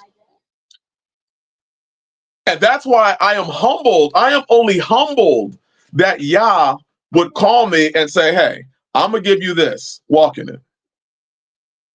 Walk in it. And when you walk in that, I reveal to you. I think this. It would take us thousands of years of life to understand everything that is in this book. Part of our lack of understanding is because we don't have the culture.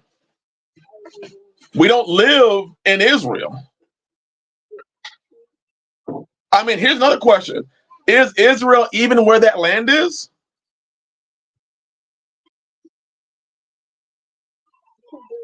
I got a ton of questions.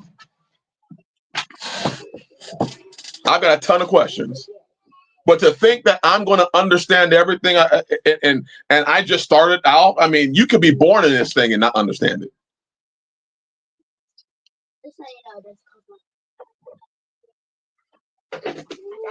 Right. I'm sure we look like a bunch of toddlers squabbling in the sandbox to Yah. I can imagine Yah looks down. This is not just me pontificating. He probably looks down and says, why don't they stop arguing about what they don't know and start living what they do? How about just do that shit? Stop arguing about shit that you don't know and start living what you do know. Stop wondering, are you going to know everything and who has the right understanding, and live what you do. Our biggest issue is most of us don't live what we do know. That's it. He leaves a thorn in our side to keep us humble, keep searching, keep us believing, and to keep us prayed up. Brother, that is the truth. He leaves that thorn in the side because if he pulled it out, you wouldn't be humble. You wouldn't be humble. You'd be like some of these teachers out here thinking you know everything. He makes sure that we understand who we are. I mean, shit, a lot of us are still trying to figure out how to have a family, how to raise our family. It's going to be hard to understand some of the things if, shit, how do we understand things when we send our children to the school system?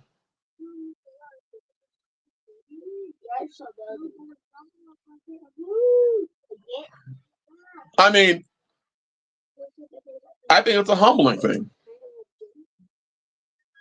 It keeps us where we're supposed to be.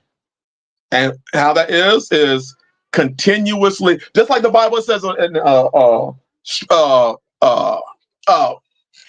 Tanisha, hey, wait a minute. I think Taylor brought it to me. My Apocrypha. There's a verse I want to read. I got it. Let's go to the book. Sirach 4:28. One of my favorite verses.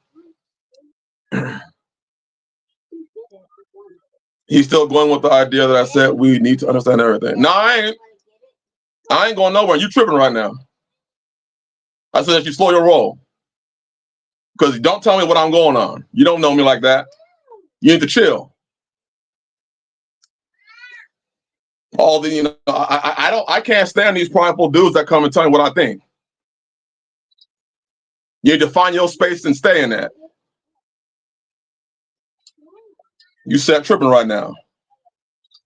Y'all prideful dudes come from these prideful ministries and start talking crazy.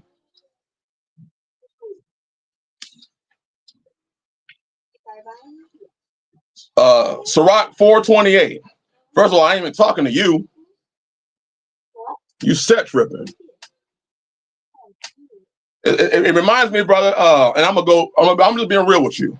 It reminds me of what my brother Palmetto Paratrooper, what you've been dealing with, brother.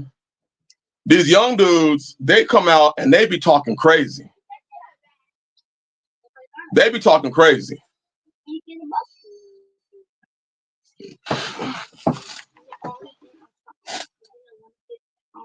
No, Lamar gonna try to say something stupid. I don't take no stupid bullshit.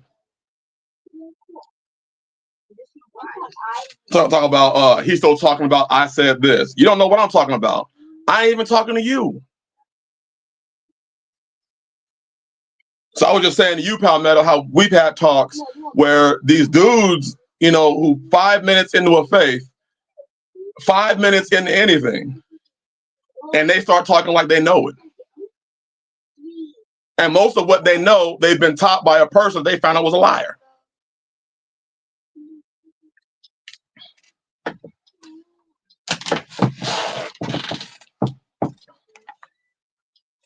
Nah, you just need to chill for a little bit. Your assumptions got nothing to do with me. Sirach 4:28. Strive for the truth unto death. Yeah, it is just obnoxious. See, I don't play that obnoxious bullshit. You can do that shit on Facebook with those clowns over there, but don't do that shit here. Strive for the truth unto death. How long does it say to strive for the truth? Unto death. Unto death.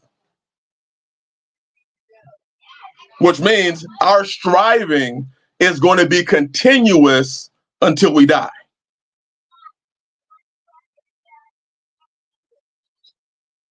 Our striving continues until we die. When we leave this earth, you will still be striving. And that is one thing that keeps me humble. Like the Hughes tribe said, that thorn in the side. I continue to keep striving unto death because I don't know. And there are many older brothers here who have been in this faith much longer than I have. Much longer than I have, that they know. And one thing I always try to do is I always try to keep open and understand that Chicken Farmer Plus, he's striving. And if he's striving and I'm striving, there's going to be things that Yah gives him because he's a different part of the body. So there's going to be an understanding that Yah gives that brother as the hand that I as the foot won't understand. As we talked about the gifts of the Spirit, there are going to be gifts that Yah gives Brother John Davies that I don't have. That's why I consider this a fellowship. I'm not coming on here to take a stance. I'm coming in here to fellowship because I know there are brothers who Yah imparts different wisdom to that I don't have. So I'm not coming to share what I know. I'm coming to provoke a conversation so that those that have knowledge are willing to share it with people like me. We punch the clock when we converted, and our work isn't done until we punch out. See that right there? We punch the clock. So that's deep, bro. We clocked in finally in our life. Finally, we clocked in when we converted. Finally, we finally clocked into life when we converted. And our work isn't done until we punch out. And our work is done, but the work will continue on. Brother Chris, would you please read Sirach 3:17? Yes, sir. Sirach 3:17. My son, Go on with any business in meekness, so shalt thou be beloved of him that is approved. The greater thou art, the more humble thyself, and thou shalt find favor before Yah. Many are in high place and of renown, but mysteries are revealed unto the meek. For the power of Yahweh is great, and he is honored of the lowly. Seek not out the things that are too, brother. Let's go, brother. Hey, Arda, let's go. Seek not out the things that are too hard for thee, neither search the things that are above thy strength. But what is commanded thee, think thereon with reverence. So what is commanded of us?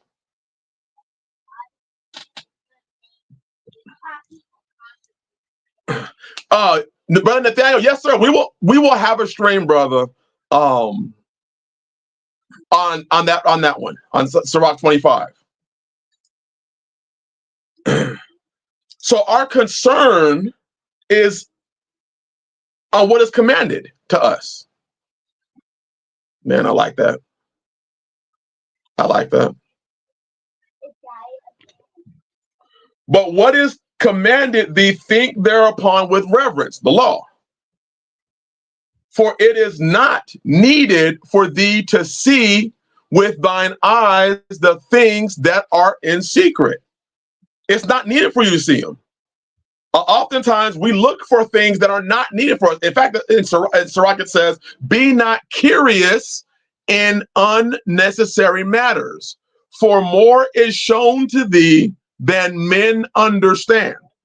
There is going to be more that is in this book that is shown to you than you're going to understand. Oh, there it is. Verse 23. Okay, next verse. Be not curious in unnecessary matters, for more things are shown unto thee than men understand. Look at the next verse. For many are deceived by their own vain opinion. Many have opinions that are empty. Vanity means emptiness. Many have opinions that are not based on anything. It's an empty opinion. More is shown unto thee than men understand.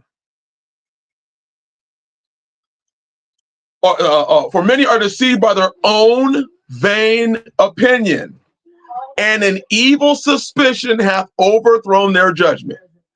So they'll listen to what you say and start saying, oh, he doesn't think this is important. No, you don't even understand it. You don't even get it. You're only saying what somebody else told you to say, but you truly don't get it. You truly don't even know how to walk it. Walk it. The same thing like when you start bringing that, when we break down modesty, we broke it down. We broke down speaking in tongues. We broke down all these traditions that people thought at one time were right. Like, hey, it's Day of Atonement. Everybody, let's wear white. When every time you look in the Bible, you see the affliction of people. When they fasted, they did sackcloth and ashes. Sackcloth and ashes. Yet, we want to be set apart so much. Man, you couldn't even afflict some of these ministries to not post your day of affliction pictures on the internet. You couldn't even afflict them enough to put their cell phone down.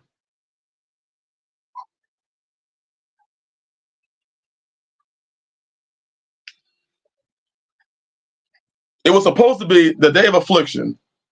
Was supposed to be, and it sure did. The white bullshit came from the Babylonian captivity, and they don't even understand that, brother. And I actually have literature on that, and they don't even understand it. They don't even understand what they're doing.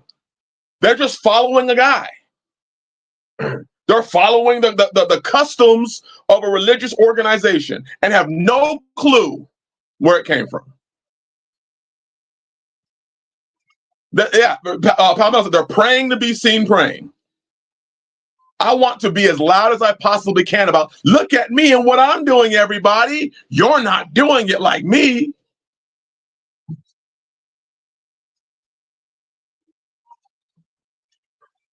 Instead of, hey, this day of affliction,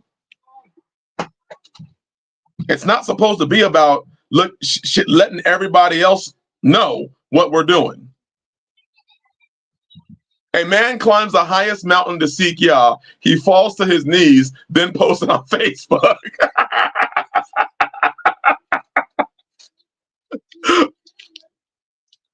They copied the priests of Baal. Most people don't have the understanding.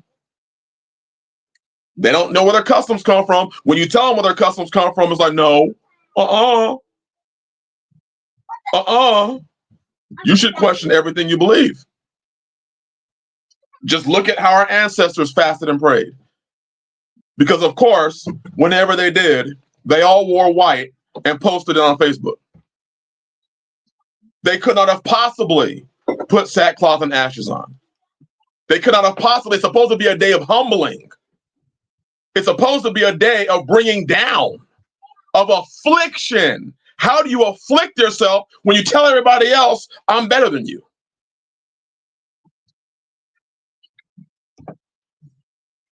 Day of affliction is supposed to be just that, and of reflection. Brother Nathaniel couldn't have said it any better. But yet religion tells you to make sure everybody knows how unafflicted you are, I guess.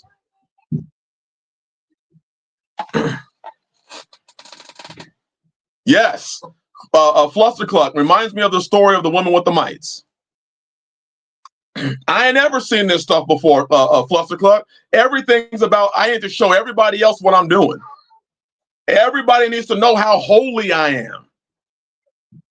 It's the same thing I questioned before. Why is it that everybody's speaking in tongues story is the same?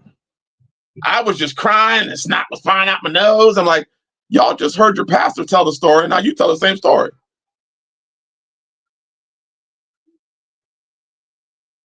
Like, this is crazy.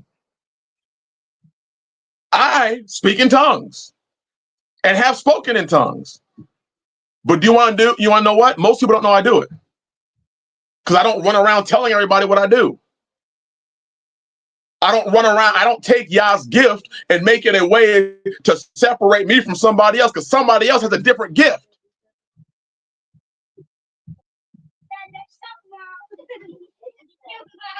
The Bible says when you fast, clean yourself up and don't let everybody else know you're fasting.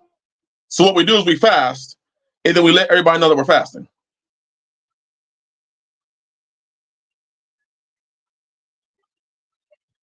Because we keep following traditions of men. And most of these traditions, there you go, Chicken Fire Plus. Your giftings are not my giftings. That's absolutely right. There are different gifts. There are different body parts of the body. But because the apostolics and the Pentecostals come in and say, the only way is speaking in tongues, everybody else goes and says, yeah, I speak in tongues too. That's the only way.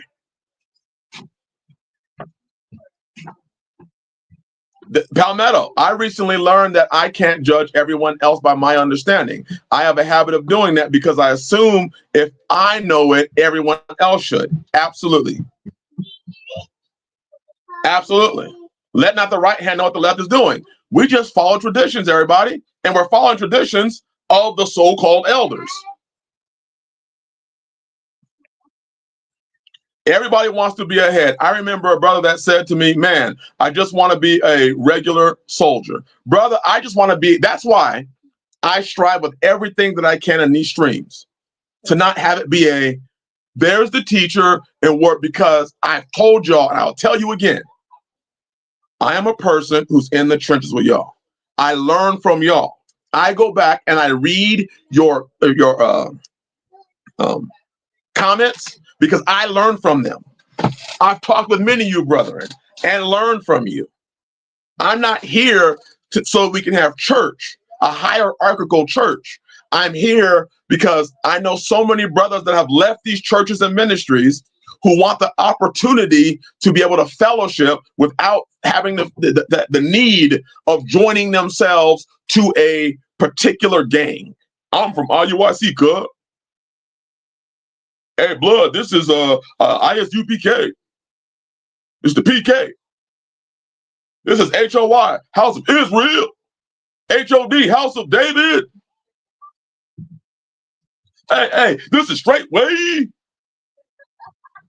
You got dudes posting up the symbol of these gangs instead of representing their father. You representing the gang. I just want to be the crusty pinky toe on the body of Yah. Bam, brother. That's it. That's it. I'm here so I can hang out with people who are stupid.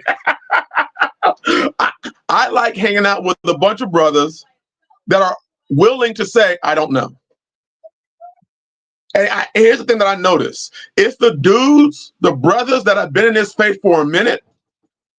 They're the ones to say, hey, I don't know. It's these young cats that know everything. These young cats know everything in the book. They've been in the book for 5 minutes. I've been in this faith. How long has it been, Tanisha? Since 2011. Since 2011. So 14 years. And do you know that since I've been in this faith, I've had like countless turnarounds where I realized I was going the wrong way. And I'm finally at a place where I can learn from other men. I'm finally at a place where I can honor other men. I'm finally at a place where I can say, I don't know.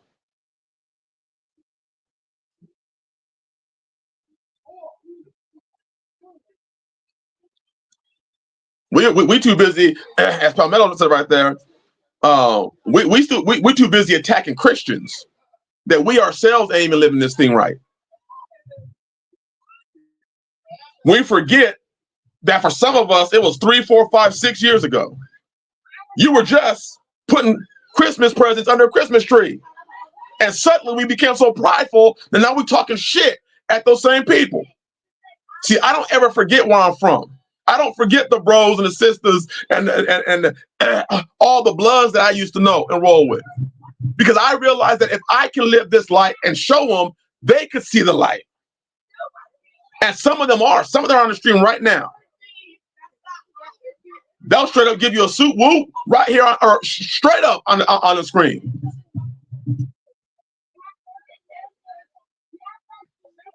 It's just knowing, hey, I don't have it. I know where I've come from. And I know that Yah didn't bring me here so I can elevate myself. It's for me to be able to look back and be like, hey, bro, hey, young blood, let's roll.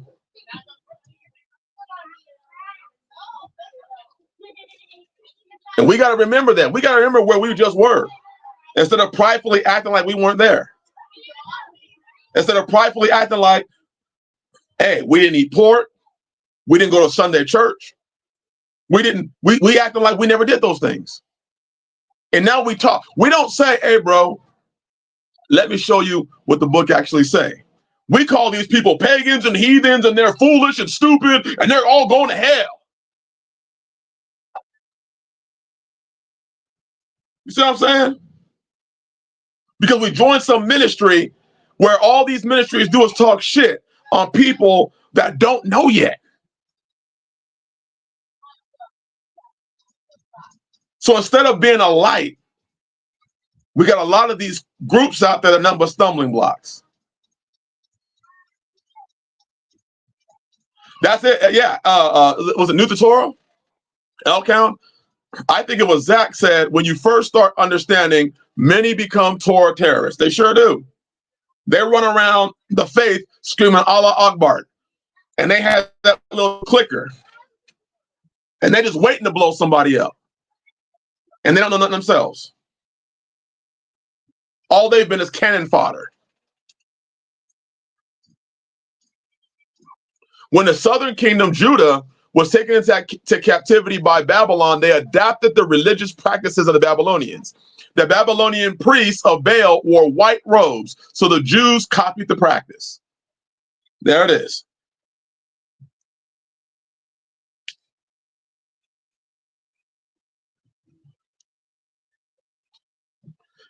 You ever beg Yah for something for almost a decade and finally get it, only to realize it wasn't what you thought it would be? That's me right now. Pat Metal, that was me.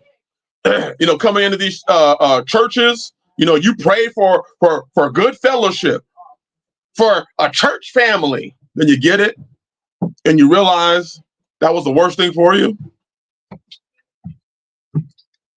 Now what I've asked y'all for is just give me some righteous brothers. I don't want, as soon as it's named a term, a church, a ministry, a camp, I'm out. As soon as the shit starts organizing into some sort of church hierarchy, I'm out. And like I said last week, brothers, if you ever feel this turns into a church hierarchy thing, let me know, holla at me. I'll correct it. I'll correct it.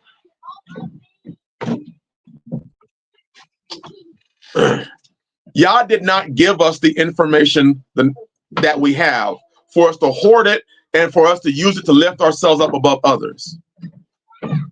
One thing is that when he gives me the information that he gives me about the law, about anything, the prophets, Yeshua, the disciples, what I do is I take it honorably, understanding that I didn't know this. And it's not for me to hoard it. It's not for me to build another storehouse so I can store all this information that I know. He gave it to me. He gave it to us. He gave us these platforms, these fellowships, so that when somebody else comes in, we can invite them in. We've got Christians in here. I've got ex-white supremacists in here. I've got ex-Black Panthers in here. Well, actually, I don't have nobody in here. The Most High brought them in here. They'll talk to me and tell me why they hated me because of my skin color, or why they hated the white dude because of his skin color. I understand now I was an ex-Black Panther. And the idea that we have a place of fellowship for so many people to come to, we have a place of fellowship where people can come in and say, hey, God said, and nobody says, it's Yah. We can be understanding, knowing that we were just there.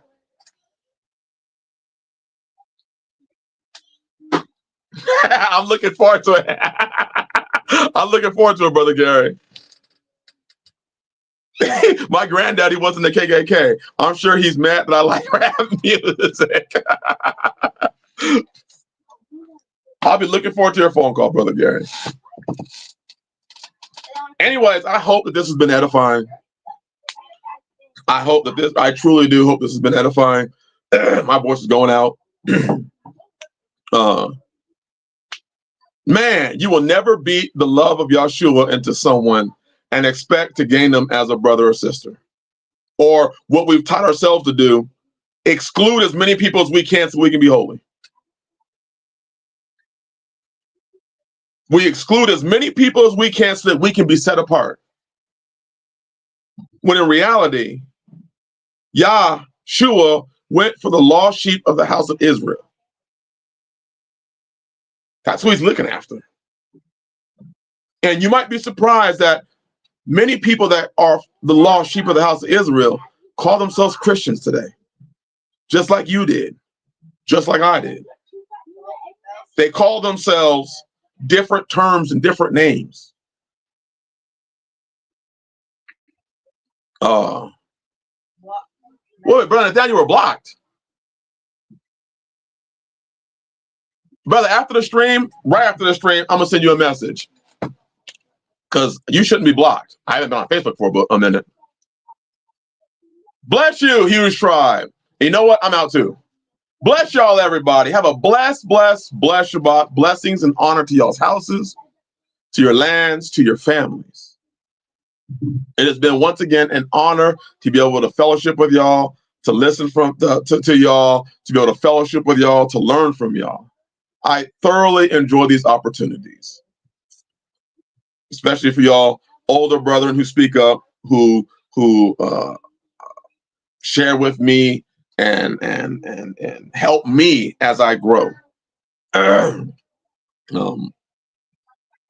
It's always an honor. Blessings to your household, your families. Artie, I got your message today. I'm gonna hit you back also. I'm gonna hit you back also. Bless y'all and Shabbat Shalom. Shabbat shalom.